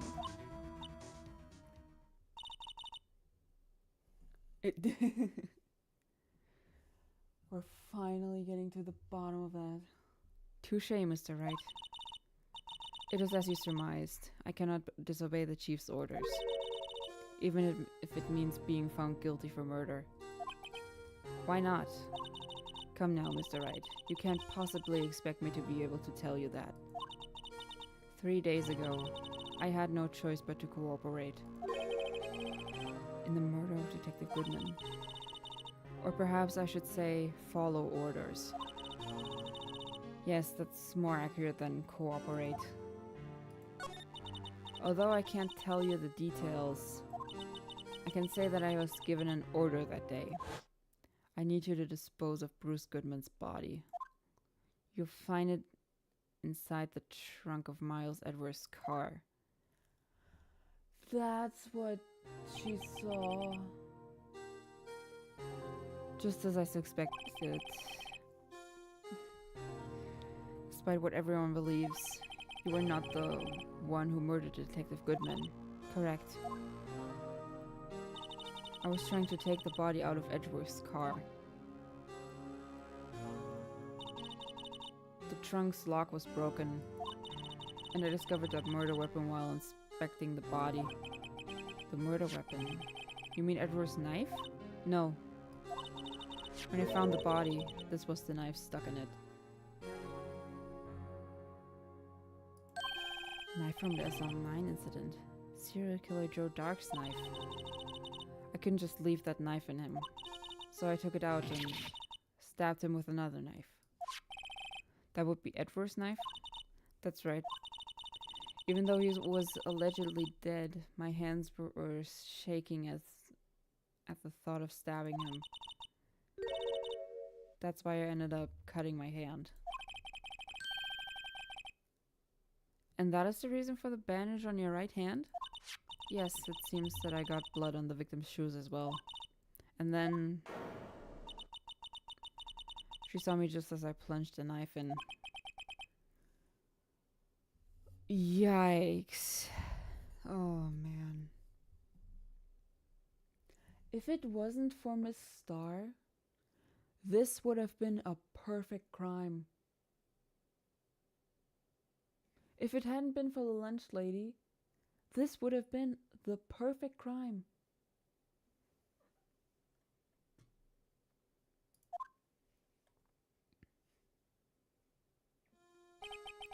Why did he need to hide Dark's knife so badly? It took a lot of work to finally close the Dark case 2 years ago. It was over with. I didn't ever want it to be opened again. My intent was to prevent that by whatever means possible. So you hid Dark's knife. The weapon used to stab the detective was evidence in the Joe Dark case. If word got out, which it would, the reporters would have a field day with that. 7 supervisor call jump scare. Oof. If you wrapped the knife in your scarf and hid it in Edgeworth's exhaust pipe. Right. Then I called my sister to tell her what happened and ask her to hide the knife that was inside my muffler. You asked Emma? I didn't want anyone on the force to know about this. That would explain why Emma was so confident about Lana's innocence. Speaking of phone calls, I had a bad feeling about one of them that day. A bad feeling? The truth is, after I received those orders from Gant, the first thing I did was make a phone call. Phone call to Patrolman Jake Marshall. To Marshall? Why on earth would you call him? The lead investigator for the SL9 incident had been murdered. I wanted that fact to be kept hidden, and I needed help. He was the only other person I could trust. Or at least, I thought I could trust him at the time. However, it seems that after I spoke to him, he went off on an escapade of his own. You mean, not wanting the case to die, he decided to take things into his own hands. Hombre!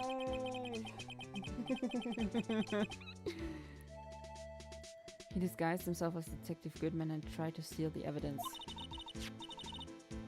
He had already stolen the ID card, but it seems he still hadn't made up his mind to break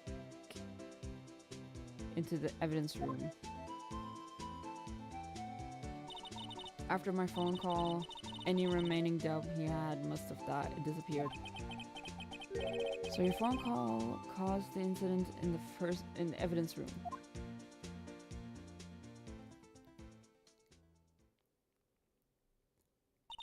I'm afraid that's all I can tell you. But Lana, you've earned my respect, Mr. Wright, both as a defense attorney and an investigator. Now please, don't pursue this any further in court tomorrow.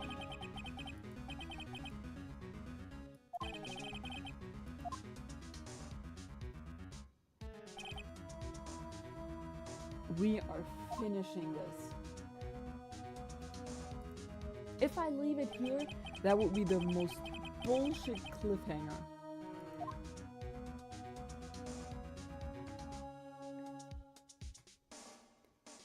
Ah.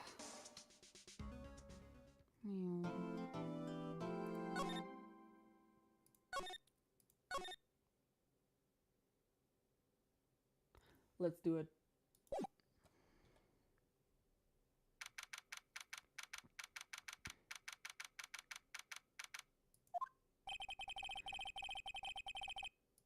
There's no defendant.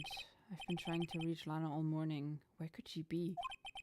And where's Emma for that matter? It almost seems as if something's been happening behind the scenes. Edgeworth is back. Knowing you, you've already figured it out. Who the owner of the 7 ID number is, that is. Well, I have a pretty strong hunch. Looks like I'm not the only one who's figured it out. You know, the only reason this trial didn't reach a verdict yesterday is because there was still room for doubt regarding this ID record. If that number does belong to whom you suspect, then no doubt will remain. After all, he hasn't been officially charged with anything. True, not yet. In any event, once all doubt has been removed from that list, I can call for a ruling. 5 minutes, right, and Chief Prosecutor Skye will be found guilty. But she didn't do it. I figured you'd say as much. That's why I came here, to hear what you have to say. A character development? Hello? This is the first time he's ever done something like this. Lana's hiding something, and the only way we'll ever know the truth is to draw it out of her. The truth? Everything goes back to the SL9 incident. Don't be stupid. Today's the last day of the trial. We don't have time to reminisce about the past. That depends on you. If she's found guilty, you'll lose your only chance to find out what really happened. I'll think about it. See you in court, right? Ooh. This is it. If I'm ever going to find out what Chief Gant has on her, it's now. Oh no. Emma's fingerprint. Lana's trying to protect her. Oh no. I hate this case.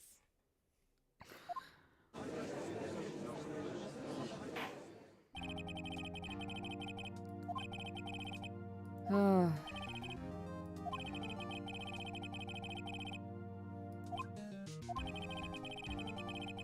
police chief has a proposal to make.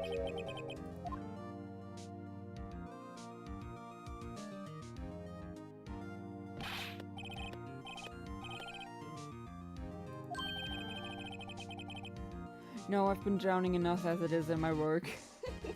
Suffer. That's a good one. Don't think I can top that. If you don't mind me asking, Chief, exactly what is this proposal of yours?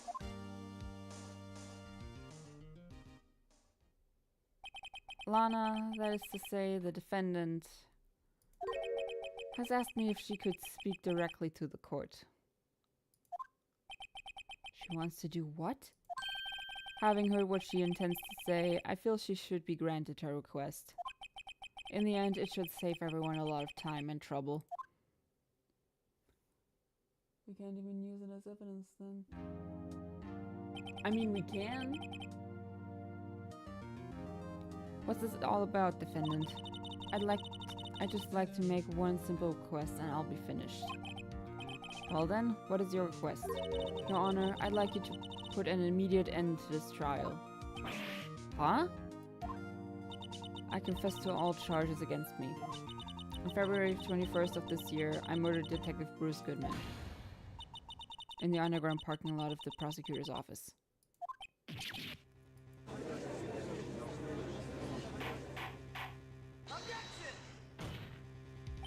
You can't! Your Honor, the defendant's claim does not change the defense's plea. In that case, Mr. Wright, I no longer require your services. Your Honor, I hereby forfeit my right to an attorney. Can you just do that in the middle of a trial?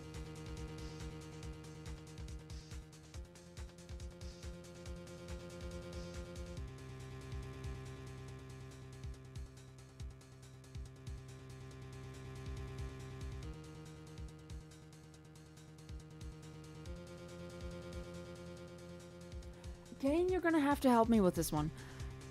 If someone commits a crime under blackmail, do you still get charged with the full sentence? Or do you get let off easy? Because I'm pretty sure that she did not do this willingly.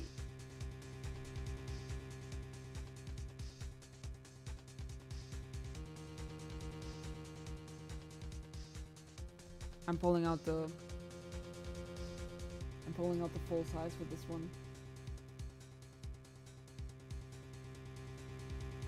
I can depend on a lot. Fuck. Also, can you forfeit your right to an attorney in the middle of the trial? I don't think it works like that. The prosecution may lack direct evidence against me, but it has sufficiently proven in its case through testimony and circumstantial evidence. I would like you to render your verdict now, if you please. Well, the defendant certainly has the right to self-representation. It's legally valid, although this is an unprecedented situation.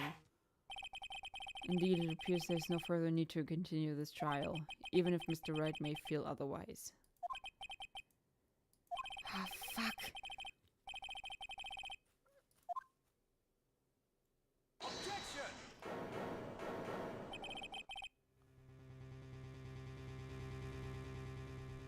Edgeworth to the rescue. Oh my god. One moment, Your Honor. Mr. Edgeworth? The prosecution has not yet proven the defendant guilty beyond reasonable doubt. Any ruling at this stage would certainly be premature. Come now, Worthy. I understand this is a difficult time for you. But why don't you just be a good little boy and keep your mouth shut, huh? You can forfeit that right. Ted Bundy actually did that and lost in his case. Loser. I don't think I care for your tone, Chief Gant. What? Creating another fabrication to cover up your past mistakes. Sorry, but I'm no longer the naive little boy you would have me be. Edgeworth is pulling out the big guns. With the sudden confession from the defendant, it's obvious to me some kind of deal was struck behind the scenes. Some kind of deal, huh? Not everyone operates as you do, Worthy. I thought so. Your Honor, the prosecution would like to change its first witness. To whom?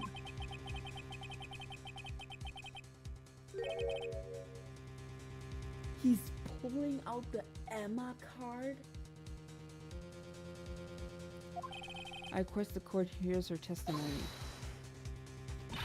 Mr. Edgeworth, I am exercising my right to self-representation. Oh, now he's panicking. I don't think we need to continue. I don't care what you think, Miss Skye. The exposure of truth sometimes results in tragedy. However, no matter how tragic the truth may be, it would be an even greater tragedy to avert one's eyes from it. Okay, this is gonna get ugly. This is gonna get very fucking ugly. That's okay with you, Chief Gant? Worthy, you'll live to regret this. Mark my words. Miss Emma Skye, please take the stand. Looks like Edgeworth has decided to take the horse by his rings. Oh god. Now then, witness, please state your name and occupation. My name is Emma Skye. My occupation? I'm Lana's little sister and I want to be a scientific investigator. 2 years ago, you encountered the serial killer Joe Dark of the Joe Dark killings. Is this correct? Yes. I'm trying my hardest to forget about that though. I'm sorry, but I'm afraid I'm going to have to ask you to recall those events one more time. Ooh, Mr. Edgeworth, please remember this trial concerns the murder of Detective Goodman. In an incident that was solved 2 years ago... Is an incident that was resolved 2 years ago really all that relevant? Yes, it most certainly is. Well, okay then. He sure gave in fast. I mean, with Edgeworth staring you down, I would cave too.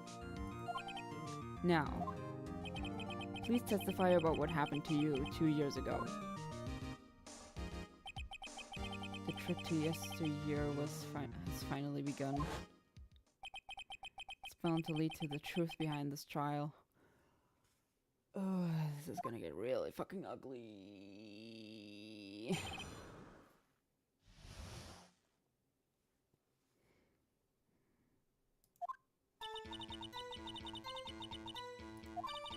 A man came running in and took me hostage. Neil Marshall rescued me, but I'll never forget what I saw in that instant.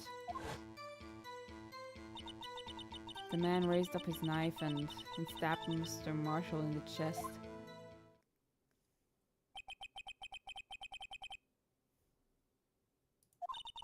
I passed out. I don't remember much. I can already see the contradiction, however...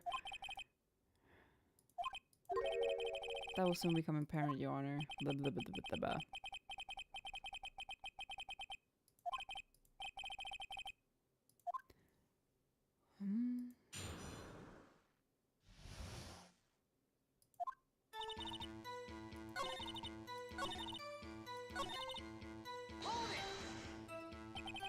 Can you tell us about that? Mr. Marshall jumped on Dark, and just then the lights went out. The lights? It was just about this time of year. There was a terrible storm going on, and lightning struck nearby. So the electricity went out. Wait a minute. If it was pitch dark in that room, you shouldn't have been able to see anything, right? Right, but just when... But just then lightning flashed again outside. That sudden flash left an unforgettable image of the scene in my mind. I see. I told the detective about what I saw then. The detective? Yes, Detective Goodman. He was in charge of the case. So you spoke with Detective Goodman about this 2 years ago. Yes, that's what's so scary about this trial. And you told Detective Goodman about what you saw.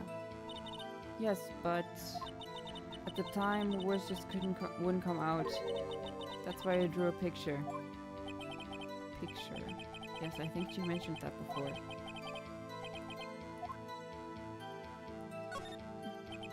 This picture the witness drew. I believe it has a very important meaning. But the list of evidence I was given 2 years ago didn't contain a picture. Witness, would you mind if we added this statement to your testimony? Yes, Your Honor.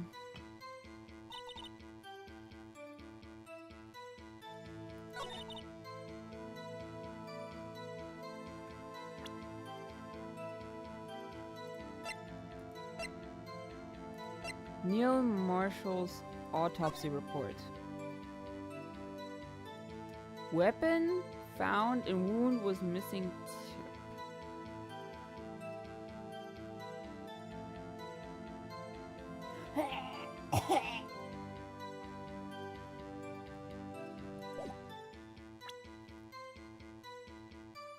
Stabbed in the back. Nine! Fuck, fuck, fuck, fuck. Never. There's something not right.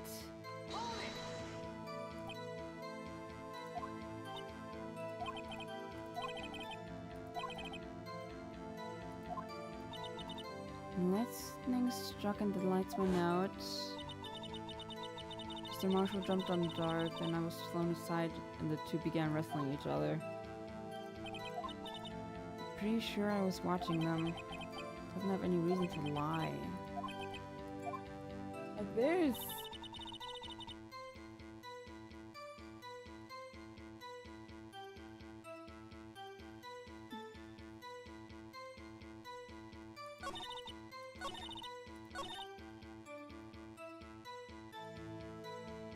Can I check? That is the ID card record. That is the evidence list.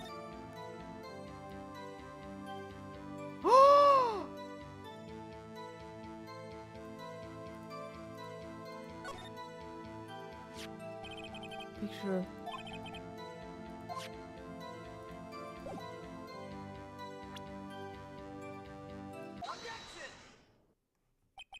Mr. Edgeworth, this little girl put all her heart into drawing that picture.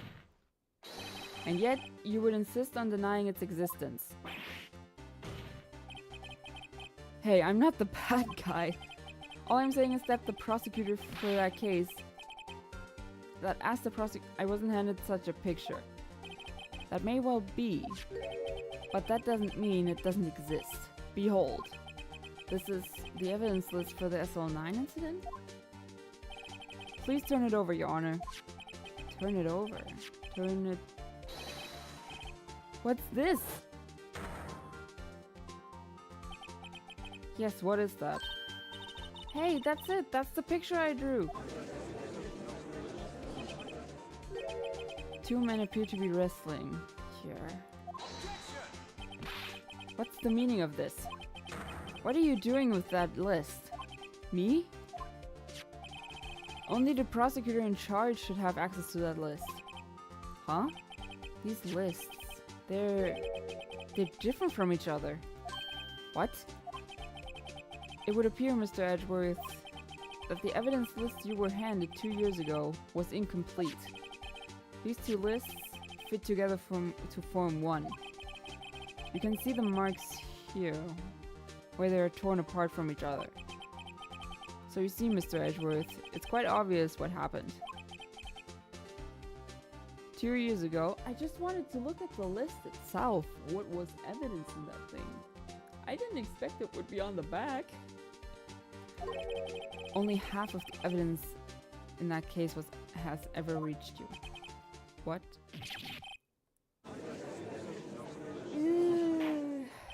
Told y'all it would get ugly. Why did you draw your picture on the back of such an important list? Because that's what Detective Goodman handed me in the questioning room, Your Honor. Wait a minute. If this list was torn in half, then that means... Your Honor? Are you alright, Mr. Wright? Your eyes are bulging from your head. If the evidence list was torn in half, then there might be more of the drawing on the back of Mr. Edgeworth's list. Ooh, it's possible. Let's see.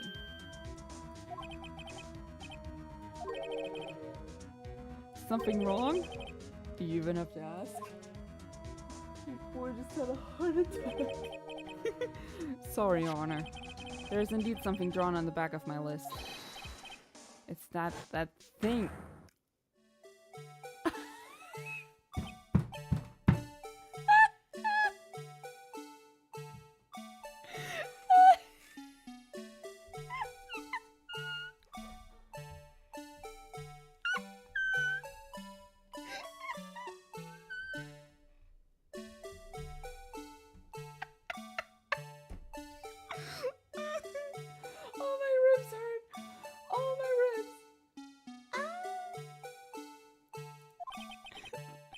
That's that thing. Oh.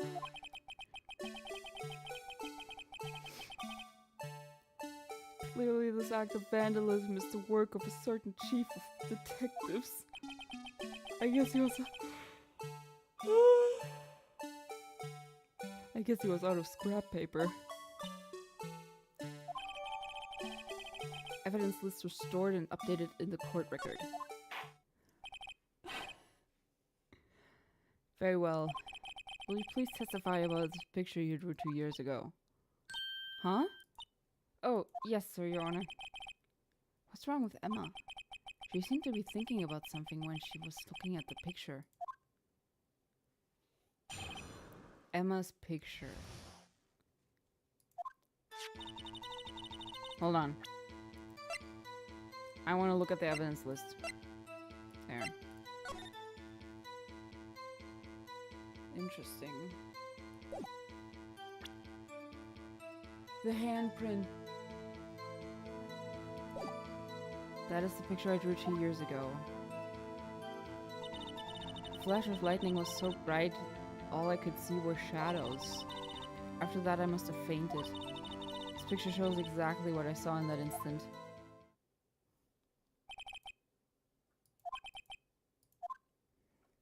Oh, Jesus. Also, who had a heart attack?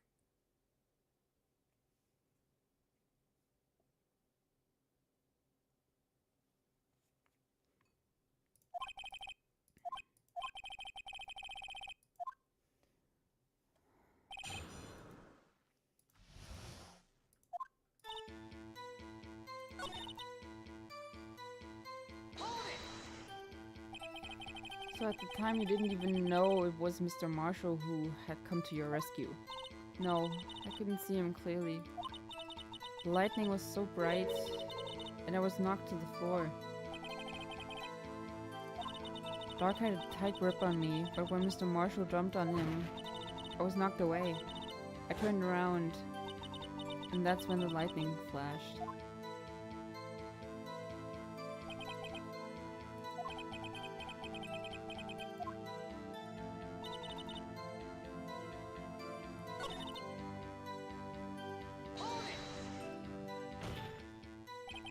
Sorry for asking so many times, but are you sure you drew exactly what you saw? Of course! This is the exact scene. It wasn't influenced in any way from your talks with the detectives. Are you insinuating we somehow manipulated her memory, Mr. Wright? No, of course not. I better watch out, or you might find some way to cut my salary. What salary? I drew this picture before I heard anything from the detectives, so I don't think anyone's story would have influenced me.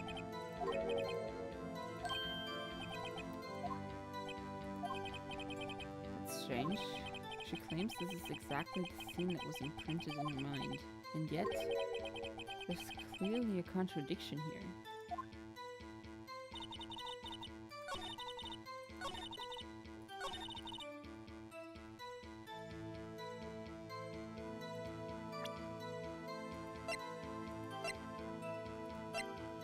Stabbed in the back. Objection! I hate to be the bearer of bad news, but this picture the witness drew contains a blatant contradiction. What? But I still remember it just like it was yesterday. Mr. Wright, perhaps it would be faster if you simply pointed out this contradiction for us. What part of this picture contradicts the autopsy report?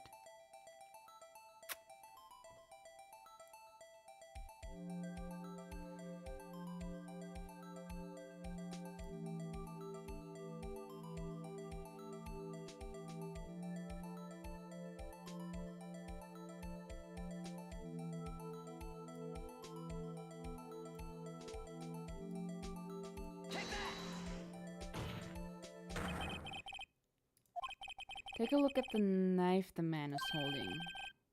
If you look closely, you can see its tip is broken. Even if I don't have to look closely to see that. Even I don't have to look closely to see that, Mr. Wright. Mr. Wright, look at the evidence. See the murder weapon? Its tip is broken too. If I recall, the tip of the knife was found broken off in the victim's body.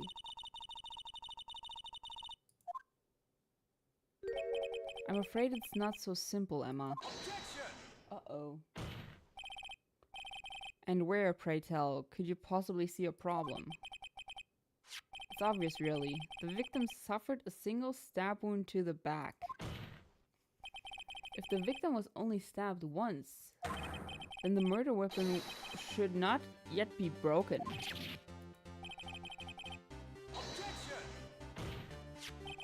Perhaps the knife was broken beforehand. Sorry, but I'm afraid that's not possible. The tip of the knife was found inside the victim's body. if it was broken beforehand, it couldn't possibly wind up there.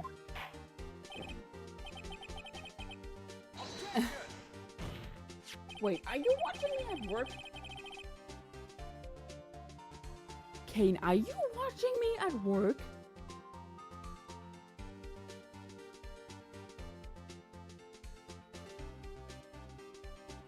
The tip of the knife was undeniably discovered within the victim's body. The only possible explanation is the witness' memory is mistaken. That's why I asked her so many times and she was sure she remembered correctly. I believe you were annoyed at the time, but she was sure she remembered correctly. There's no other way to explain this inconsistency. Not so fast, Mr. Edgeworth. There is another explanation. Have you forgotten already about a little something called falsified evidence? You're treading on thin ice, right? I know, video game. But technically the knife could break from a single stab to the back. I'm not just typical the podcast in real could break from a single stab to the back, however it would be very unlikely. That's not the thing. That's not the thing that stands out. All I'm saying is that this broken knife tip might be the piece of evidence that was forged. See? You can't deny the possibility.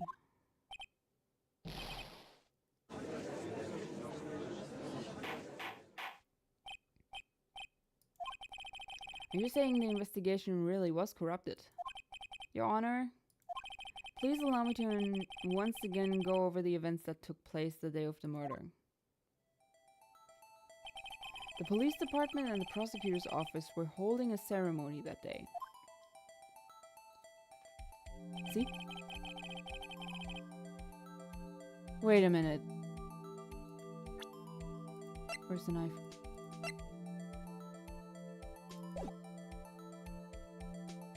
How did they do that?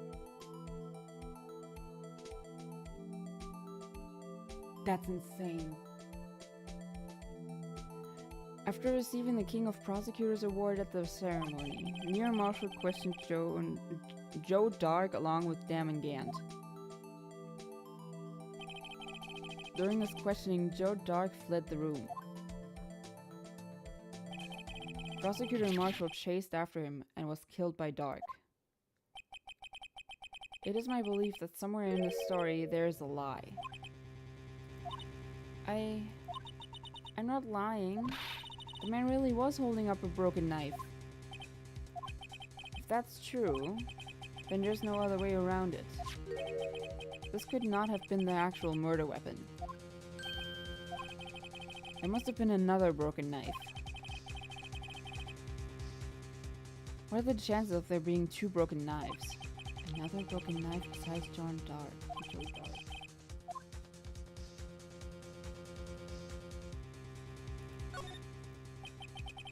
If the witness is this adamant about the accuracy of what she saw, it can't just be explained away by a simple observational error. Mr. Wright? In that instant, Emma really did see a broken knife. I assume then that you have some information about this other broken knife. So please, feel free to enlighten us. The murder weapon was already broken prior to the murder. There's only one way. Take a look at this. Oh, GOG is taking a stand against all the censorship that's happening, offering 13 censored games on other platforms for free on their site. I think...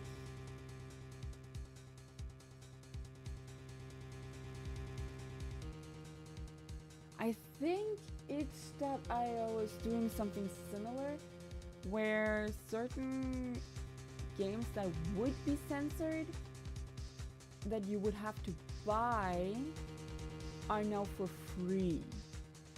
I could be mistaken though.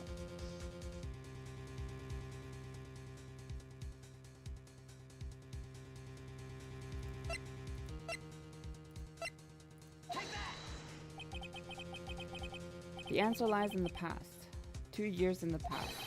Right here inside this picture. This is a picture of the award ceremony. What is it, Mr. Edgeworth? It's the broken murder weapon. Notice the award prosecutor Marshall is holding. I think so too. Yee. That's a broken knife.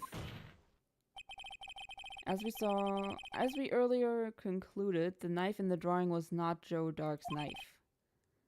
That being the case, the knife the witness saw was in all likelihood from this award.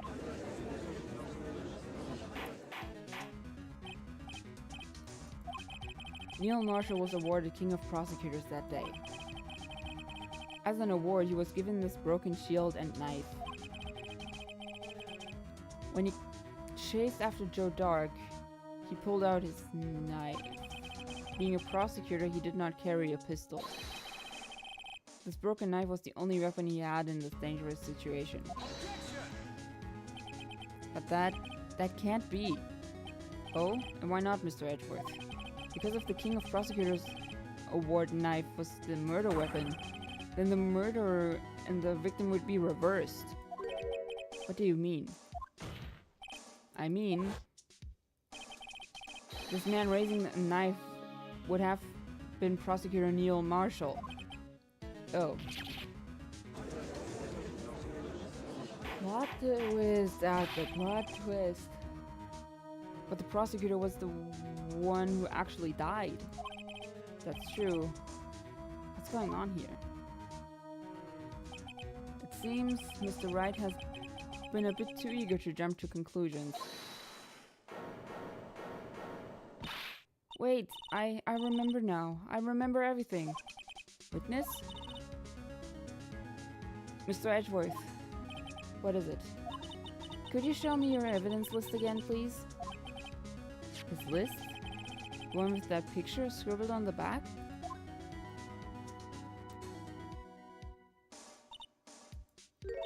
I knew it.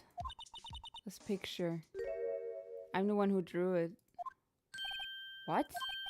You drew that? That's right. The list wasn't torn in half at the time I drew this picture.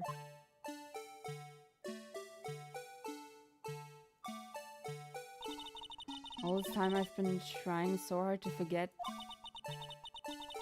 I must have locked this part away deep inside me. That is actually indeed possible.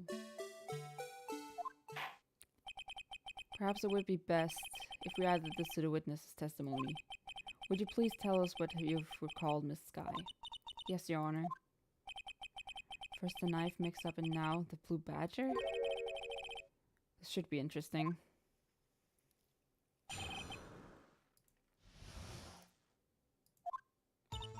When I saw that man raise his knife, I panicked and rushed forward toward both of them. I think I knocked away the man with the knife. Just then there was another flash of lightning, and that's when I saw the blue badger. He wasn't in the room, but I'm sure I saw his shadow. Phoenix has looked so disappointed in everything this whole time. Try impossible. The chief of detectives hadn't even designed... There are some typos in this. Huh. Until this year. That would mean he didn't even exist 2 years ago. Yes, well, the defense may know... What? Stop, please! Don't pursue this any further. Oh. She's panicking now. Lana, what's the meaning of this? Please remain seated in the defendant's chair. But you can't do this. I've already confessed to the crime. Why can't you just leave it at that? Chief Prosecutor Skye. We've already come to... How comments and floors for English typos, or at least used to be. Yeah, these games are from, like, over 20 years ago.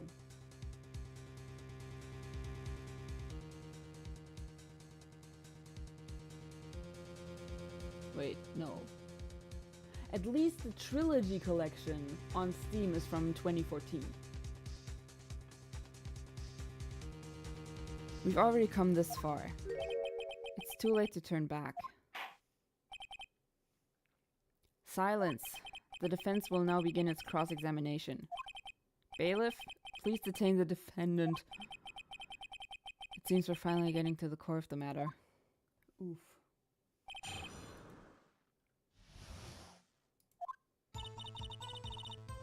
Because the games didn't always look like this.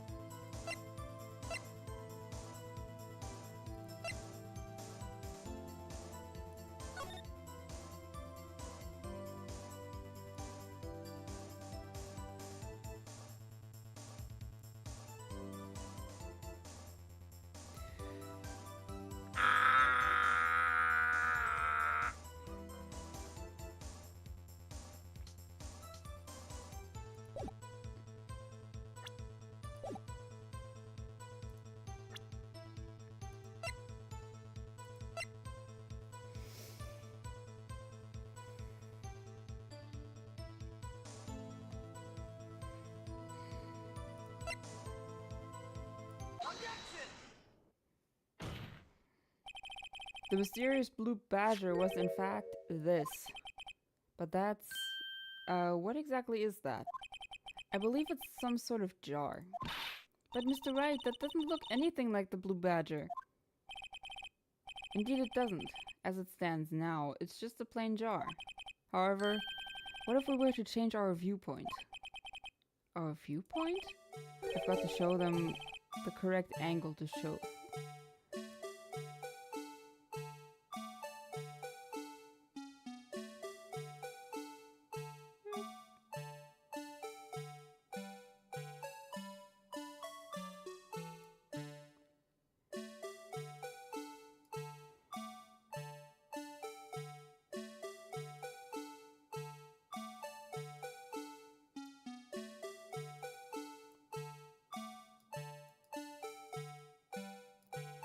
Can I?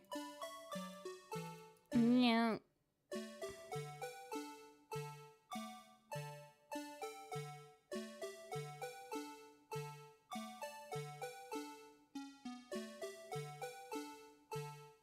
Can I?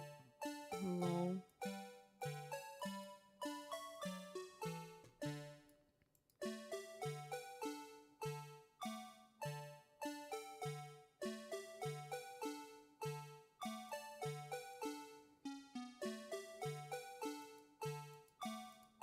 Come on. Come on.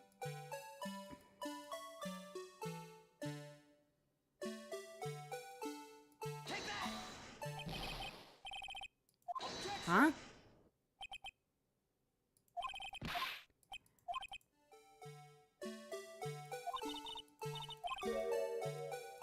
That was correct, bro.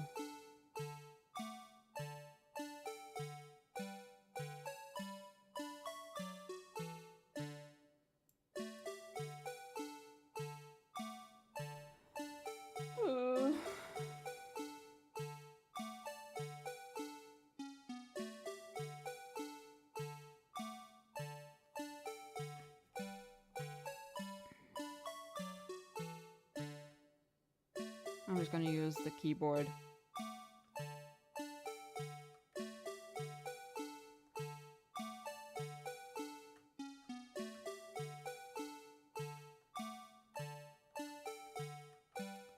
Come on.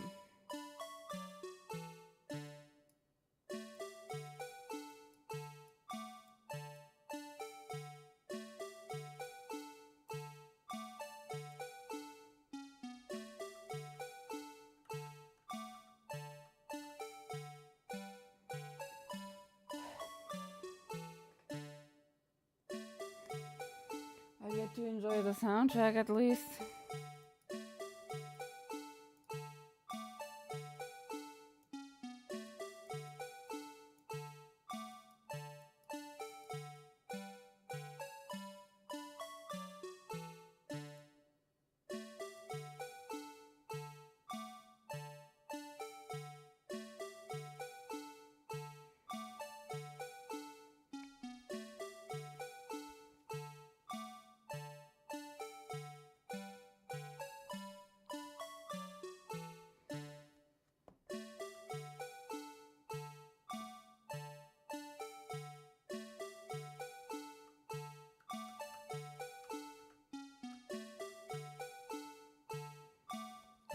Can't get any more perfect than this. Take that! That's not right! Objection! Can you please?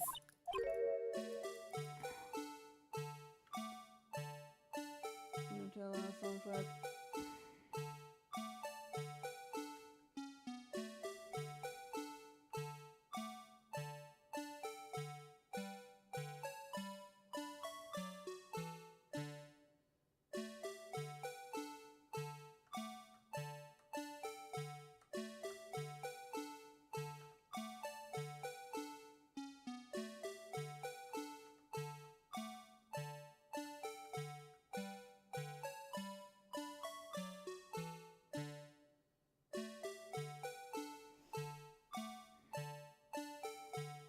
I cannot make this any more perfect.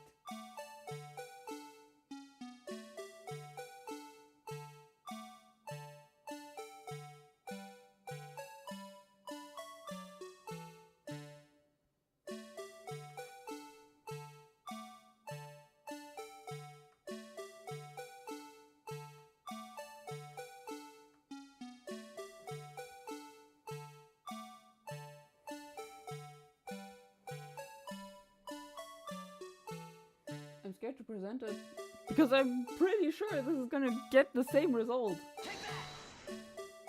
Finally! Well, is this a miracle or not? Finally!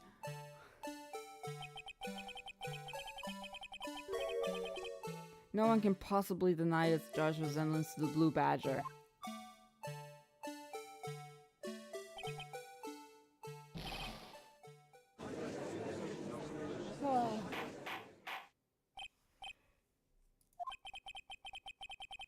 The defense has proven its claim. The mysterious Blue Badger witnessed on the day of the crime was actually this. Objection! Although we all enjoy Mr. Wright's dramatic performance, one question remains. What's your point? What do you mean? So that Badger thing was actually just a jar. That doesn't change anything. I'm afraid that that's where you're wrong, Mr. Edgeworth. You see, this changes everything. Indeed? Very well then. Please tell us, what's different now that we know the witness saw this jar? Perfectionism be like, I cannot make this any more perfect. Move it to try to make it more perfect.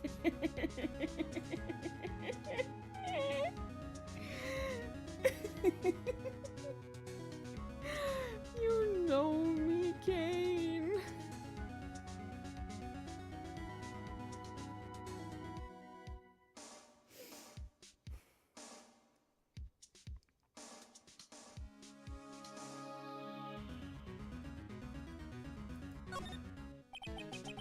Allow me to take these in turn. At the moment of the murder, the witness saw this jar. At a very specific angle, I might add, Mr. Wright. Yes, well, knowing this, where could she have seen this jar? Where? The location of the jar is shown in a picture taken on the day of the crime. It's on a shelf in the office of Dam and Gant. But the body was found lying near Lana Sky's desk. The witness testified so herself. Yes, and it is these two facts that reveal what actually transpired. You see, the struggle between Dark and Marshall did not take place in Lana Sky's office. It happened on the other side of the room, in Chief Gant's office. Are you implying the murderer removed the victim's body from Dam and Gant's office to Lana Sky's office? Yes. Why would he do that? There's no reason. Exactly. If there wasn't a reason, he wouldn't have gone through the trouble. The only logical conclusion is that there was a reason. Yeah. I finally figured it out. So this is why Lana tried to stop the trial. It's too late to quit now, though.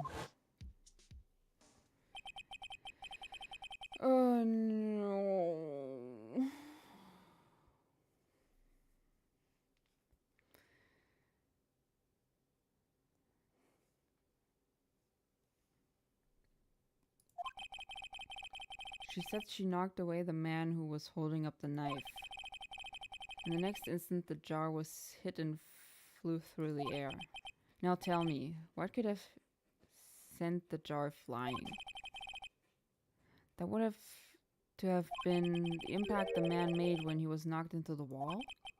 Ladies and gentlemen, if I may draw your attention to this picture once more. If the man was knocked in the direction of the shelf the jar was sitting on, what would he have hit? The suit of armor, holding a very sharp and dangerous looking sword. Oof. Yes. And since the man who was knocked into the armor was carrying a broken knife, he would have had to have been Neil Marshall, wielding the prosecutor's trophy. No, Mr. Wright, you can't be thinking... Yes. There's another possibility that actually transpired in that room. Another possibility? Of course the perpetrator would have had no idea, but nevertheless. I don't know if I can go through with this. Mr. Wright, what's the matter? If events took place as the defense theorizes, then the outcome is obvious. In that moment, assuming that man Emma Skye knocked away was actually Prosecutor Neil Marshall,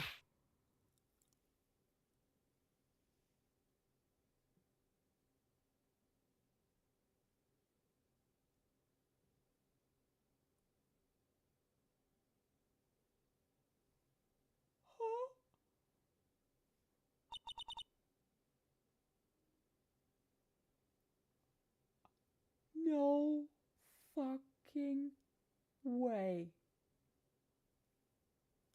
You mean Mr. Marshall died because of me?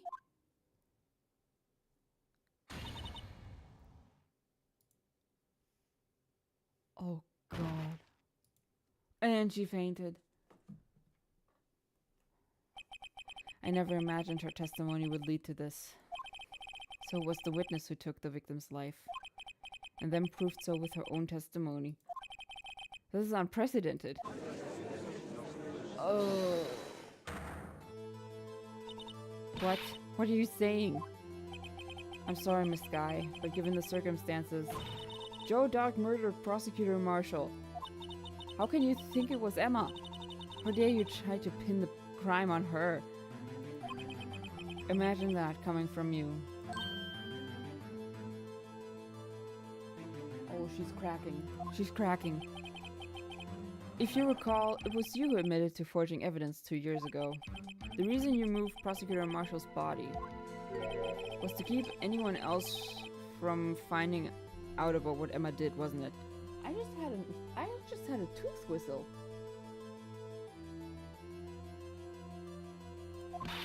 I assure you, Mr. Edgeworth, I have no idea what you're talking about.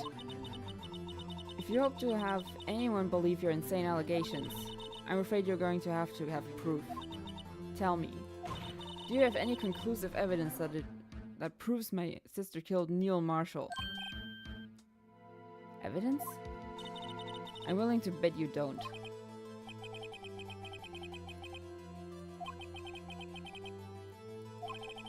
And we'll have to rely on testimony. I'm afraid that won't work in this case. Both parties involved in the incident are dead. We certainly can't get dead people to testify. If only Maya were here. This has all been a wild goose chase from the beginning. Touché, Miss Skye. Of course, that only leaves us with one possibility. What do you mean, Mr. Edgeworth? I mean the possibility that the victim has left us a message. For better or for worse, Mr. Marshall did not die instantly. He may have left behind the name of the person who took his life. In one manner or another. The jar. That's impossible. The jar. A message from the deceased.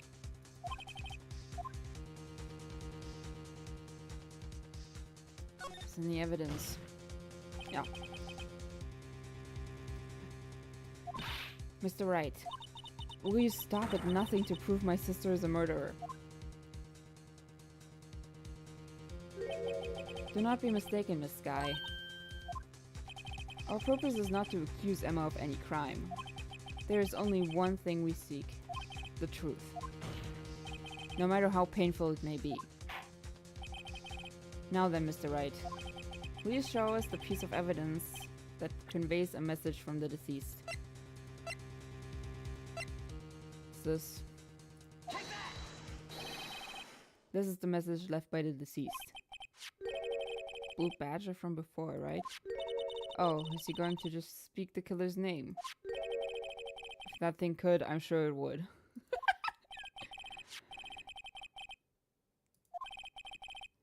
A message was left here, on the surface of this jar.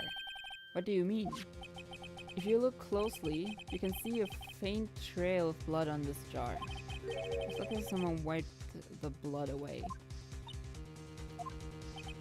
Yes, but notice, for some reason, the blood on some of the fragments was not wiped away. Yes, there is a line here, drawn in blood. So what you're saying is these dots were once lines. Prosecutor Marshall did not die instantly. He used the few precious moments left to him to leave behind a message. Well, not someone apparently wiped away, but blood must have seeped into the jar where the lines changed directions.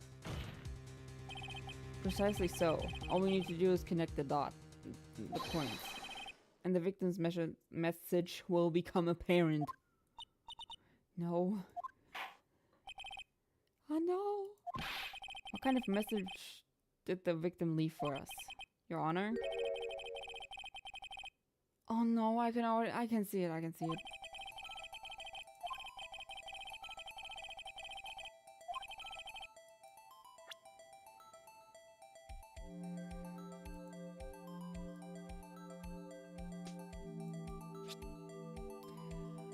Oh God.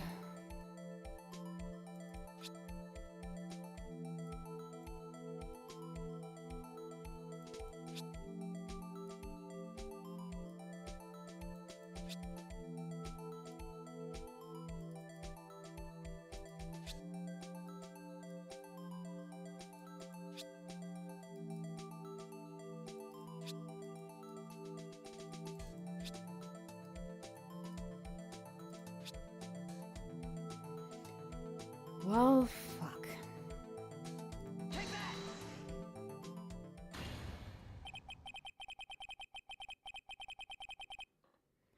It's a defense attorney's duty to prove their client's innocence. That's why all I've been thinking about is saving Lana. After all my efforts, I never thought it would turn out like this. No. Emma. So this is the final message Prosecutor Marshall left behind.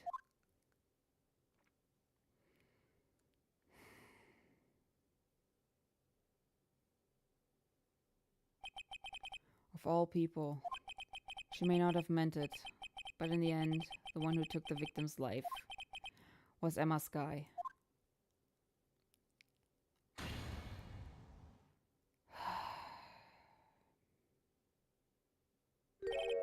Seaworthy? Can't say I didn't warn you. Oh, this bitch is still talking? I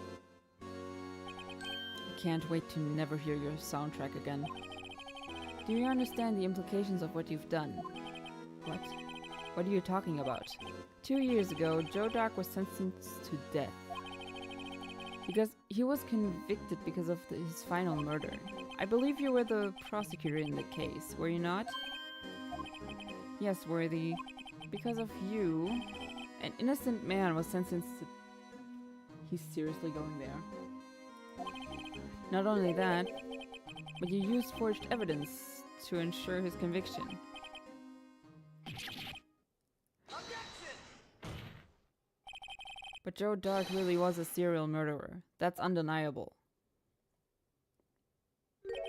I'm afraid that's not important. Didn't you know? We aren't defenders of justice. What? We're merely keepers of the law. Sentencing a man to death is no light matter. Even if there wasn't any cover-up or evidence forgery, ultimately the responsibility falls on the prosecutor in charge.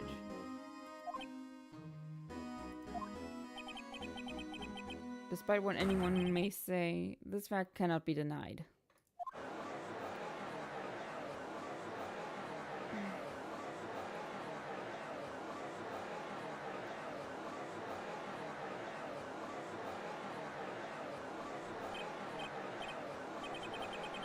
Also, might I point out how detailed their hands are?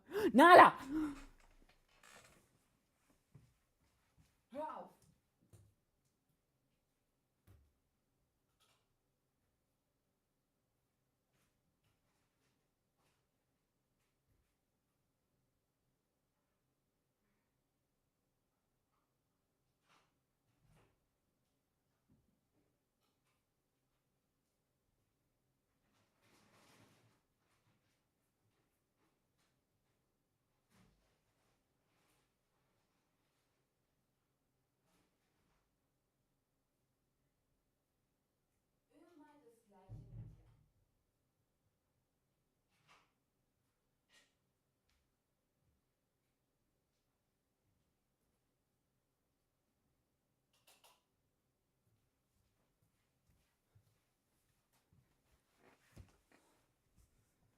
Oh, my God. The gavel's pounding fell on deaf ears. Unable to settle the crowd, the judge declared a recess. Where this trial is headed, no one knows.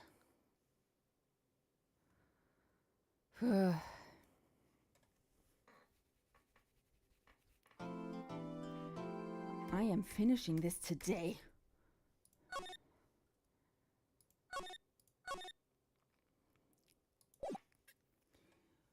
Nala was caught in a murder. My dad bought me some cat litter bags today, and what Nala likes to do is she scratches on the bags, which inevitably opens them, and then all the litter falls out.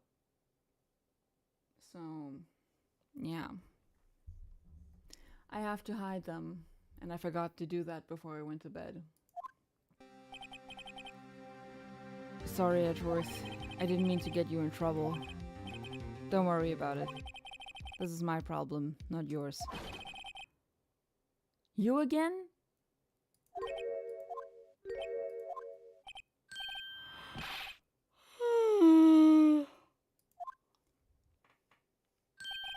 Wait, Detective Gumshoe, what is it? You've got a lot of nerve, pal. Making a detective run all around while on duty. And to top it off, you call me here. I've seen happier people at funerals, you said that before. I take a lot of having you run errands again. Let me tell you, this is the last time, pal.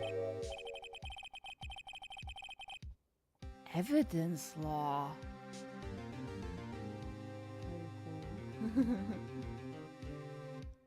I am required to take at least one nap per day.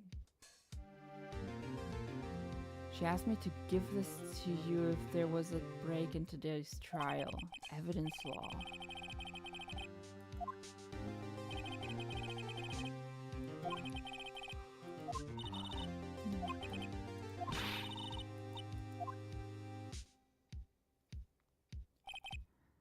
Also wanted to give me to give you a message. A message? She said if you're planning to take him on, you're going to need this book. Him. I guess I'll need to give this book a thorough read. Evidence law securely slipped into pocket. Doesn't look like that book will do any good now, though. All that's left now is the chief prosecutor's sentence. That's where you're wrong, detective. Huh? Haven't you figured it out yet? Why I'm still sitting in that prosecutor's seat, despite all these allegations being thrown at me. Mr. Edgeworth, the real trial today hasn't begun yet. What? What else is there left to do? Your credibility's been all but ruined with this forged evidence you were unaware of. Emma Skye found out she unwillingly caused the man's death. And now you're telling me you want to do more? You gotta be kidding me, pal. You're missing the point, Detective. Lana didn't murder Detective Goodman. She merely stuck a knife into his dead body. That means the real killer is still out there. Yikes. And we're going to expose him, no matter what it takes. This case has hurt too many people. It's time to bring it to an end. Okay.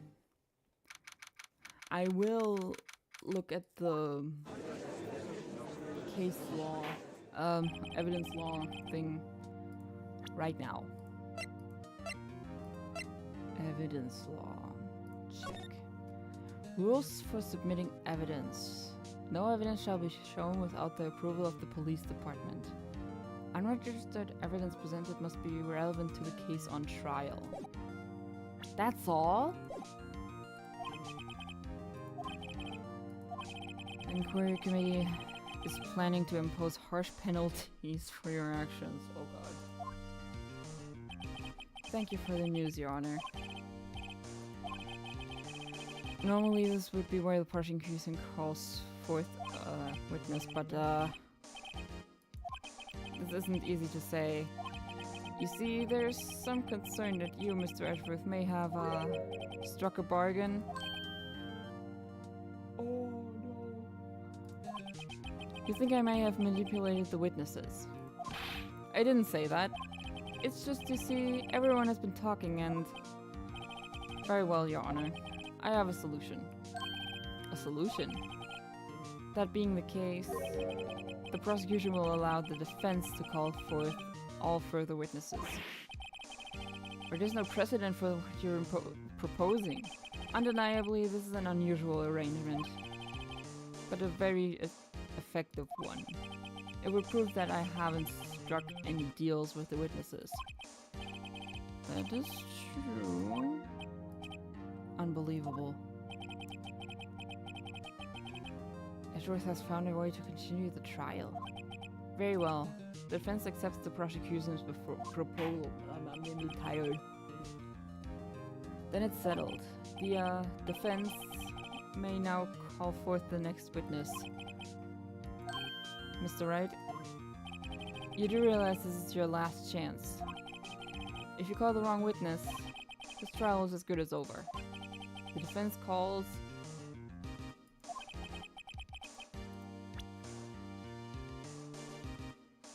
I mean, it...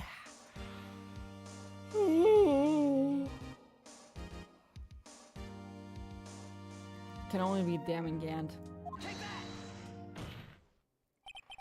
Damon-Gant. The defense calls Damon-Gant to the stand. What does he have to do with anything? As the defendant's partner 2 years ago, Mr. Gant has first-hand knowledge of the crime. I feel we should hear what he has to say about it. As luck would have it, he should still be in the courthouse. He would also be the least likely to have been manipulated by me in any way. Wouldn't you agree, Your Honor? True. Alright, bailiff. Please escort Mr. Gant to the stand. Stop twiddling your fucking hair, man.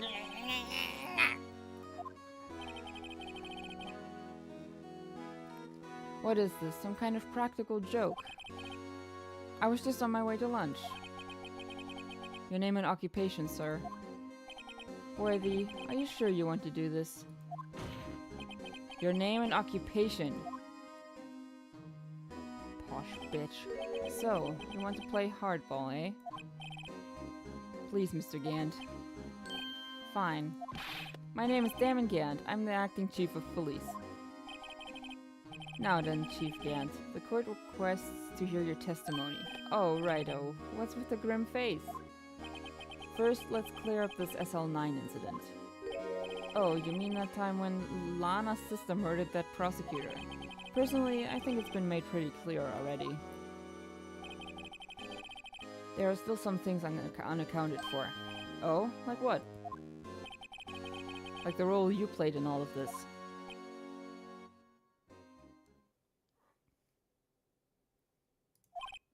Son, either you're very brave or very foolish.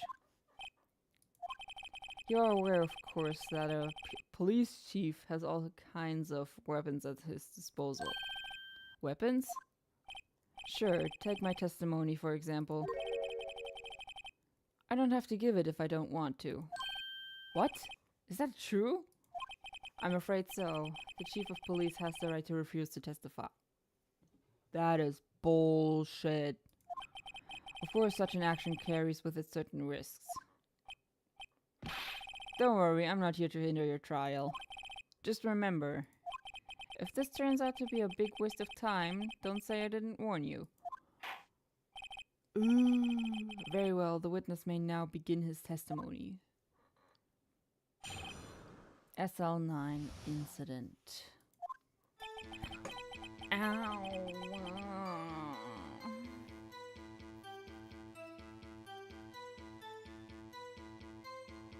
As I recall, Neil and I were questioning him that day. To make a long story short, we slipped up. That power outage didn't help either. When I went to my office, I found Lana there. Apparently, she had already arranged the crime scene. As you can see, I had nothing to do with the forgery. What did you just do? I moved, and one of my joints popped. I cannot tell which one, though.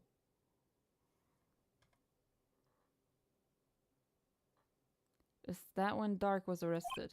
Him? He was lying on the floor unconscious. Don't show that again.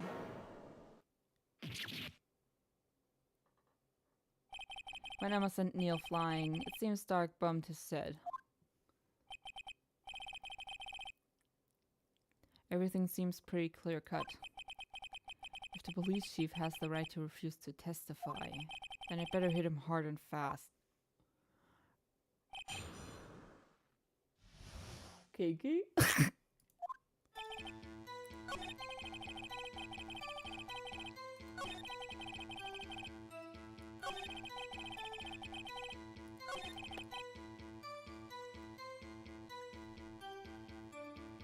Yeah. Try again, mister. Objection! Try again, mister. You claim you had nothing to do with the forgery. But I'm afraid that is a claim you cannot back up. Explain yourself. Several pieces of evidence were found in your office. Take this jar, for example. That's that blue badger you showed us earlier. A piece of this jar was discovered in your safe. Not only that, but the evidence list I presented earlier was actually found inside your desk. It was found where? You see, Chief Gant, these articles of evidence uncovered in your office are both concrete proof that you also played a part in the illegal investigation. Boy's going to jail. Chief Gant, what's the meaning of this?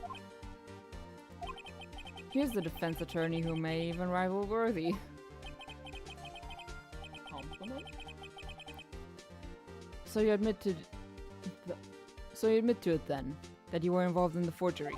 Who, me? Or do you mean you? Me? Why would I have anything to do with that? Well, you were the one who snuck into my office when you found this evidence. Prosecutors aren't the only ones capable of forging evidence, you know. Defense attorneys can also... Whew! I am tired. Defense attorneys can do so too. Isn't that right, Righto? However, Detective Gumshoe was present during the investigation. What the fuck was that?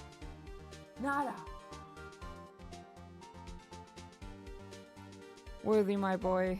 Not even detectives are exempt from the law. Rest assured, Dick will receive his due punishment. I'm almost done. I'm almost done. What? I mean, yeah. It makes sense that he's not exempt from the law. If Detective Gumshoe's salary drops any further, he'll end up paying to work. Yes, well, in light of the detective's presence,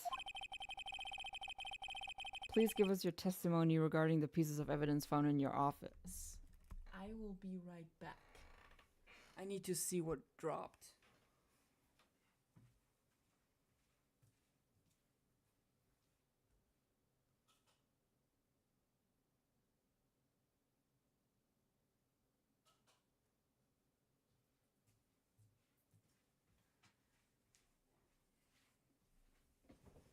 It appears it was nothing. Actually, let me just give the cats a few treats. Here they come. Hiya, buddy. Hi.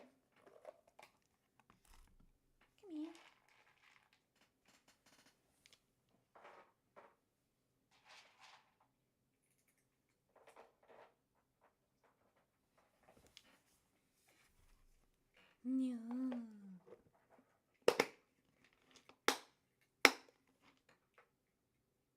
Yeah. Hungry papoos. Hungry pippies. And their relation to the forgery that took place at the crime scene. My. Kids these days no longer know how to put two and two together. Excuse you? Evidence and forgery. Let's see, what was it now? A jar fragment and a list. For all I know, you could have planted them in my office. Anyway, you can't prove when those pieces of evidence were discovered. If they were found after Dark was convicted, then they're worthless. There's no reason I'd participate in a forgery. Rearranging the crime scene wouldn't help me out in any way. Oh, he is tough. He's tough.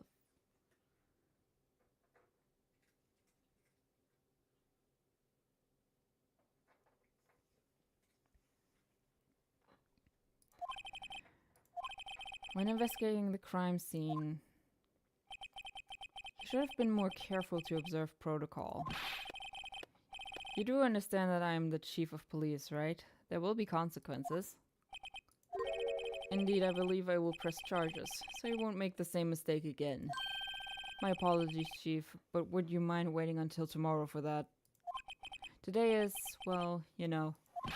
Alright, Aji. In return, though... I know, that place, right?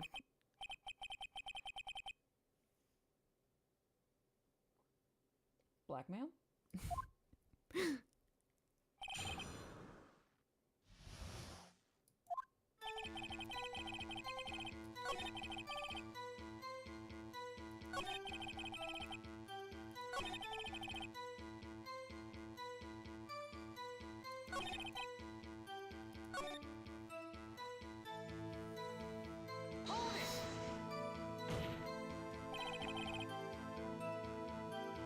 How can you look me in the eye and say that?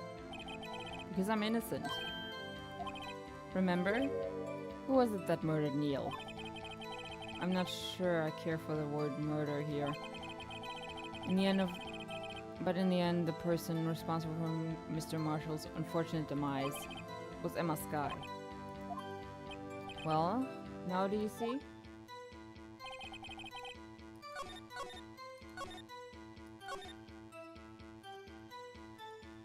Oh, this is a tough nut to crack.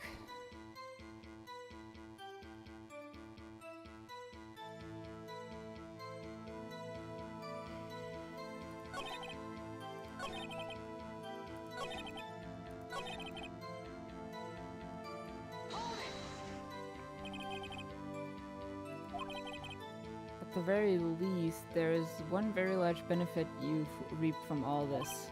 Oh? I wasn't aware. What is this benefit? That would, of course, be the position you have. Chief of Police, that is right. The resolution of the SL9 incident secured your promotion to chief. That in itself is sufficient motive.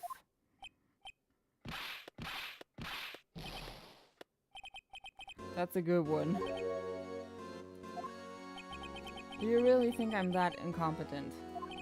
What do you mean? Even without that case, I was already in line to become the next chief. The resolution of SL9 merely sped up the inevitable a little. Is that true, Edgeworth? Yes. He was going to be made chief anyway. That would have been good to know earlier. Be careful when pointing that finger, or you might wind up being the one pointed at. So that means there's only one possible motivation for you to commit forgery. If you didn't do it for yourself, and you did it for someone else. Don't be silly, Worthy. You know me better than that. There are only 3 people I look out for. Me, myself, and I. Isn't that a song? There, it's out in the open now. Aji, would you mind if I change my testimony a little? By all means, please do.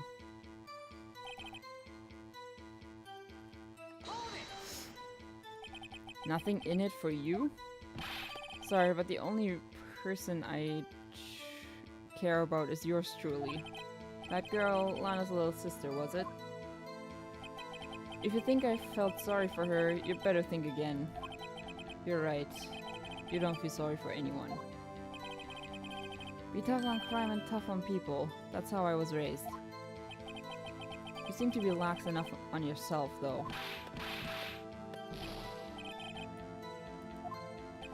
Would there have been something in it for him? Given his selfishness, would he have helped someone out?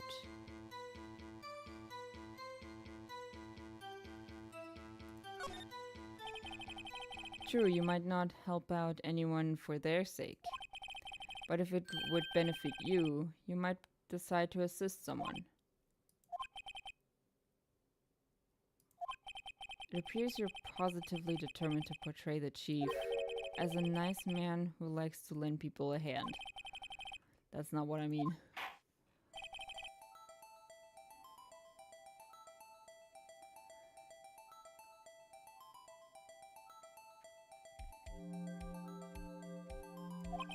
Who is this person you believe Chief Gant may have helped forge evidence?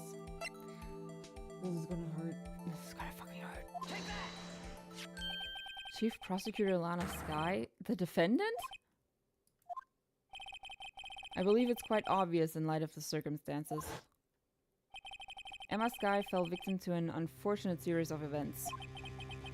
Who would want to help her more than her own sister Lana? And as for Chief Gant, he would also have a reason to help Lana if she asked him to.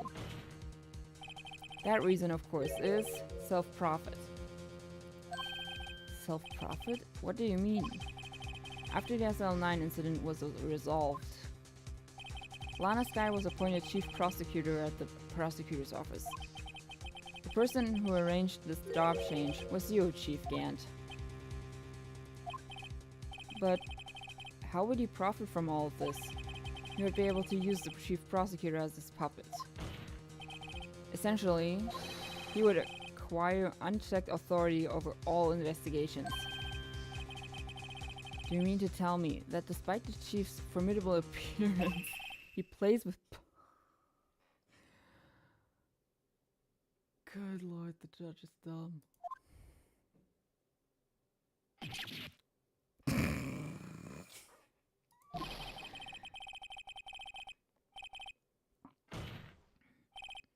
Admitted, Chief. You assisted Lana Skye in forging evidence. Your motive? To appoint her as chief prosecutor so you could control her. Right, oh my boy, you have quite an imagination. Let me ask you something. What? Do you have any proof of this? That I controlled Lana? For example, is Lana testifying that I've done such a thing? She's keeping quiet to protect Emma. There's no way she'd testify against Gant. I'm afraid without any proof, this all amounts to nothing more than mere conjecture.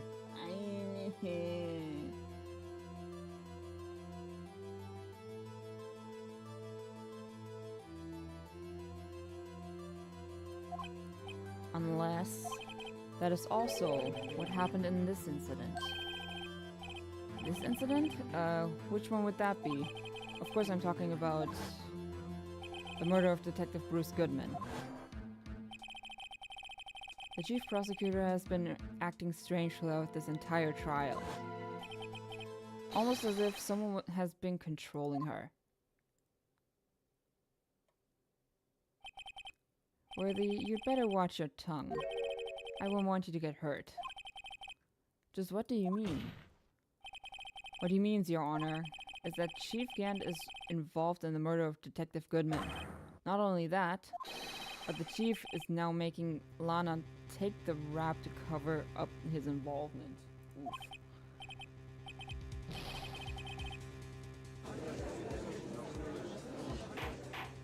I cannot wait to see this guy snap.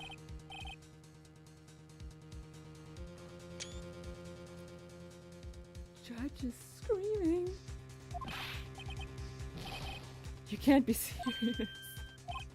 This is an affront to the highest ranking officer in our law enforcement agency. To accuse the chief of police of blackmail and murder. That's impossible. Actually very likely, I'm afraid. Your Honor, I was merely reiterating what Mr. Edwards said in easier to understand language. It's too late, Mr. Wright. There's no turning back for us now. Looks like he's the one who's decided to go through with this. Edgeworth, what are you doing? Can you prove this, Mr. Wright? That the chief, a high-ranking officer of the law, is involved in this murder? Good question. Regardless of his rank or title, Chief Gant is just a man. The question is he a criminal? I believe the evidence will tell. I see. Alright then. Let's see what Mr. Wright's got. And it better be good. Show us this evidence that ties Chief Gant to the murder of Detective Goodman. ID card record. Because we still have one thing to fill.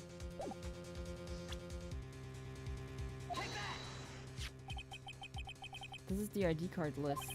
Yes, the one that shows who entered the evidence room on the day of the crime. I was about to say murder. There was one ID on the list we couldn't determine the owner of yesterday. Sorry, but there's no way you can prove that's my ID card number. It's your number. What? How do you know that? The safe in Chief Gant's office requires a code to open. A 7-digit code. 7 digits? You don't mean...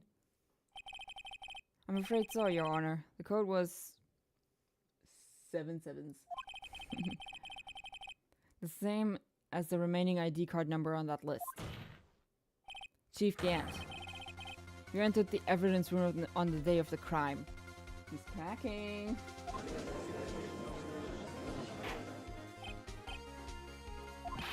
Chief Gant, what do you have to say? Nothing. The defense's search of my office was in violation of regulations.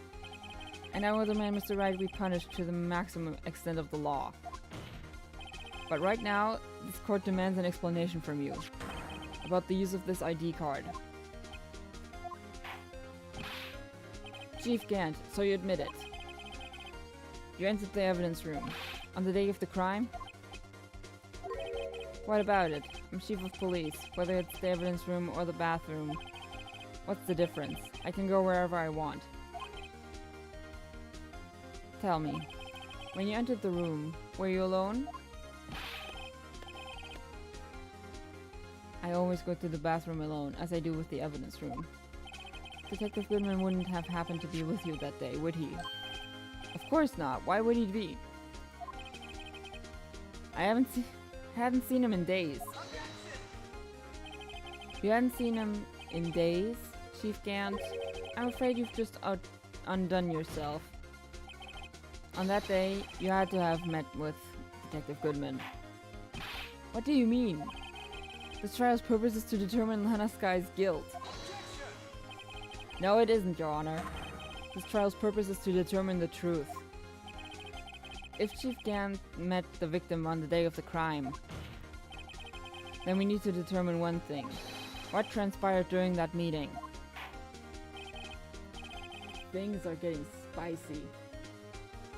In that case, Mr. Wright, I'm going to have to ask for evidence.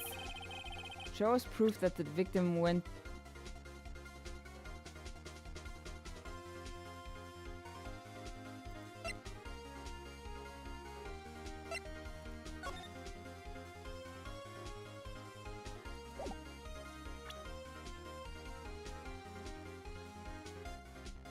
He didn't have his ID.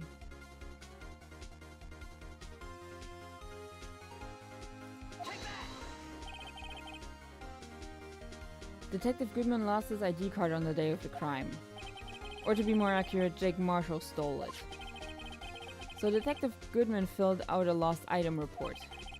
He would have had to give that report to the Chief of Police. Yet you are in possession of the report, which means you can't be sure if he filed it. He filed it? Or how do I know, you ask? Because he needed to enter the evidence room that day. He needed to? Yes, to transfer the evidence out. Detective Goodman took the form to you, Chief Gant. Then, you accompanied the detective to the evidence room. I accompanied him? There's no other way the murderer and Detective Goodman could have entered the room. Hold on, let me guess what you're going to say next. I, the Chief of Police, murdered poor Goodman. Exactly.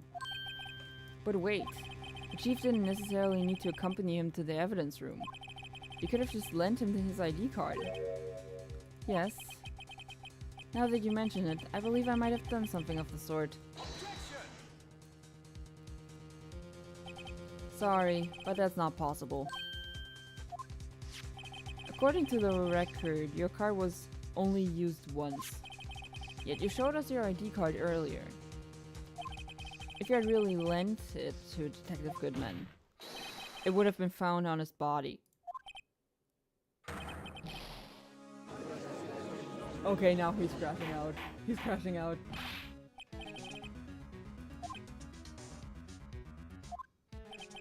The murder was most likely a spur-of-the-moment crime, for no one in their right mind would choose the police department as a place to commit murder.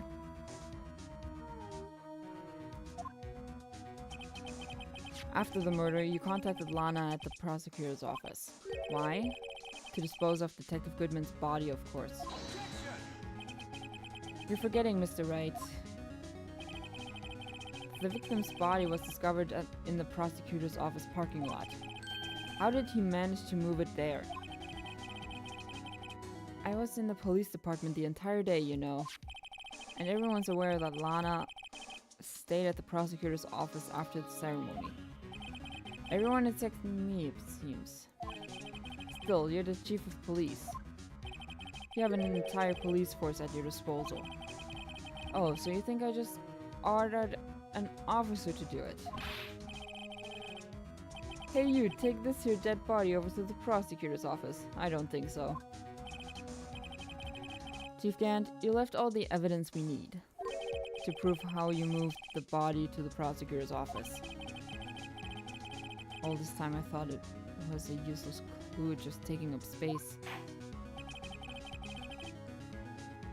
How could the chief have moved the body? Mr. Wright, show us this evidence. To move the victim's body, Chief Gant used this. Uh...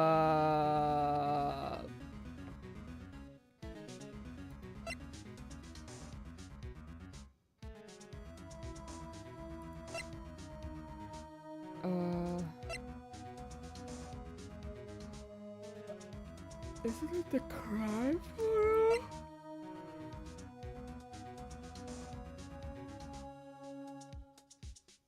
Isn't it the crime photo?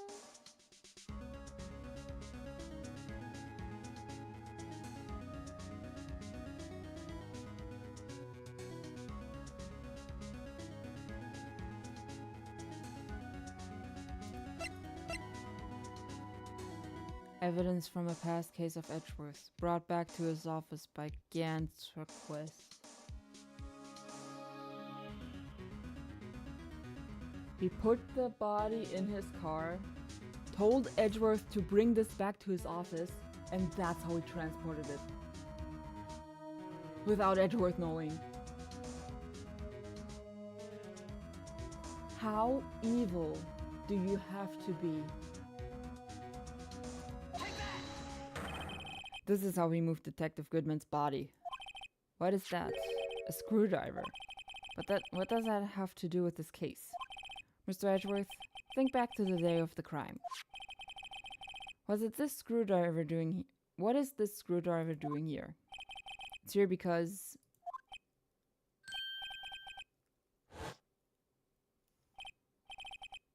I was asked to go, by Chief Gant no less. He told me he wanted me to keep it here in the prosecutor's office. In any case, on the day of the stabbings, I brought this back here. God damn it. After the ceremony ended that day, I didn't plan to return to the prosecutor's office. But you did. Because Chief Gant asked you to. You mean The body was found in the trunk of Mr. Edgeworth's car. I think it's obvious what happened. The body was moved by that car. Ugly.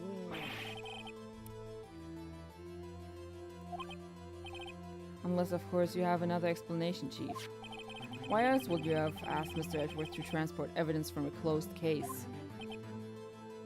Ah, my fingers are closing up. My fingers are closing up. There's only one plausible explanation.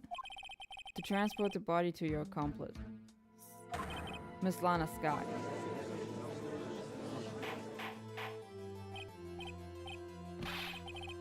What's going on here? Is there no room for rebuttal to the defense's outrageous accusations? Think back to the photograph Miss Starr took at the prosecutor's office. This was not a photo of the body being stuffed in the trunk to be taken away. It was exactly the opposite. It is a photo of the body being taken from the trunk.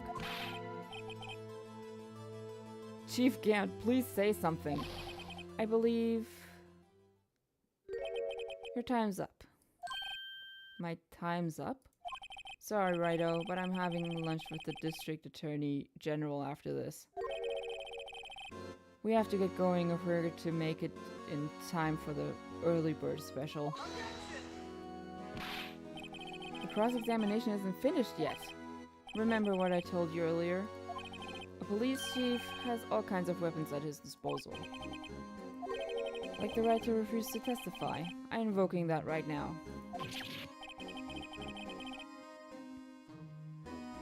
What? That is not a right to be casually invoked.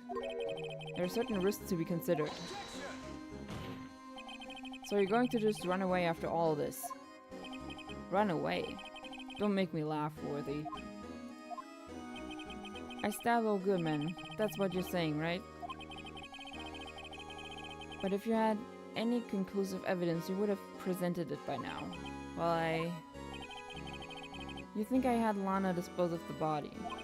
If so, then show your proof and get it over with. I'll say it again, Mr. Wright. Damon Gant is the current chief of police. This court will not tolerate any accusations against him without concrete proof. Do you have any concrete proof? proof that Chief Gant murdered Detective Goodman and made Miss Sky dispose of his body. I mean, we have evidence. Apparently.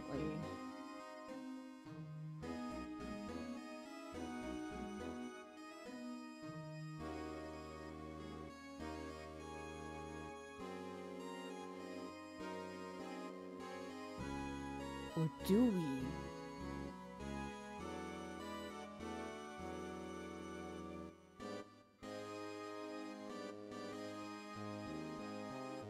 Because we also don't know the motive. Like, the case was dead. Why would Gant bother to kill Goodman? The case is over and done with.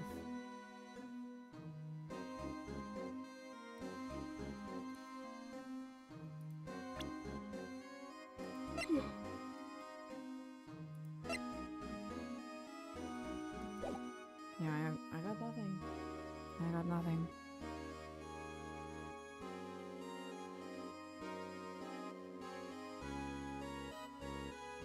No, I got nothing. It's no use showing evidence I'm not even sure of myself. At present, I have no conclusive evidence. See, Aji? Oh no. In that case, this court is forced to penalize you for your allegations against the chief. What? Here's a tip. Never gamble what you can't afford to lose, Righto. Seems that Lady Luck was on my side again today. I'll leave the rest to you. Objection? No! I warned you earlier, Mr. Wright. This is an effort to affront to a senior officer in our nation's law enforcement agency.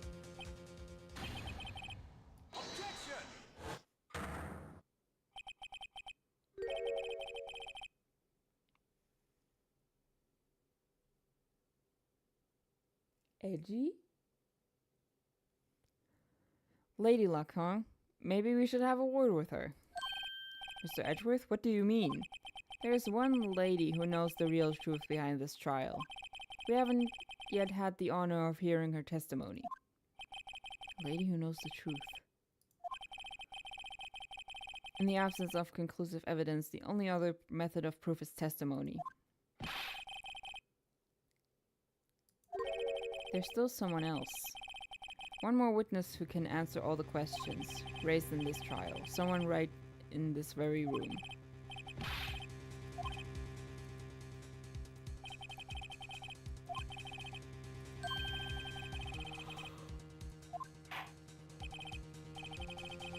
It's Lana.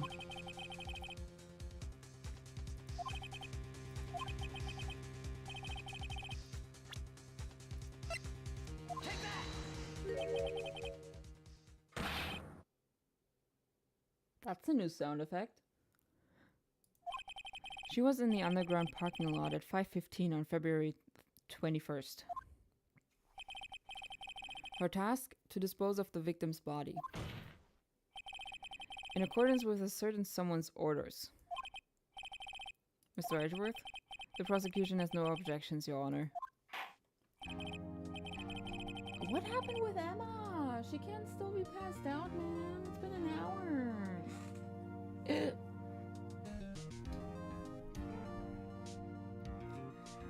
The court will now take its final recess for the day. 15 minutes. Hold on. Chief Gant, I thought you were going to eat. Listen good, Lana. He's talking to Lana. I don't think you need me to tell you this, but if you accept Mr. Wright's claims, there will be terrible consequences. Emma died. Bro is casually threatening a defendant in fucking court with dozens of witnesses. Your sister will be found guilty. for Neil Marshall's murder. No way you would do that. No way you would do that. I'm calling the bluff. Of course, you'd never support such outrageous claims anyway, right?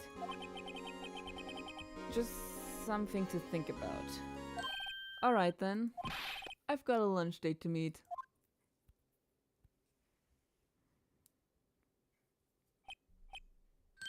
Okay, if there aren't any further objections, this court is now in recess.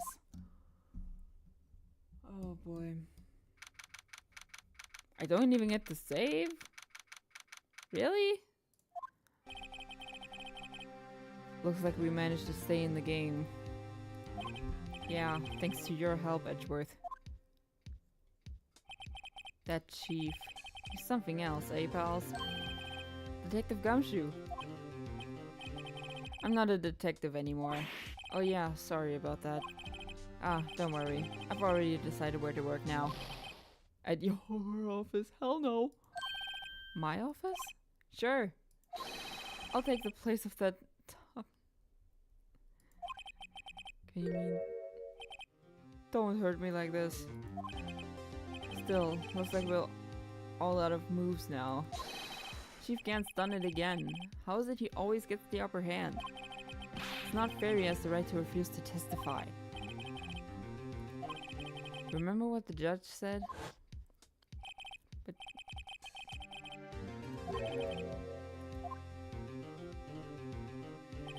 risks. What did he mean by that?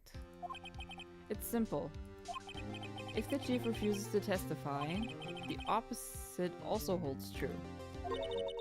You mean he forfeits his right to say anything too? Emma!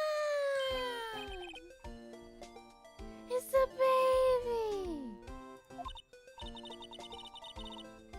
Yeah, when I came to, I was in the medical office. I've been listening to the trial from the gallery. Emma, I'm sorry for what I said before. No, don't be. It was the truth. You know, it's funny. I almost feel somehow relieved. Relieved? Yeah. Now I finally know what really happened. To think that all this time, my sister was being blackmailed by that terrible man. And she did it all just to protect me. Explains why she was so cold. Ever since her appointment as chief prosecutor, everyone who knew her said she'd changed. Perhaps it was easier that way for her. What do you mean? What do you think I mean? To follow Chief Gant's orders. She must have shut herself up deep inside. To force herself to do anything and everything the chief told her to do. Yeah. It was all my fault. It's all because I murdered Mr. Marshall. Don't go blaming yourself now. If you want to blame anyone, blame society, pal. Mood. Chief Gant may be able to fool everyone with his forgery, but he can't fool my memory. I remember now. I knocked Mr. Marshall into that armor. Well, we'd better get back. It's time for the final act. Why don't you wait? No, I'm going with you. I want to be there. When Lana tells the truth. It's time to end this. I mean, we basically know what happened now. Now I get to save. Oh my god, that means we'll be here for another hour.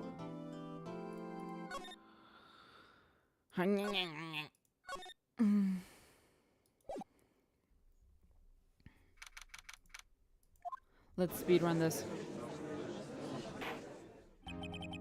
Now then, will the defendant, Miss Lana Skye, please take the stand? There she is.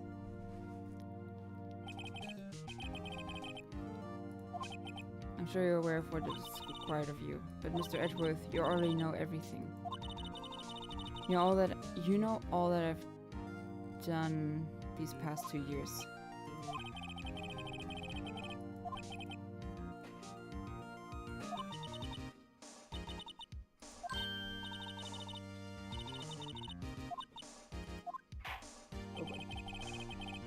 gonna kill you. I mean, as a whole, this case has been going for 13 hours. According to my stream records. Tell us about your relationship with Chief Gant. And now I have to do these.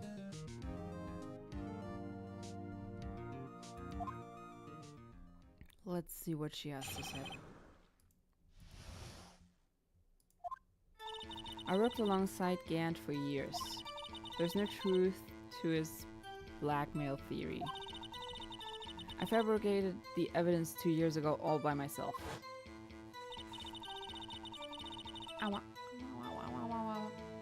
When I found Prosecutor Marshall's body, I rearranged the crime scene. The only motivation that was to get Dark convicted. It had nothing to do with Emma.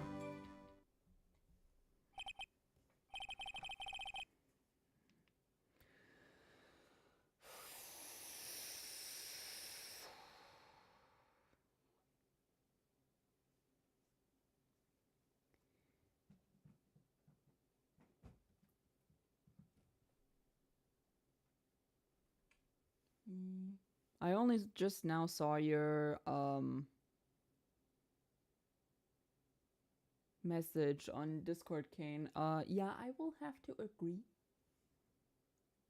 But he's gone now, so yeah.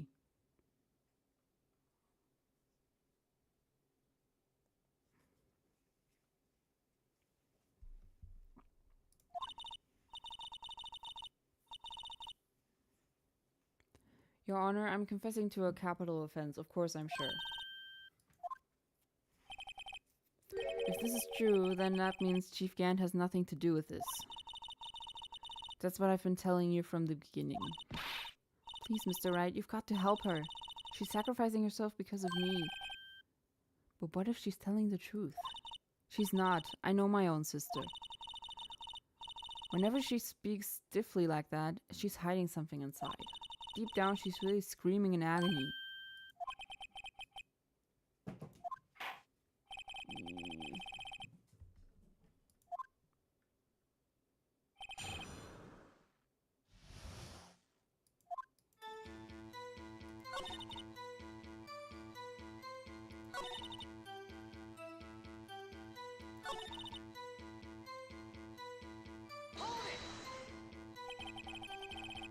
You say you did this all by yourself. Yes. Would you mind telling us what you found when you arrived at that crime scene? It seems I was the first person to discover the scene. The broken prosecutor award knife was stuck in the victim's body. What? But Prosecutor Marshall died from an unfortunate accident. That's only a situation you dreamed was possible. The reality is, it wasn't my sister who took the prosecutor's life. Fantasize all you want, Mr. Wright, but I'll never change this statement. You mean Prosecutor Marshall wound up being killed by Dark? Something like that. If that is so, what happened to the other murder weapon?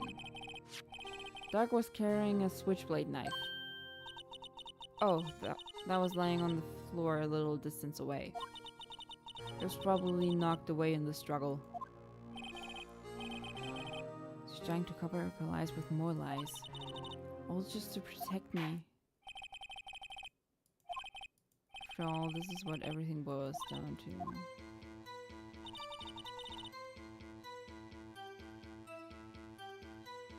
Why would you do that?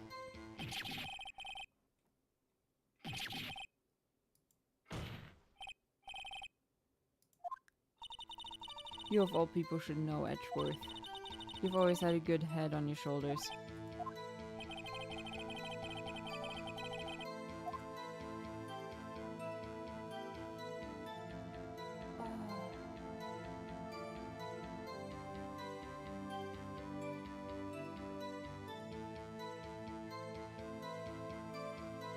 Yeah, why did you move? When you showed up on the scene, where exactly was the victim's body? It was where you deducted it was, by Chief Gant's desk. But the body was found by your desk. Why did you move it there? The reason for that is simple. Let's have the witness explain this in more detail.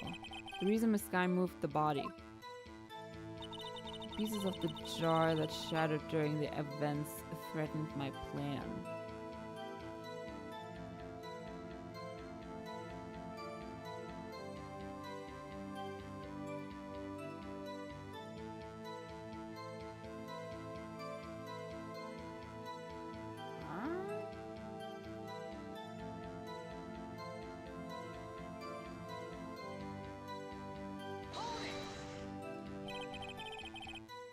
That's not...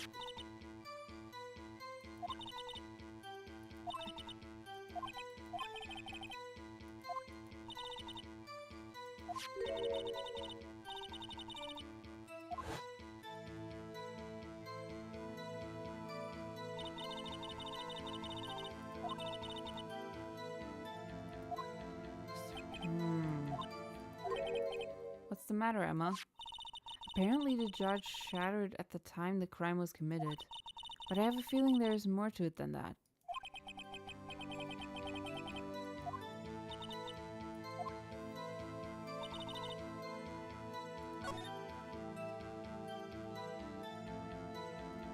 Threatened my plan.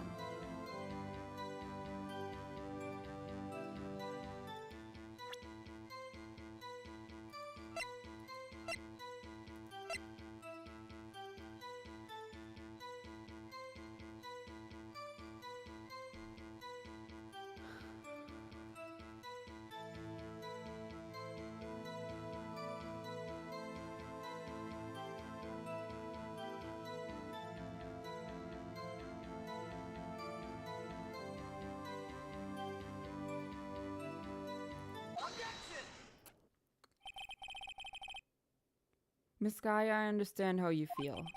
You committed that crime 2 years ago to protect your sister.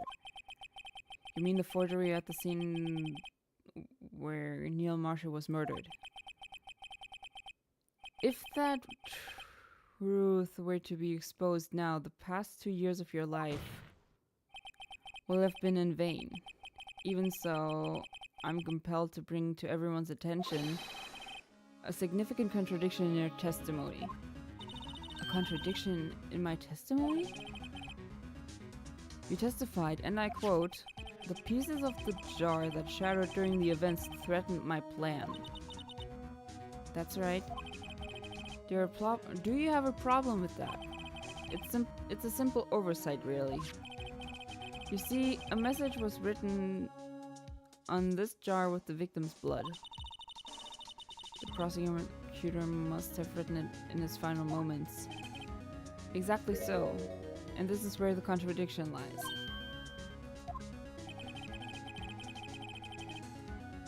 Yeah.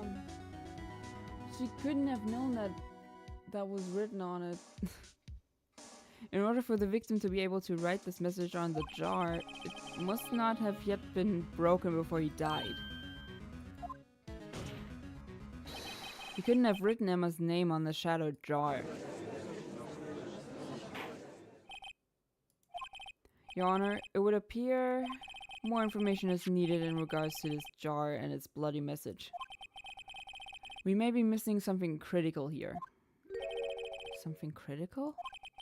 Chief Prosecutor, it seems you're as in the dark as we are about the truth towards which we're headed. What? Just tell us exactly what you saw.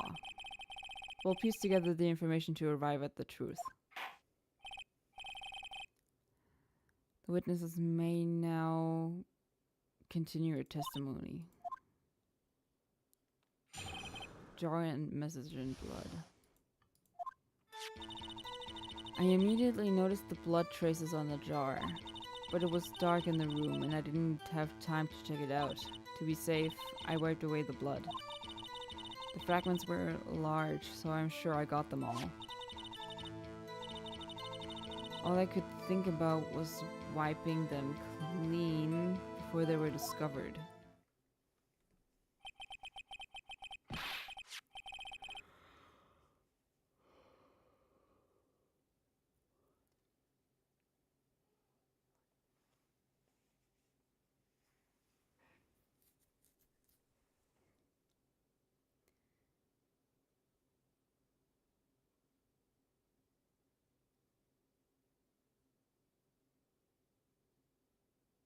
Huh?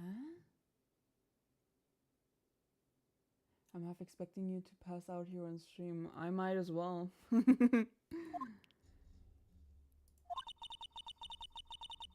She didn't think Dark was the real murderer.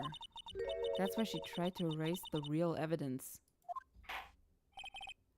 Very well, the defense may now begin its cross-examination. Wait. I immediately noticed the blood traces on the jar, but it was darker in the room and I didn't have time to check it out. To be safe, I wiped away the blood. The fragments were large. Why is she going on about this?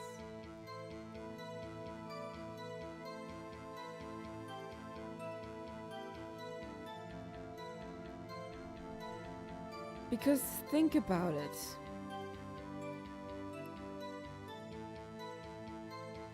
If the jar was shattered when she got there, she would not know that the name Emma was written on the jar.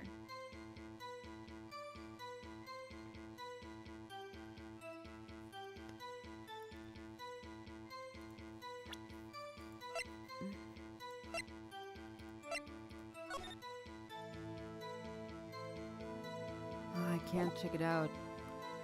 Shit.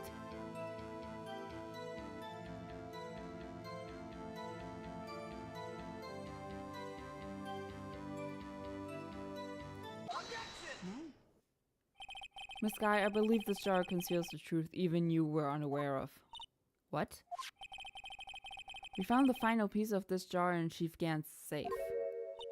In the Chief's safe? But how? I knew it. She really didn't know. There's something even more disturbing about that final piece. There was still blood on it. Yeah, that too. But the witness just testified that she gathered every last piece and wiped the blood off them. Yes, which leaves us with only one explanation. On the night Prosecutor Marshall was murdered, you were not the first one to show up on the scene. Chief Gant got there before you.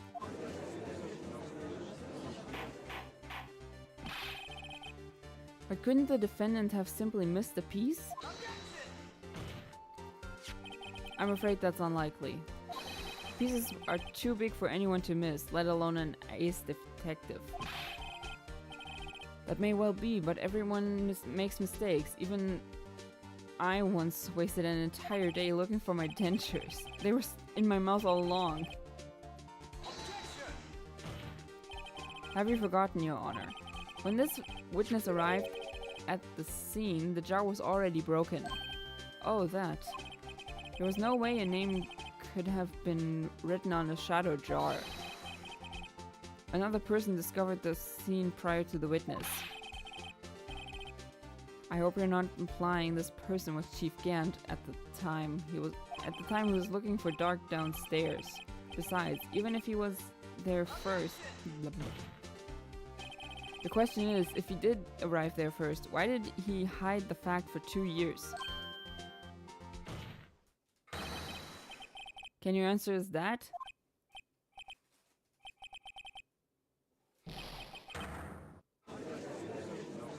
Oh my god.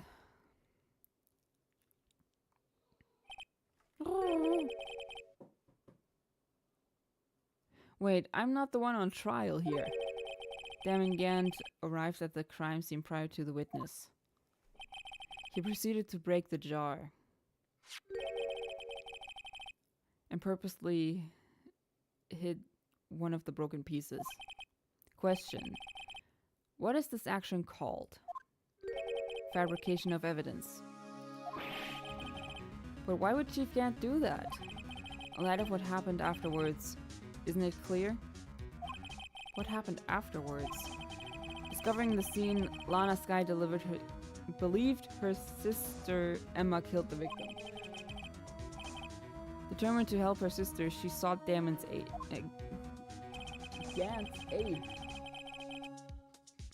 Lending her his aid, Gant helped her create evidence that incriminated Dark, sparing Emma, and therein lies the reason. The reason why Miss Skye became the Chief's puppet. I did it on my own.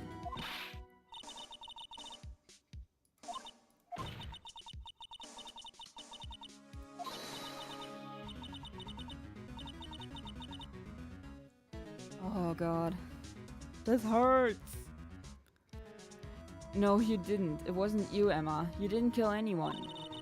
Don't believe anything Mr. Wright says. Defense attorneys make up the most foul lies to defend their clients. Foul lies? Imagine that coming from my own client. Wow. I guess you do seem the type who likes to twist the truth. Wait a minute. What if we're still smack dab in the middle of Gant's trap? Is something wrong, Mr. Wright? Lana may be right after all. Nana! What? What do you mean, right? So you do tell foul lies then, Mr. Wright? Miss Skye, please testify once more. But if evidence was fabricated behind your back, then Emma's accidental killing of Prosecutor Marshall might also be a lie. I do remember knocking over Mr. Marshall. Miss Skye, if you will. I can't. There's nothing to be afraid of anymore. This cross-examination may not change a thing. However, there is a possibility that it will, if you tell the truth. Very well. I'll testify about what I really saw. Here we go.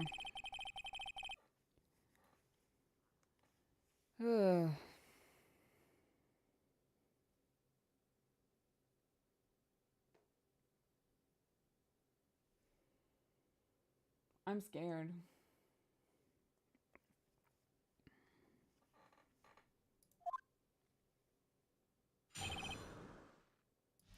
Actual crime scene.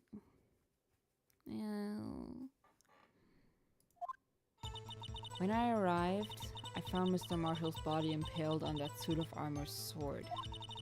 Emma and Dark were lying unconscious on the floor nearby. When I saw what had happened, I thought she did it. That's why I erased all the evidence that linked her to the murder. I had Chief Gant help me remove the body from the sword and carry it. But if it all really was a fabrication, Emma might be innocent.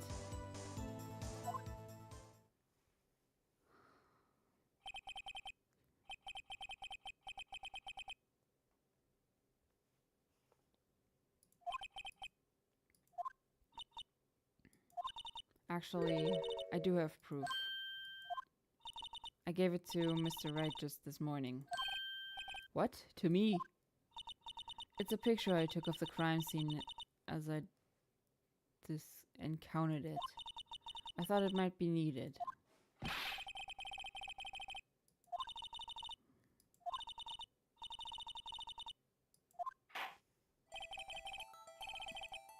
All she gave me was the...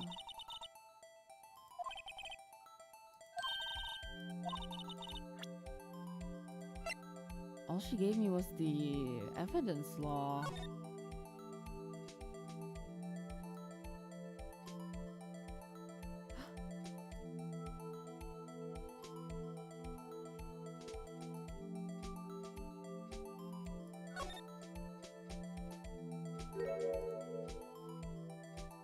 Oh god. Hey, there's a picture here. Oh.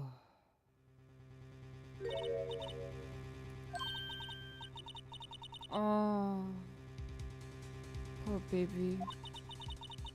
No other detective saw the crime scene like this, because I contacted criminal affairs only after I had rearranged everything. The picture... The piece cut off from his vest, could that be? The cloth we found inside Chief Damon's...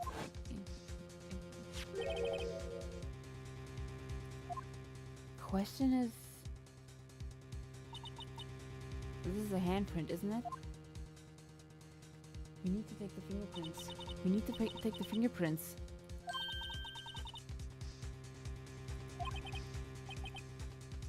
All right. Oh, we already did. Oh no.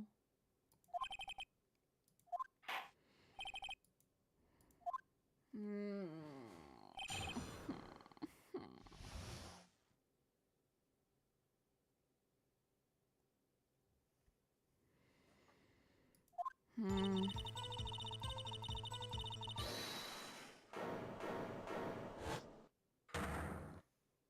What are you doing here? Can we kill this guy already? Come now, Aji. This is the poorest excuse for a trial I've ever seen. Chief Gant. What, now you want to make me out as the bad guy too? If so, I'd like to put in a word or two in my defense. I'm afraid it's too late for that. What? You already declined to testify. That means you forfeited your right to make statements of any sort. Ha. This must be that risk we were talking about earlier. Just sit back, relax, and enjoy the sound of the noose tightening around your neck. Hold. You brought this on yourself, man. Ah, so what? You think I'm worried? Sorry to disappoint you, but I don't need to make any statements.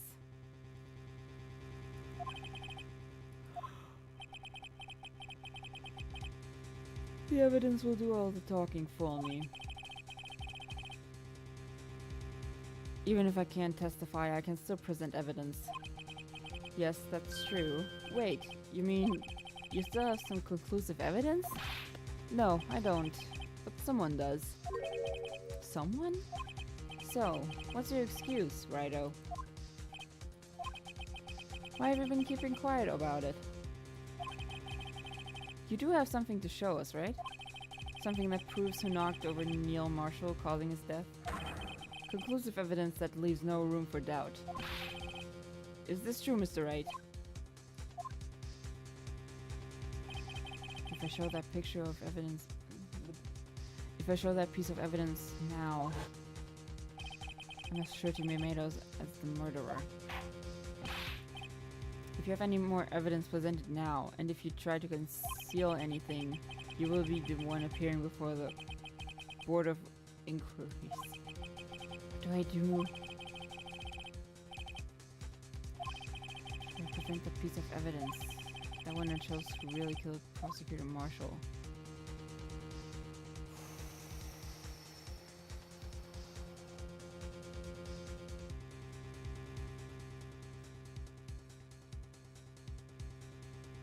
I'm hungry again. And thirsty.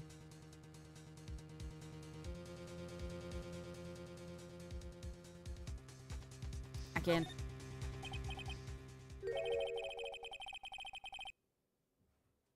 Yeah. What? You lie. Chief Gant? You opened my safe. I know you took what was inside. The conclusive evidence. I don't know what you're talking about. Hydrate. I will in a second! Mr. Wright, why don't you show them? We found it together. Oh, I see. It's because you know the truth, don't you? You know whose fingerprints are on it. That's why you won't present it. What are you talking about, Chief Gant? Can't you figure it out? Take a good look at this picture. See the victim's vest? Notice anything odd about the chest area? It looks like a part of it's been cut out for some reason. You mean you had this in your safe? What? That means you, the chief of police, have been concealing evidence. This is going to be the biggest scandal in the history of the police department. What? Impressive. To be honest, I didn't think you had the gall, Righto. Well, I can't just let you pin me up as the murderer. I'll tell you what really happened. What? You mean you admit it?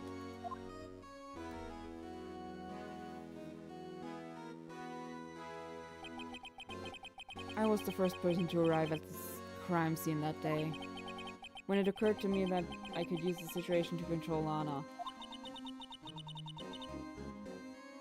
So you really were manipulating her. I knew Lana. If I made it look like the blame lay with her sister, that when she saw the scene, she would ask me for my aid. So you assisted Miss Sky. I told her to arrange all the evidence. I had her plant the knife tip in the victim's body and move the body across the room. And I ended up using that evidence to get Joe Dark convicted. When I tampered with the crime scene, I hid 2 pieces of evidence. This was before Lana arrived at the scene, mind you. 2 pieces of evidence. You mean those items in your safe. But why? For insurance, of course. Insurance? I was sure my plan would work, but it's always best to be prepared for the worst.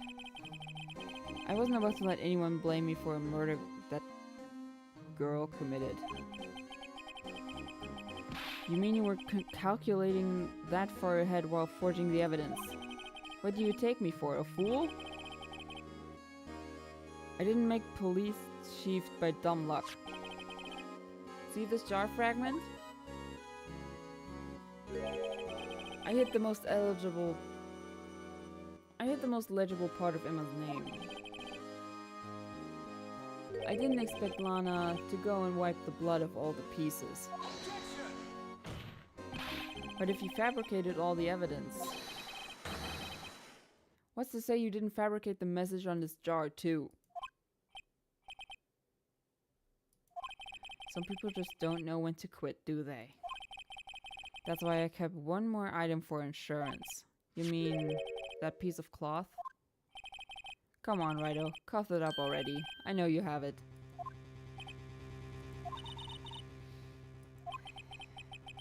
So admit to it then, Chief Gant. That you were hiding the cloth you cut off the victim's vest in your safe. Yes, I admit it. I didn't want to have to do that, being chief and all. But it's a lot better than being portrayed as a murderer. Well, Mr. Wright, what do you have to say for yourself? Just a moment ago, you said you didn't have any evidence you could present. Foolish move, Righto. You should have shown it then before it was too late. It's been a long battle. But the moment of truth has finally arrived. As long as I don't mess up here, victory is mine. Your Honor, I do have evidence to present now. You could have torn the cloth and placed it on your hand for the prince. Yeah, true. Alright then, let's see this conclusive evidence.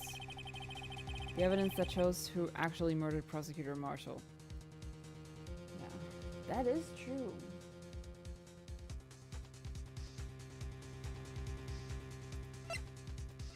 Where is it? There.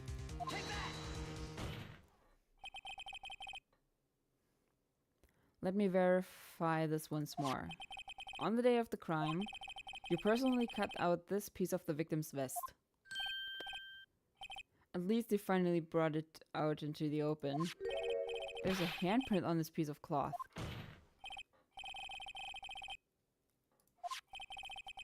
Yeah.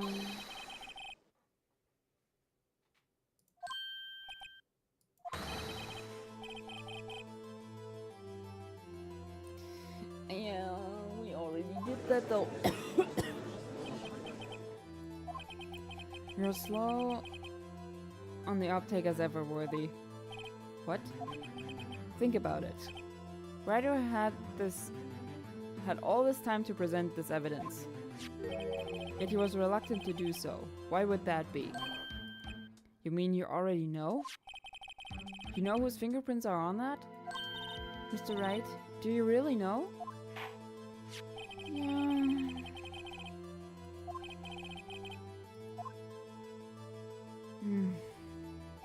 Very well. I'll tell you. Oh, it should be okay now. Everything's proceeding as predicted. The person to whom these fingerprints belong to is... Oh, poor baby. Emma? Emma Skye? What? They're mine? I'm sorry, Emma. But why? Why didn't you tell me?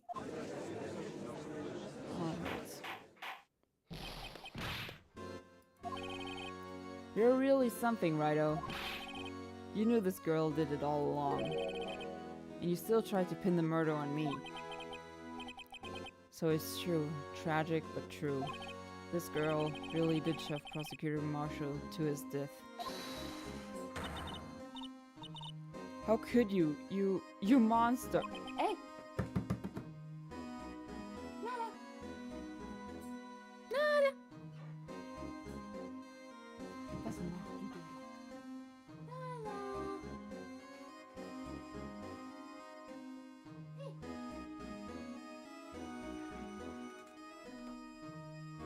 Hi!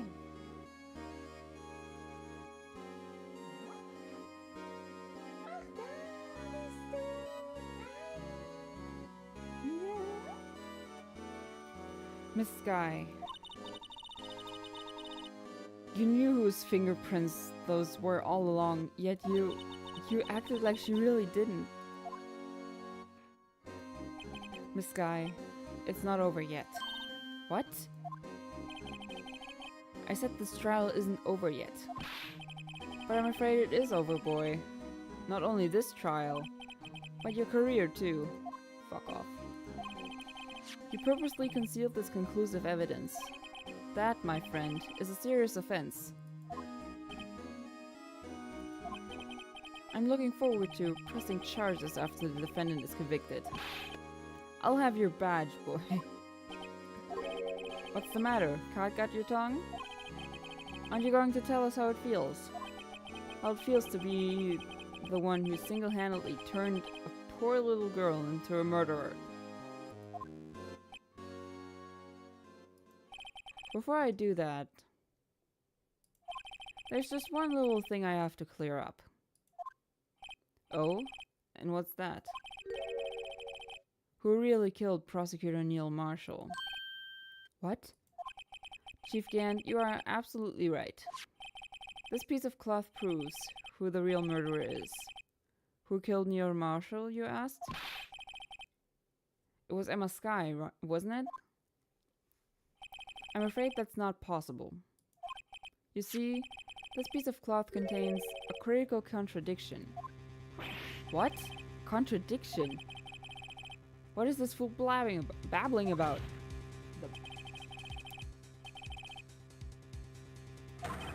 Who the real killer is? I'm lost. Chief Gant, your tyrannical reign ends here.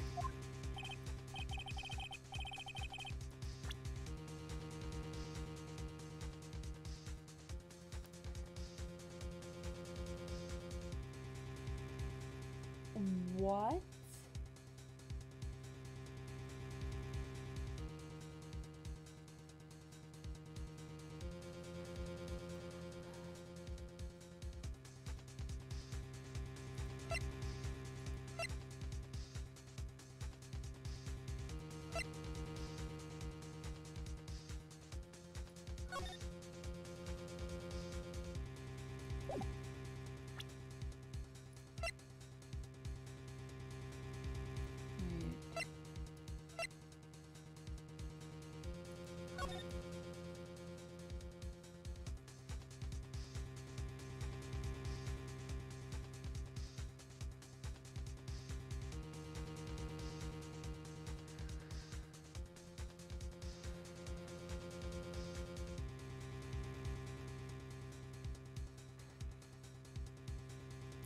Wait a minute.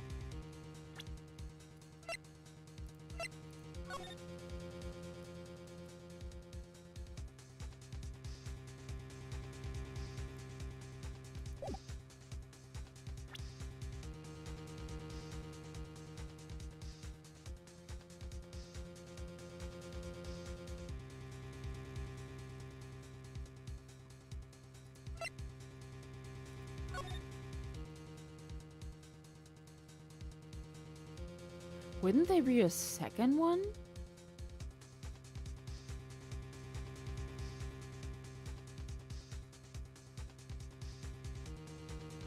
Wouldn't there be a second handprint?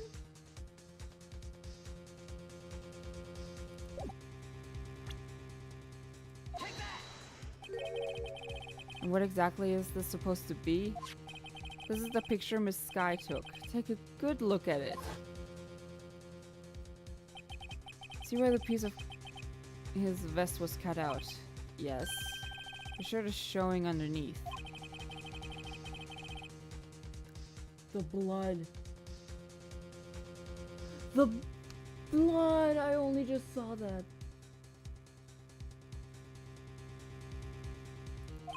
Exactly my point. His vest is soaked with blood.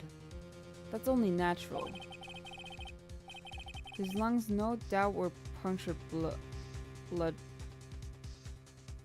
poured out of his mouth. But that piece of... It has no blood on it. It has no blood on it. Wait. There's no blood on it.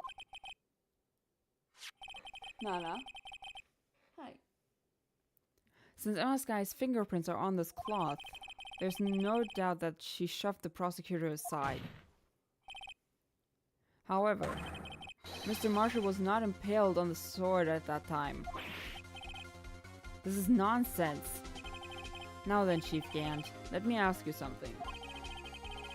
Prosecutor Marshall was not impaled when he was shoved aside. He most likely hit his head on the ground and was knocked out. If so, then tell me, who could it have been?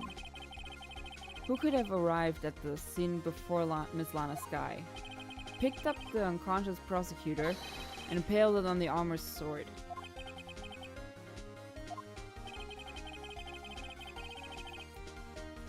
Then, to make it look like Emma was responsible for the prosecutor's death, said person proceeded to write her name on the jar with the victim's blood. A jar that they then broke on purpose to leave behind a clue and make Lana believe her sister did it. Remember what you admitted only moments ago? That you personally cut out this bloodless piece of the victim's vest. A bro cooked himself. Ironic, isn't it? Through the very act of creating insurance, you proved that you were the actual murderer.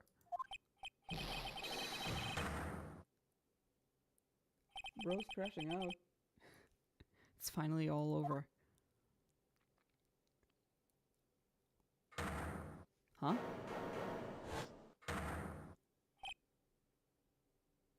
He's still going?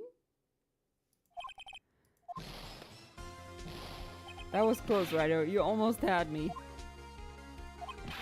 Sorry, but you'll have to do better than that. I refute your allegations. What do you mean you refute his allegations? You see, that piece of cloth is illegal evidence. No, it's not. What nonsense is this? Illegal evidence cannot be used to convict the suspects. Remember, Aji, earlier old Ryder here concealed that piece of cloth.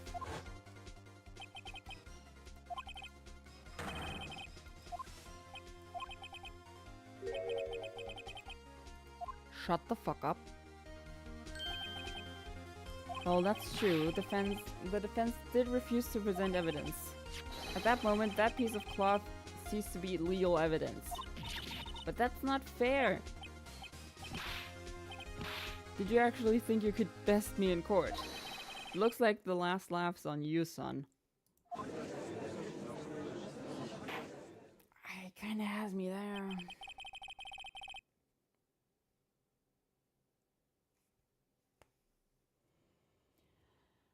afraid he has me there. I'm afraid Mr. Gant's claim is legally correct. Well, Mr. Edgeworth, true. Illegal evidence cannot be used to convict a person.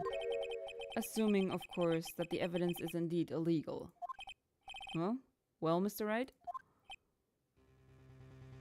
It seems, at last... Do you admit to it? Did you purposely and illegally conceal this piece of cloth? I did not. I admit I refused to present it at one point. So the evidence is illegal. No, it isn't, Mr. Gant. Huh? It's not that I didn't present evidence then. It's that I couldn't. What do you mean you couldn't? There are certain procedures involved when presenting evidence. No, Archie, don't listen to his lies. He's nothing but a cop. There's only one issue left to be resolved in this trial. Is this evidence legal or not? Very well, let us settle this once and for all. Earlier, you refused to present evidence. If you can prove your conduct was not in violation of the law, then do so now. The book. Unregistered evidence presented must be related to the case on trial.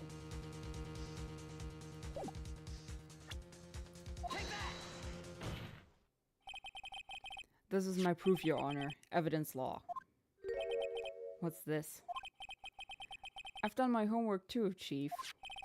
Indeed, Emma Sky's fingerprints were on this piece of cloth. However, at that point in time, this was merely a piece of cloth, nothing more. What? You see, it's written right here in this book. The second rule of evidence law. Got him. Rule number 1. No evidence shall be shown without the approval of the police department. I found this piece of evidence myself. Inside your safe. It goes without saying, I did not have approval from the police department. Rule 2. Unregistered evidence presented must be relevant to the case on trial. And here's the crux of the matter. You see, at the time it was impossible for me to prove the relevance between the cloth and the SL9 incident. What? What kind of nonsense is this? You want relevancy? Just take one look at this picture and... Sorry, but can you recall when was that picture presented? That was shown only a few moments ago. No. He's right. At the beginning of today's trial, that piece of cloth was still meaningless. The person who gave it value as evidence was you, Damon Gant. You yourself confessed to a certain truth. Let me verify this.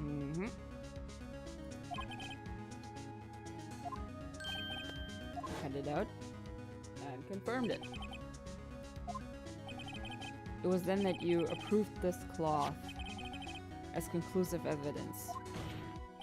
Yes, you, the chief of police, personally proved this cloth. The only person who could have cut this from the victim's vest is the one who stood before Prosecutor Marshall in his final moments.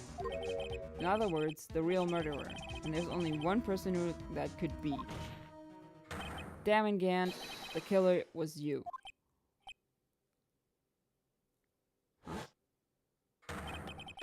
And he's laughing.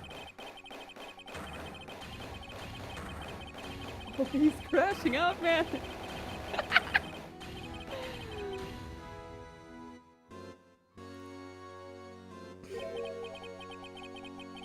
I knew I should have gotten rid of him. That good-for-nothing scum. For 2 years he's been snooping around the department, trying to get something on me. Crimes are being committed every day, yet he insisted on hounding me. Well, your crime wasn't exactly petty. He wanted to reinvestigate the case. He recruited Angel Starr, then convinced Bruce Goodman. Detective Goodman? Yeah, that's right. If the evidence is transferred, I'll lose my only chance to find out the truth. Please, you've got to help me. Goodman turned him down, and he ought to. Still, Jake Marshall didn't know when to quit. He stole Goodman's ID card and tried to take the evidence. Goodman came to me that day. He wanted to file a lost item report. I went with him to the evidence room. Then, all of a sudden, he decided to speak out. What are you talking about, Goodman? Can you please reopen the investigation, Chief? We can't transfer the evidence out. There are too many questions left unanswered. He opened his evidence locker, and as he was taking the evidence out, he said, "It's not too late. I'm going to hand this over to Marshall." Well, to be honest, I was a bit taken aback by his words. I had a bad feeling when he came to see me, but never thought he'd bring up SL9. That's when I saw it. That accursed knife. Man. I couldn't just pull it out. Doing so would have only led to more blood, making it near impossible to hide your crime. Even so, the blood was just pouring out. I didn't know who might stumble in, so I hurried to wipe it up. I was worrying so much about the floor, I didn't realize my fatal mistake. The bloody handprint on Detective Gumshoe's locker. I used to be known as the crime computer. But everyone has to start somewhere, I guess. I was too nervous. I had no business doing any of it. Then you put the body in my car? I'm sorry, I couldn't think of any other way to move the body. I broke your trunk, but what's the big deal? You make a lot more than us detectives ever will. Wow.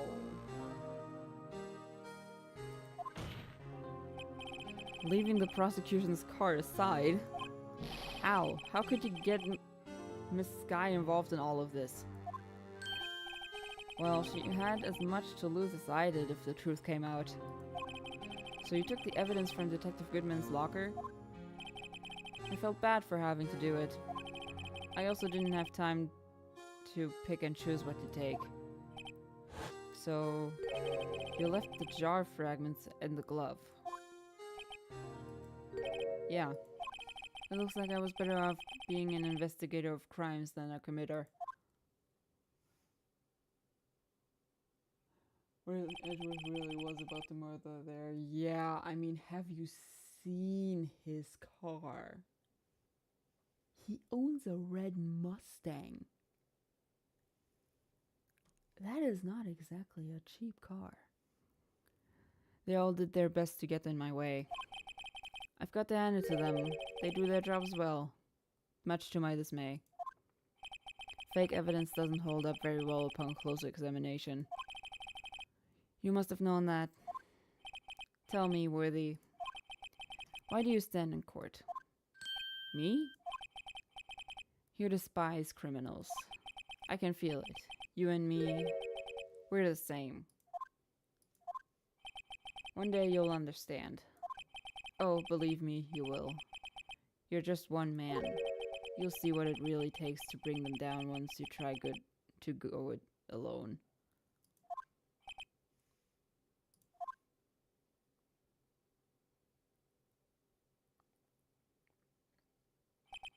Well, looks like it's time to say goodbye. Oh, Aji. What? Looks like we'll have to cancel that lunch date. Sorry, old friend. I'm sorry to eat them in the end. I knew you as you used to be long ago. You were once a fine investigator, and an example to others on the force. I'm sorry to learn that you're no longer that person. Those days are gone now, IG. Thanks for all the memories, though. Don't worry, you'll be fine. Now we have Ryder here. And Worthy. With these two around, you can't go wrong. In fact, I can hear them already. The melodious sounds of a new beginning.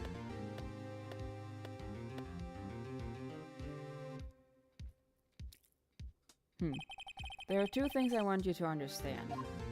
Yes? First, your sister never hurt anyone. Second, Damien Gant betrayed you from the beginning. In the beginning. You see, Miss Sky, you no longer have any reason to keep silent. You're right. When this trial is over, I'll tell everything. All that I've done these past 2 years. From the time I had Gant help me forge evidence up until today. Please not today, bro. It's officially been 7 hours since I've started stream. It seems all the questions raised in this trial have been answered. I'm sorry, Miss Sky. I couldn't get you out of all your trouble. My, what high standards you have for a rookie. I can see why Mia thought so highly of you. Who knows? A few years from now, you just might make it to the top.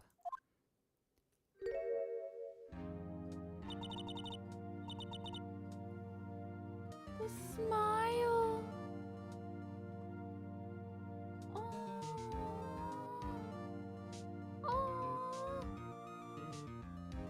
I owe you my thanks, Mr. Wright. Miss Sky. And to you too, Mr. Edgeworth. You've suffered every bit as much as I have over these past 3 days. Believe me, I know how much of an ordeal it's been for you. It was nothing. Liar. I was worried the pressure might break you, and yet you rose above it all and guided Mr. Wright to victory. You've done well, Mr. Edgeworth. Stop it! I only did my job! Bro cannot take a compliment. In light of this case, it seems a good self-examining is in order for all of us.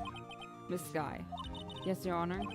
You are innocent of murder. However, although the chief blackmailed you, the fact is you still acted as his accomplice. A trial will be scheduled for these crimes at a later date. Yes, I understand, Your Honor. Is there something amusing about all of this? Why are you smiling? It's been a long time, Your Honor. A long time since I felt free of these heavy chains. Nala. Well, this trial has gone on for far too long already. Agreed. Regarding the charge of murder, this court finds the defendant, Miss Lana Sky, say it with me now, not guilty. Finally.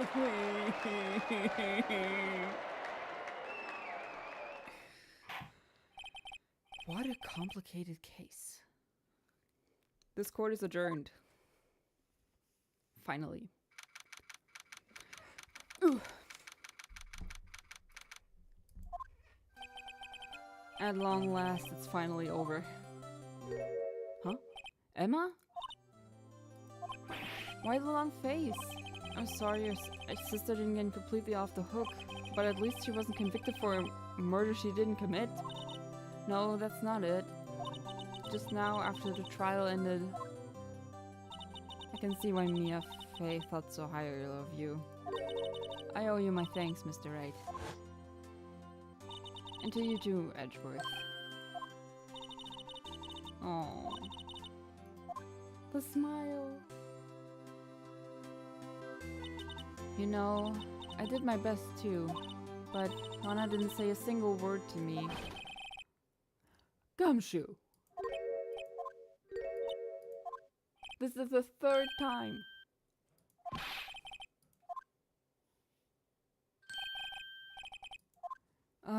What did he bring now?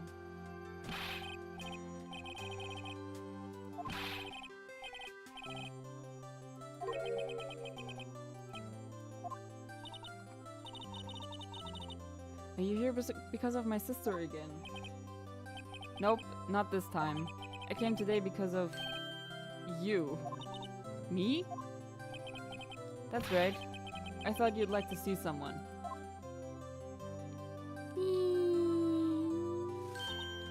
Lana! The baby! Should we be doing this? She's still under arrest, you know. Well, I won't tell if you won't. Emma, I owe you an apology. It's okay, sis. Don't worry about it. That day 2 years ago...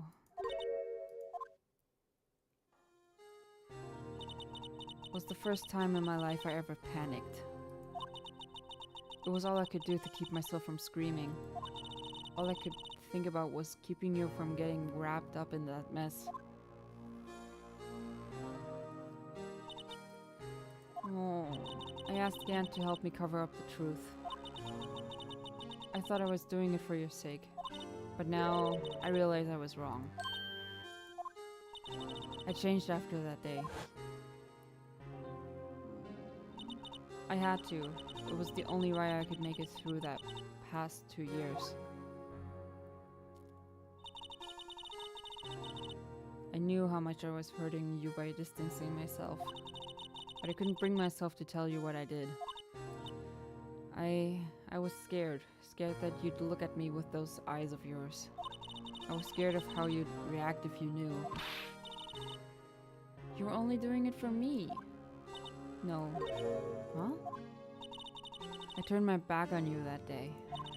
In hiding what I believed to be the truth, I was deceiving you.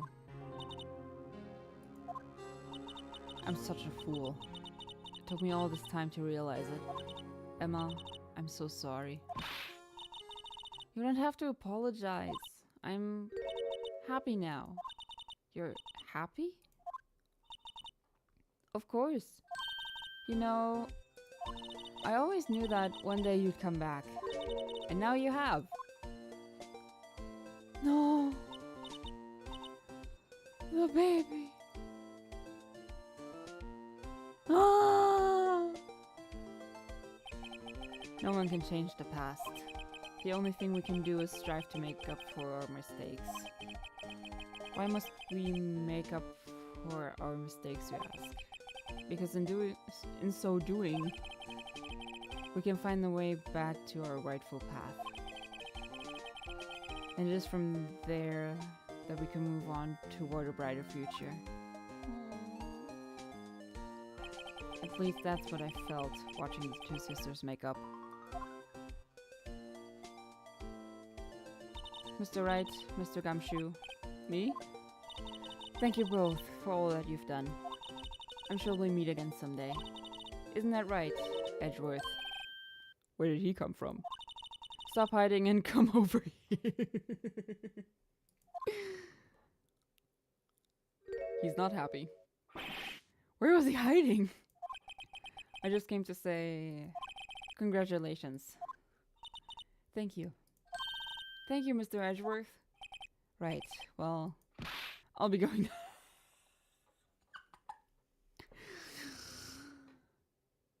He's trying. He's trying. Mr. Edgeworth, I hope you don't blame yourself for what happened. We were the ones who acted corruptly, not you. It's too late for me. No matter what anyone may say, I realize today that I can't correct my mistakes. Mr. Edgeworth, not only that, but I don't even trust myself anymore. Chief Gant was right.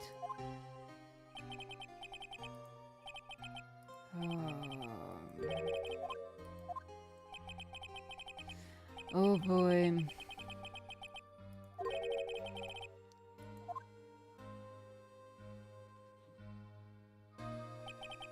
I do despise criminals. I plan to dedicate my entire life to fighting them. But in order to fight crime on my own, I'd need a weapon. It's scary, but I've known that to be true for quite some time now. But Edgeworth Who knows? Given enough time, I might have tried to pull something like Chief Gant did. That thought terrifies me. That's why I can't continue on as a prosecutor. Edgeworth, don't give me a heart attack now. Edgeworth, don't you understand? Damon Gant and your mentor, Manfred von Karma, were both the best of the best when it came to fighting crime. But they both made the same mistake. You said in order to fight crime on my own, I'd need a weapon. That may be true, but think back to today's trial. You weren't alone. You were working together with Mr. Wright. And because of that partnership, you were able to present evidence that otherwise would have gone undiscovered. Isn't that right, Mr. Wright? Huh? What? Oh, yeah. What is this? A pop quiz?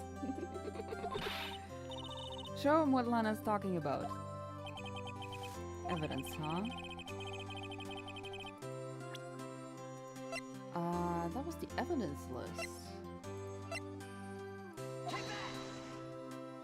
That's the picture I drew. Our counterattack began with this. You had one half of the evidence list, and I had the other.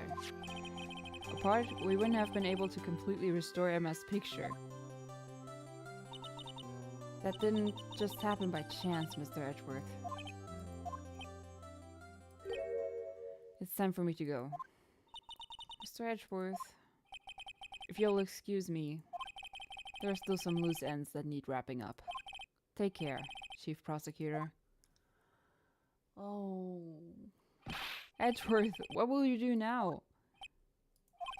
Well, whatever you do, just remember, you can let what happened kill the prosecutor in you, or you can let it help you grow. In the end, it's up to you. I know. It seems I owe you my thanks too, right? Oh my god, the boyfriends are making up. But what I face now is my problem. Nala, was hast du da? Nala, was hast du da? Was hast du da? Oh. No, Nala's hungry. But what I face now is my problem. Edgeworth, I'll be waiting for you in court. Farewell.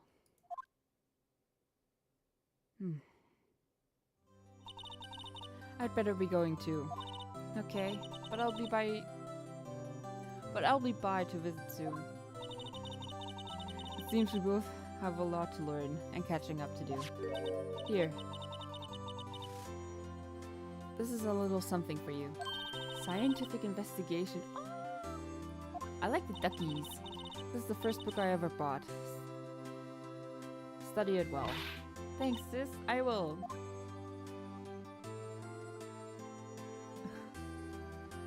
Cute. And so, another case came to a close. As for the sisters, I have faith. This case is finally over. Faith that their lives have only just begun. And as for me, I think it's time I started on a new journey of my own. A journey to rediscover myself. Well, don't go checking off just yet, pal. Huh? What is it, detective? There's just a little matter to be resolved about the chief prosecutor. You see, she isn't supposed to be out of jail like this. But I thought you said it was Kay. Ugh.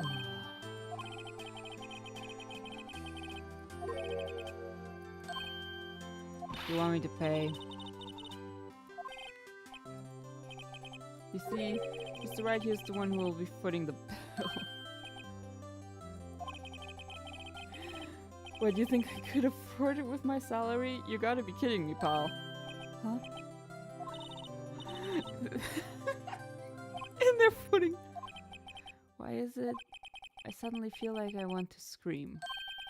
Hey, I got an idea. Why don't we all go pay it off together? Yeah, that's a great idea. Come on, guys, let's go.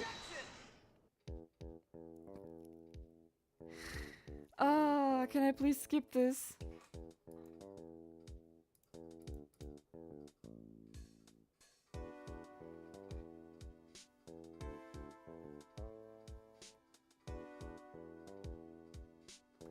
We will...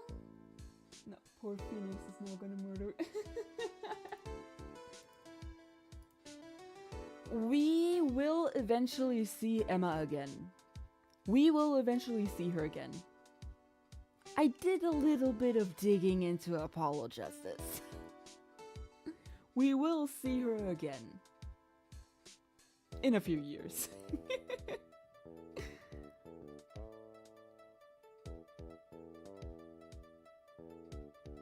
I'm gonna let the credits play out. Get the preview of the next episode. Then I'm gonna stop stream. I'm gonna feed the cats. And then I'm gonna get some water.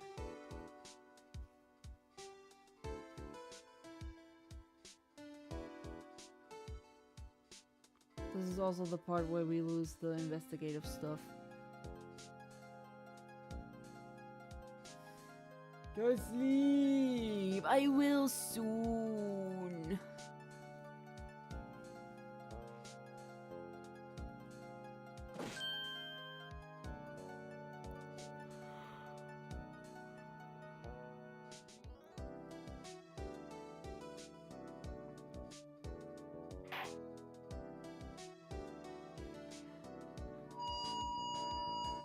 Ew.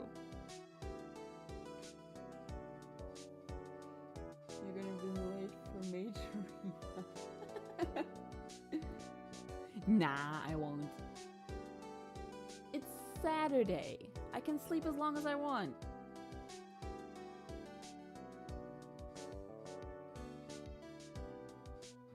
Ah, the blue badger.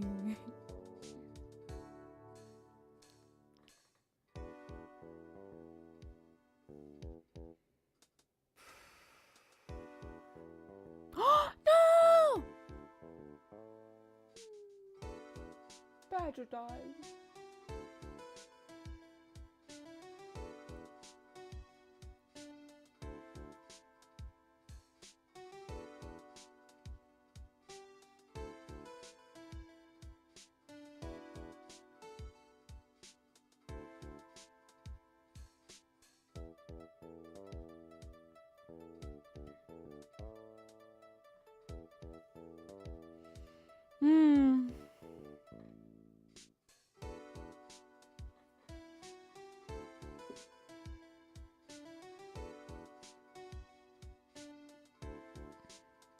It's her.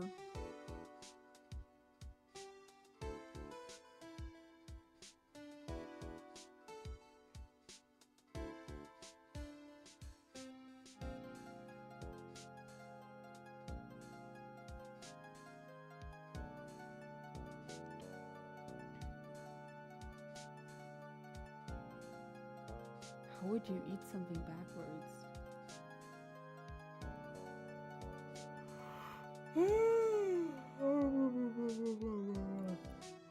Yeah. What the Was that just what I thought it was?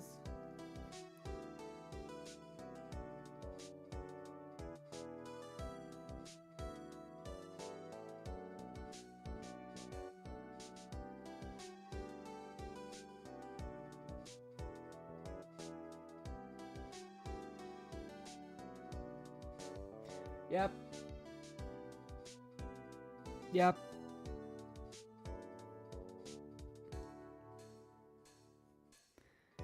I took a screenshot. The guy's name was seriously Brandon Gay.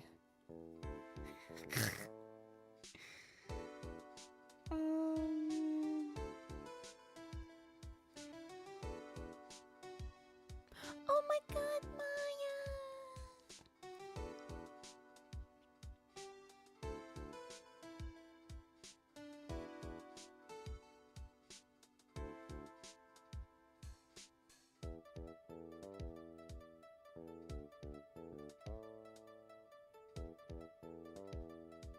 Oh man. Brandon Gay. What would you even have to do to get a surname like that?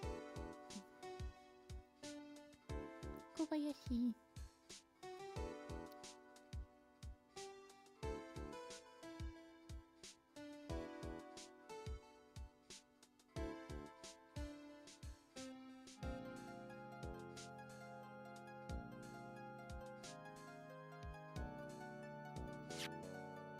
Huh?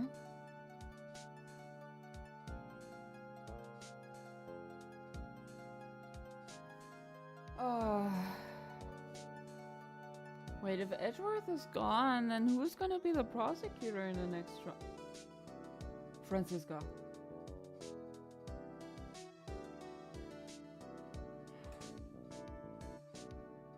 Francisca. Oh no.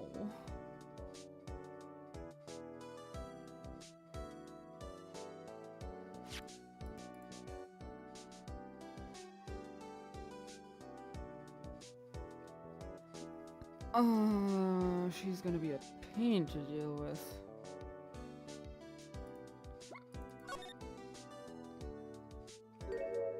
Letter.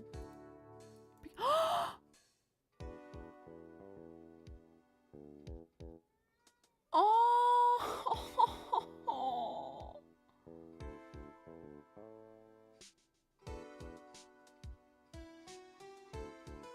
Ich fütter dich ja gleich.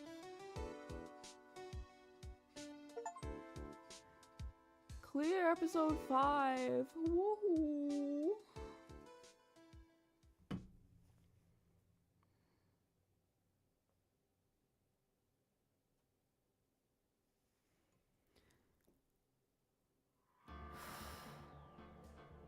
Continue.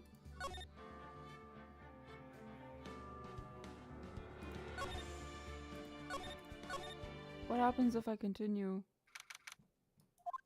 Huh? What the fuck?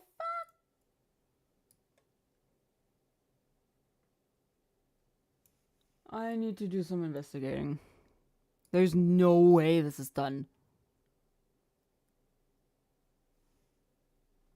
There was one more.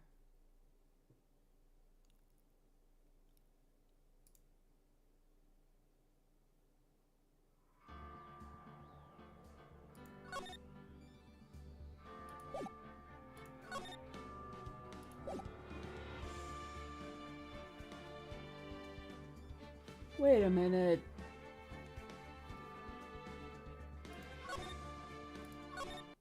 Wait a damn minute.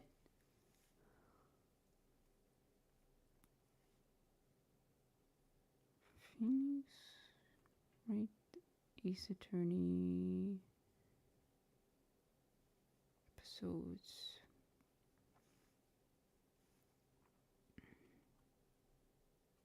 That's online, is it? That was it? That's the last episode.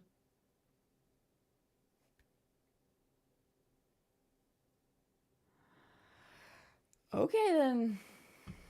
Okay then. That was Phoenix Wright Ace Attorney. At least the first game. We still have 2 more games to go. End of the first game. Damn.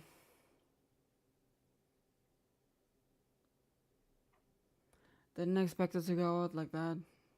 And with such a long case as well. Anyway, I'm gonna go feed the cats. Then I'm gonna go drink some water. And then I'm gonna go eat.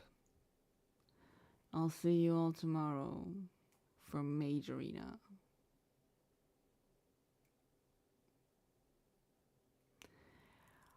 Adios.